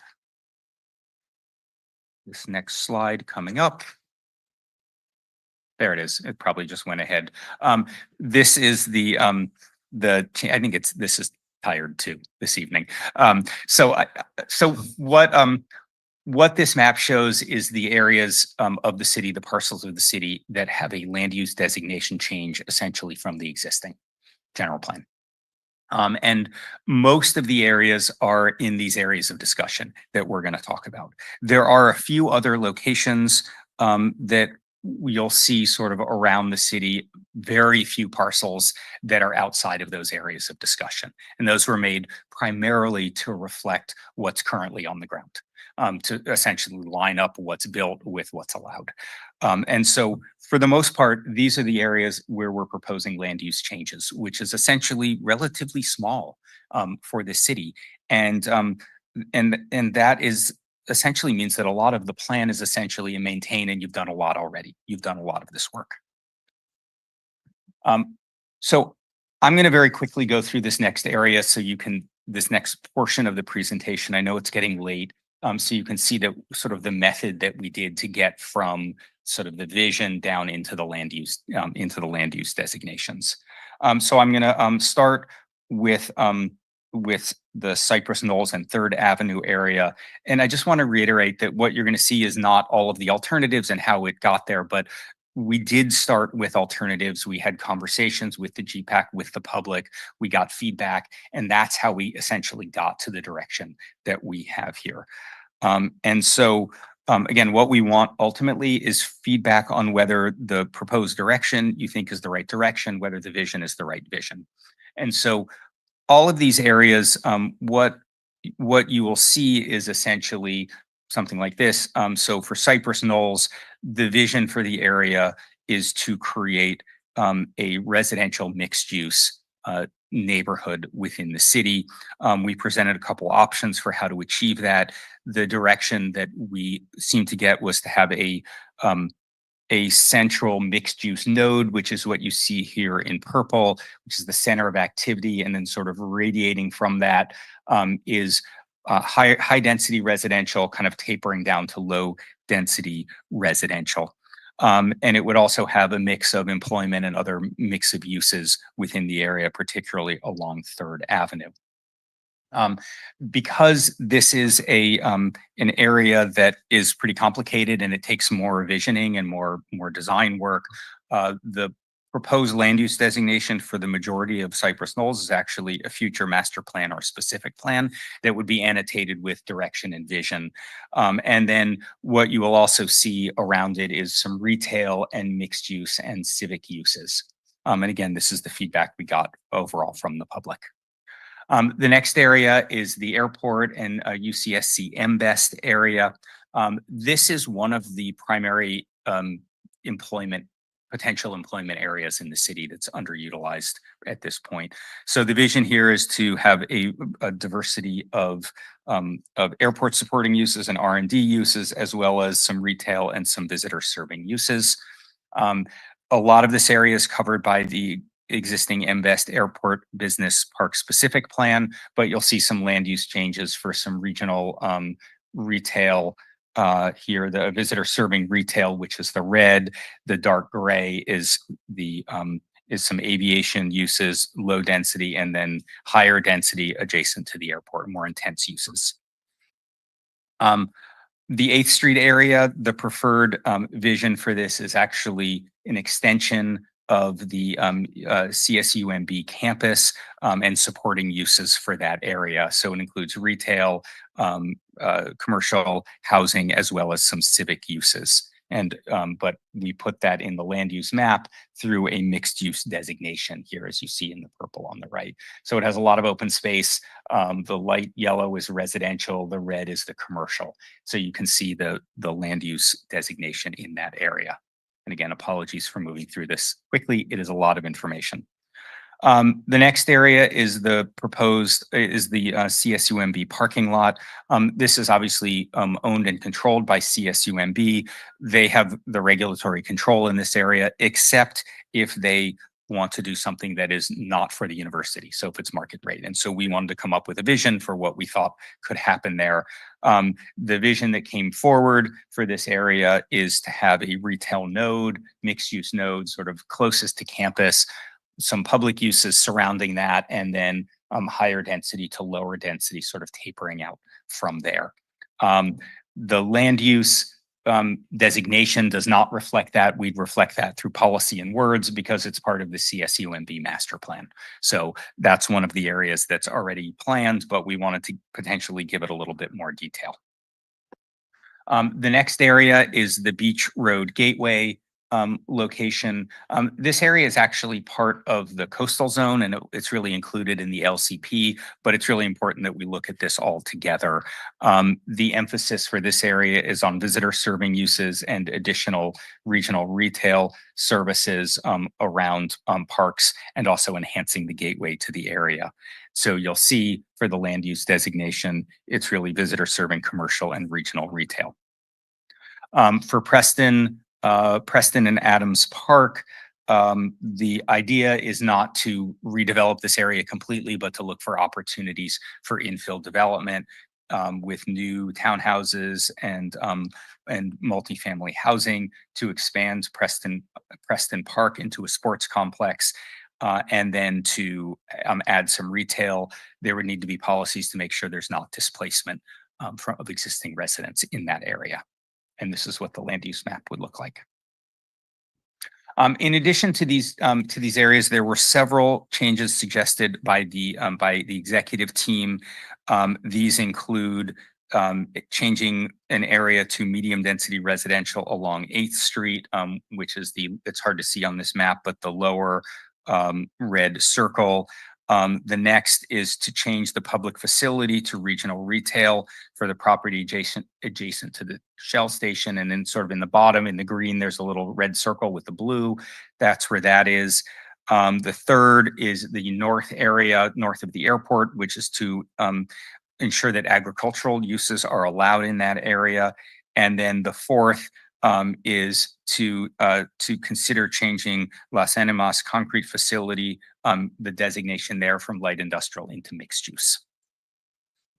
The Planning Commission did give input and ultimately gave a unanimous recommendation moving forward, but they did have some questions and suggestions, including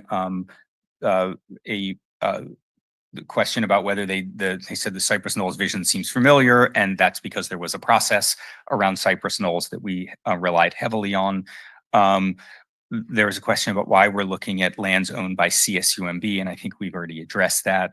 They were concerned about displacement in Preston Park if there's infill development, and then they wanted to make sure that there is a Parks and Rec master plan.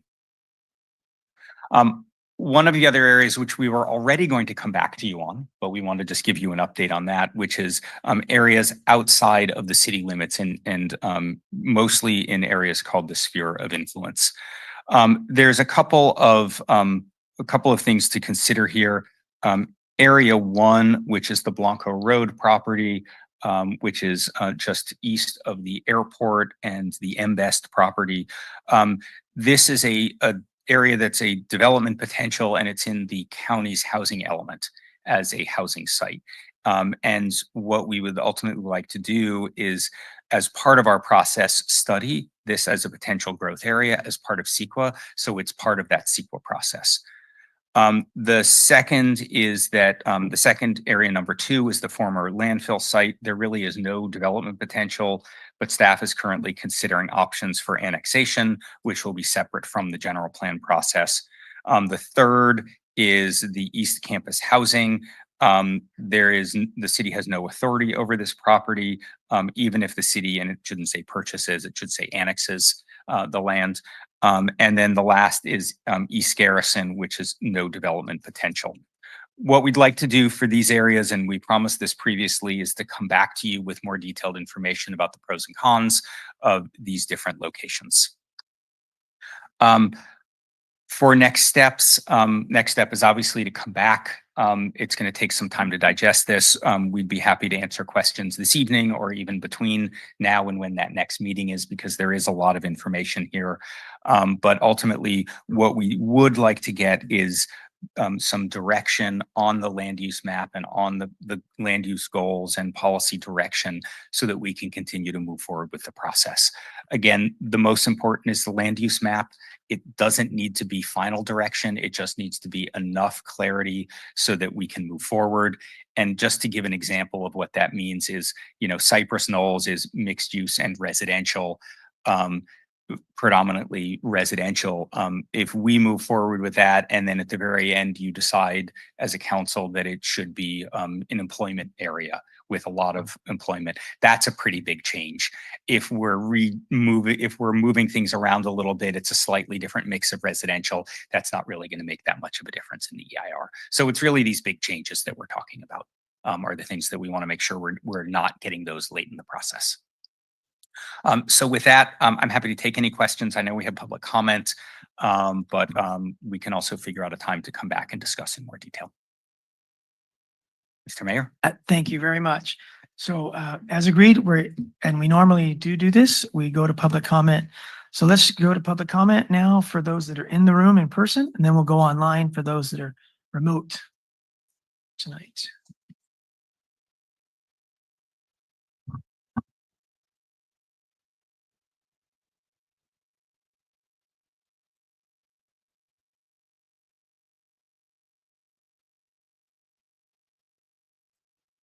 Yeah, just the pictures, thanks. Thank you, Mayor and council members. My name is Fred Watson. I emailed some maps earlier this evening and they're on the screen. They overlay protected species data on the citywide preferred alternate vision that's in the packet for this evening. One of the maps shows the distribution of sand gilia, roughly near the Imgen Road area or Imgen Parkway area. The black is sand gilia and the colors is the map from the packet. And then the other map is showing Maritime Chaparral. And again, the black is Maritime Chaparral, and then the colors is what was in the map in the packet. Under state law, any development in known sand gilia areas must be avoided or mitigated. And of course, according to recent actions by California Department of Fish and Wildlife, any impacts to potential sand gilia habitat areas must also be addressed, with Maritime Chaparral serving as a general indication of what such potential areas are. Clearly, a lot of the development anticipated by the draft land use alternative would fall in occupied gilia areas and Maritime Chaparral areas. The land use map should be modified to incorporate a plan for how impacts to sand gilia and Maritime Chaparral will be avoided or mitigated. Much of this has been addressed in meetings to do with the citywide incidental take permit, but none of that discussion appears to have influenced the draft land use map. It would be a waste of the city's time and money to defer these issues to project level considerations. It would seem that the overall scale of anticipated development is just simply much more than can be accomplished while complying with the California Endangered Species Act. So my question is, why not just plan out the necessary avoidance of these areas now in the general planning process? How much time do I have? So Matt asked, are we missing anything? Yes, I think we're missing the full extent of how much Maritime Chaparral and sand gilia is in this landscape that will legally constrain the city. There's no way to kind of move that out of the way. It's there, and it's very difficult to mitigate it. The city recently obtained an incidental take permit for gilia in relation to the Imgen Road Parkway, and through that process, we discovered that it takes a very large area to mitigate impacts to relatively small patches of gilia. These patches we're talking about here are huge by comparison. The area required to mitigate them is very large. And so to me, it changes the balance of these major land use designations in a substantial enough way that it should be dealt with at the general planning stage. Thank you. Thank you very much, Fred. Anyone else in person wants to comment on this matter? If not, then we'll go to online. Denise Turley, welcome back. Thank you. I hope mine is a real easy question. I'm assuming that people want to give input rather than trying to figure out who these nice gentlemen were and their good presentation, their comments could actually go to Andrea, correct?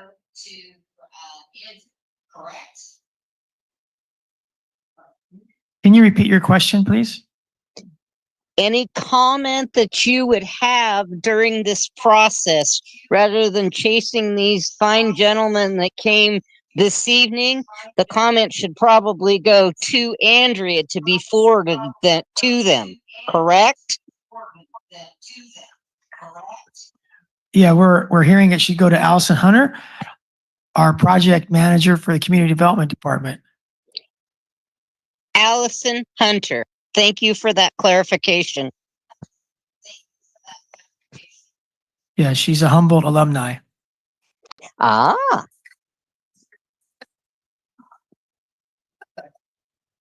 Done. Thank you very much, Denise. Anyone else remotely like to? Terrence, Terry, I saw you on. Did you want to speak? Okay, let's go to Terrence.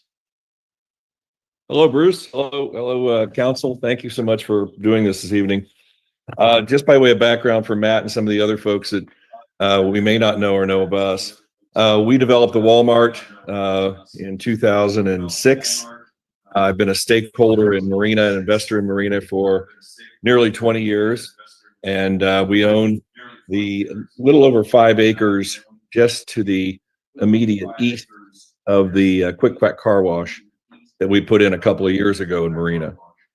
The zoning designation, and Matt, I hope to meet with you with the city and go through this and tell you about the history and the actual logistics of this site.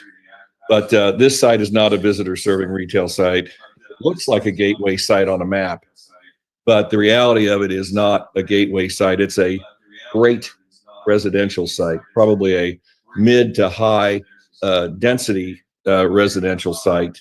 The site's not conducive to retail for a variety of reasons, and we sent a detailed analysis of that along to Allison and Anita today. So we're looking forward to having a general plan update that includes this project as medium to high residential zoning overlay over the existing zoning. Certain parts of the property would be mixed use, would be retail. But because of the grade change between Reservation Road and Beach Road, because of the fact that Walmart sells everything that everybody else sells for less, the only interest we've ever had there has been from a couple of quick serve restaurants that ultimately passed because the traffic counts are extremely low.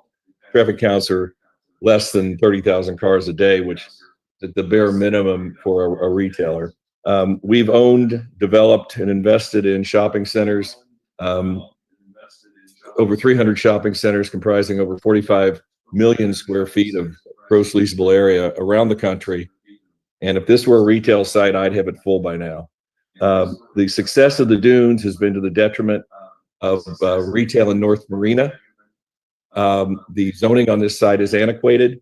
The city has been great in working with us and listening to us about it.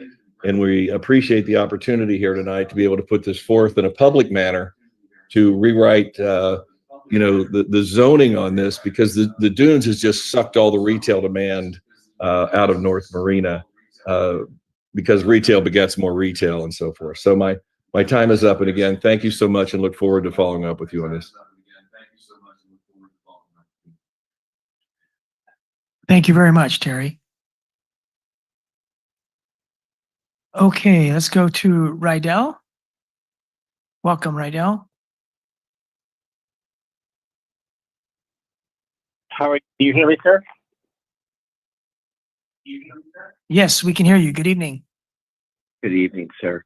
So my name is Rob Rydell, and I'm calling on behalf of my in-laws who owned a vacant 1 acre parcel on the north side of Marina Shopping Center for over 2 decades, very near Terry Town Place. When the asset was acquired, the thought was that this parcel would be an ideal development site due to its proximity to Walmart, the general market environment, and demographics of Marina. We've actually been kind of surprised that the city has, been not as supportive of the development of the property as we would think that they would, and sought after the resultant increase in sales tax revenue. This actually is particularly relevant today as it relates to the demands that were discussed earlier related to the build out of the sports center. We strongly support Mr. Talon's proposal to allow for residential improvement on his site, in that it's clearly the highest and best use of this parcel. It's well past time to move forward on this and allow this dormant parcel to be used for much needed housing. Thank you for your consideration. Thank you, Rydell. Anyone else remotely like to comment at this time? We'll give you a moment.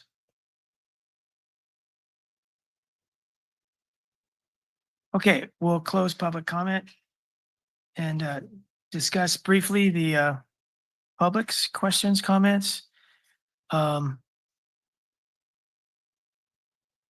City Manager Lane Long, we've had a couple of speakers ask if they could have more discussion on zoning changes. Where do we go with that?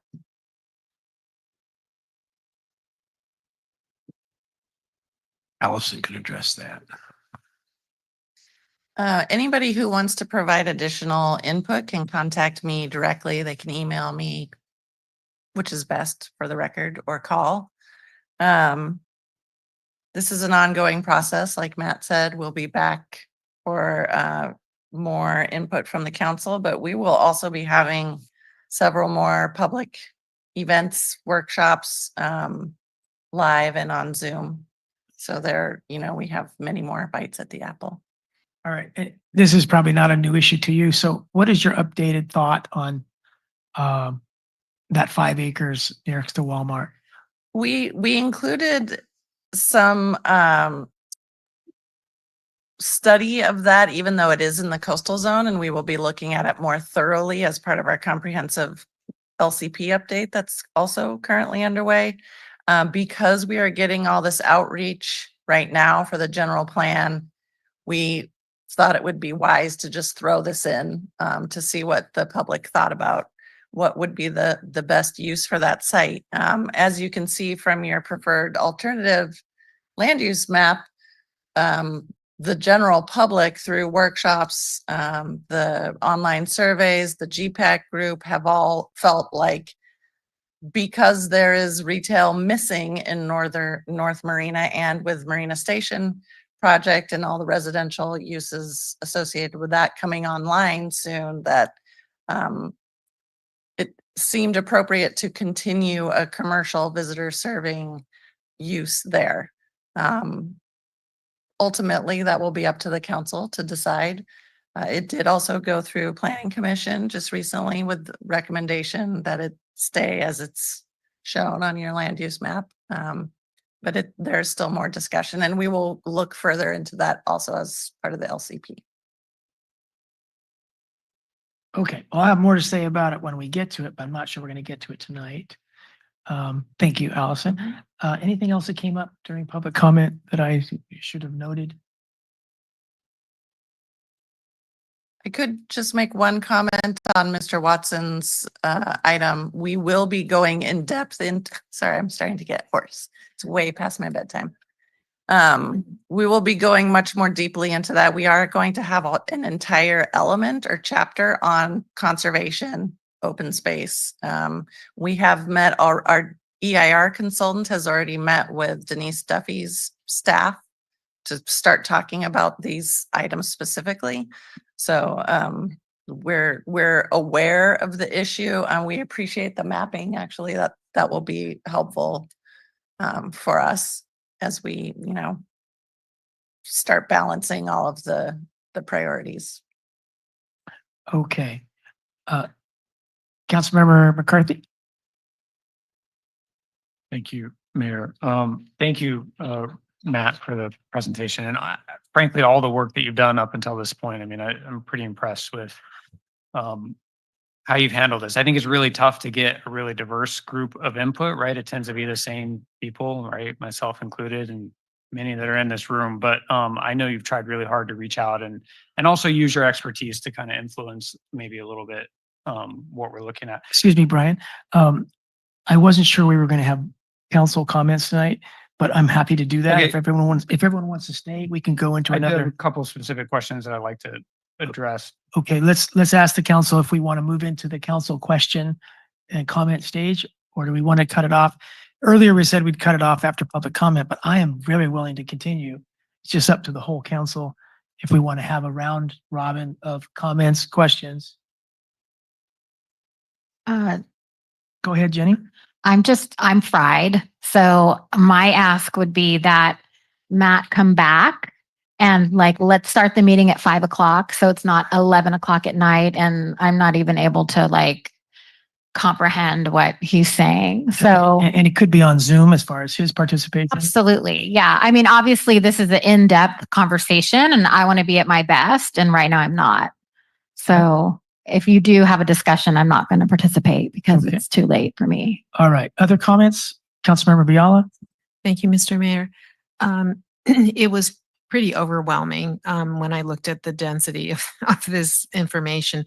I kind of feel I would like to have a smaller workshop on this so that I may be asking things that are so simplistic by your side, but I don't know. I don't get a lot of this. Like you have a preferred one, but what if we say we like another option? Like, what is this process? Are you recommending this? And then, because the three options for Cypress Knolls, I don't quite even remember those three options.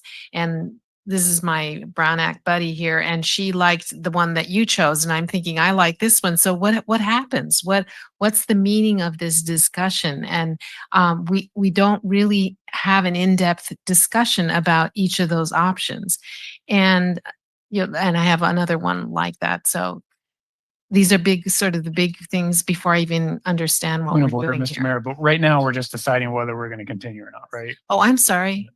And so Kathy, It sounds like you're in favor of it. No, I thought we were saying yes. Okay, never mind. Kathy, would you like to continue tonight into a comment and question stage? Well, just to define the process going forward, Okay. because I wouldn't be just happy with Matt on the Zoom talking to us about this again. I need more than just regurgitating this again and then trying to get some clarification of these things over Zoom. Okay, let's turn it over to Allison and Lane, and then we'll decide if we're going to adjourn or not. Matt has offered to drive down for an in-person again, to have a more intimate discussion. And that's what I'm thinking, that we can do it more of a workshop study session type thing, more informal, to where you can just kind of have some back and forth discussion and really kind of flush out these issues. Okay. That's exactly what I would like. Okay, so I'm hearing that we don't want to continue this tonight. We'll stick to the motion that we had earlier, which was to end after Matt's presentation, unless we wanted to go longer. And this is where we're deciding. It sounds like we don't as a body. And then we would go to consent, and then we would adjourn, according to the motion that we passed, half an hour ago. Yeah. All right. Thank you, Matt. We're sorry it worked out this way, but like you said, there's some silver lining to this unexpected process. Thank you. And drive safe, Matt. Thank you for being down here with us. Okay, let's move, if we could, to the consent agenda. And are there any brief questions, comments, or requests to discuss something in depth? Councilmember McCarthy, No, I move to approve. is there a second? Okay, I second. last chance for quick questions, brief comments. I have two brief comments. Okay, let's go to Councilmember Mayor Pro Tem Fisher first. I would like to abstain from item L1. So, because I recused myself. So I cannot vote on that. Is that true? I assume. Okay. Yes, thank you. All right, thank you, Elizabeth. Anything else, Elizabeth? Okay, let's go to Councilmember McAdams. Thank you, Mayor. 10F1, I am happy to support funding the 2 firefighter positions. Just as our city is growing, so is the responsibility of our public safety workers. And then also similarly on 10G2, the cameras and the upgrading the technology for our police officers and police department. In full support, I think it's important that our teams have the needed up-to-date equipment to keep our officers and the public safe. All right, and I just want to note that we got some public comment on 10F1 from Peter Lee suggesting, I guess the punchline, the conclusion was that we not hire the 2 new firefighters until we satisfy the urgent needs of the police department and the maintenance department. Okay, Councilmember Biala, did you have anything? No, I think I seconded. Okay, and then Fred, we have comments on the consent agenda folded into our public comments for items not on the agenda. So we've already had in essence comments on that. But whatever comments you do have, I think you should send them to Lane or whoever you'd like to send them to. Okay, thank you very much, Fred. Okay, so we have a motion. Do we have a second? We must have. Who seconded it? Kathy? Do we need to split the question though for? Yeah, so Brian, if you could amend your motion to exclude 10L1. Sure, I move to approve consent excluding 10L1. Second holds. All right, any further comment before we go to a vote? All in favor, please say aye. Aye. That motion passes with the 4 of us voting and with 1 recusal. Oh, sorry, that motion passes 5-0 unanimously. I'll motion that we approve 10L1. Second. All right, any final questions before the vote? All in favor, please say aye. Aye. Aye, that motion passes with the 4 of us voting. Thank you. And so I believe we're ready to adjourn. Thank you, everyone, for a wonderful evening. Andrea, superstar, thank you. Thank you. Thank you, everybody. We're back to our, yeah, before.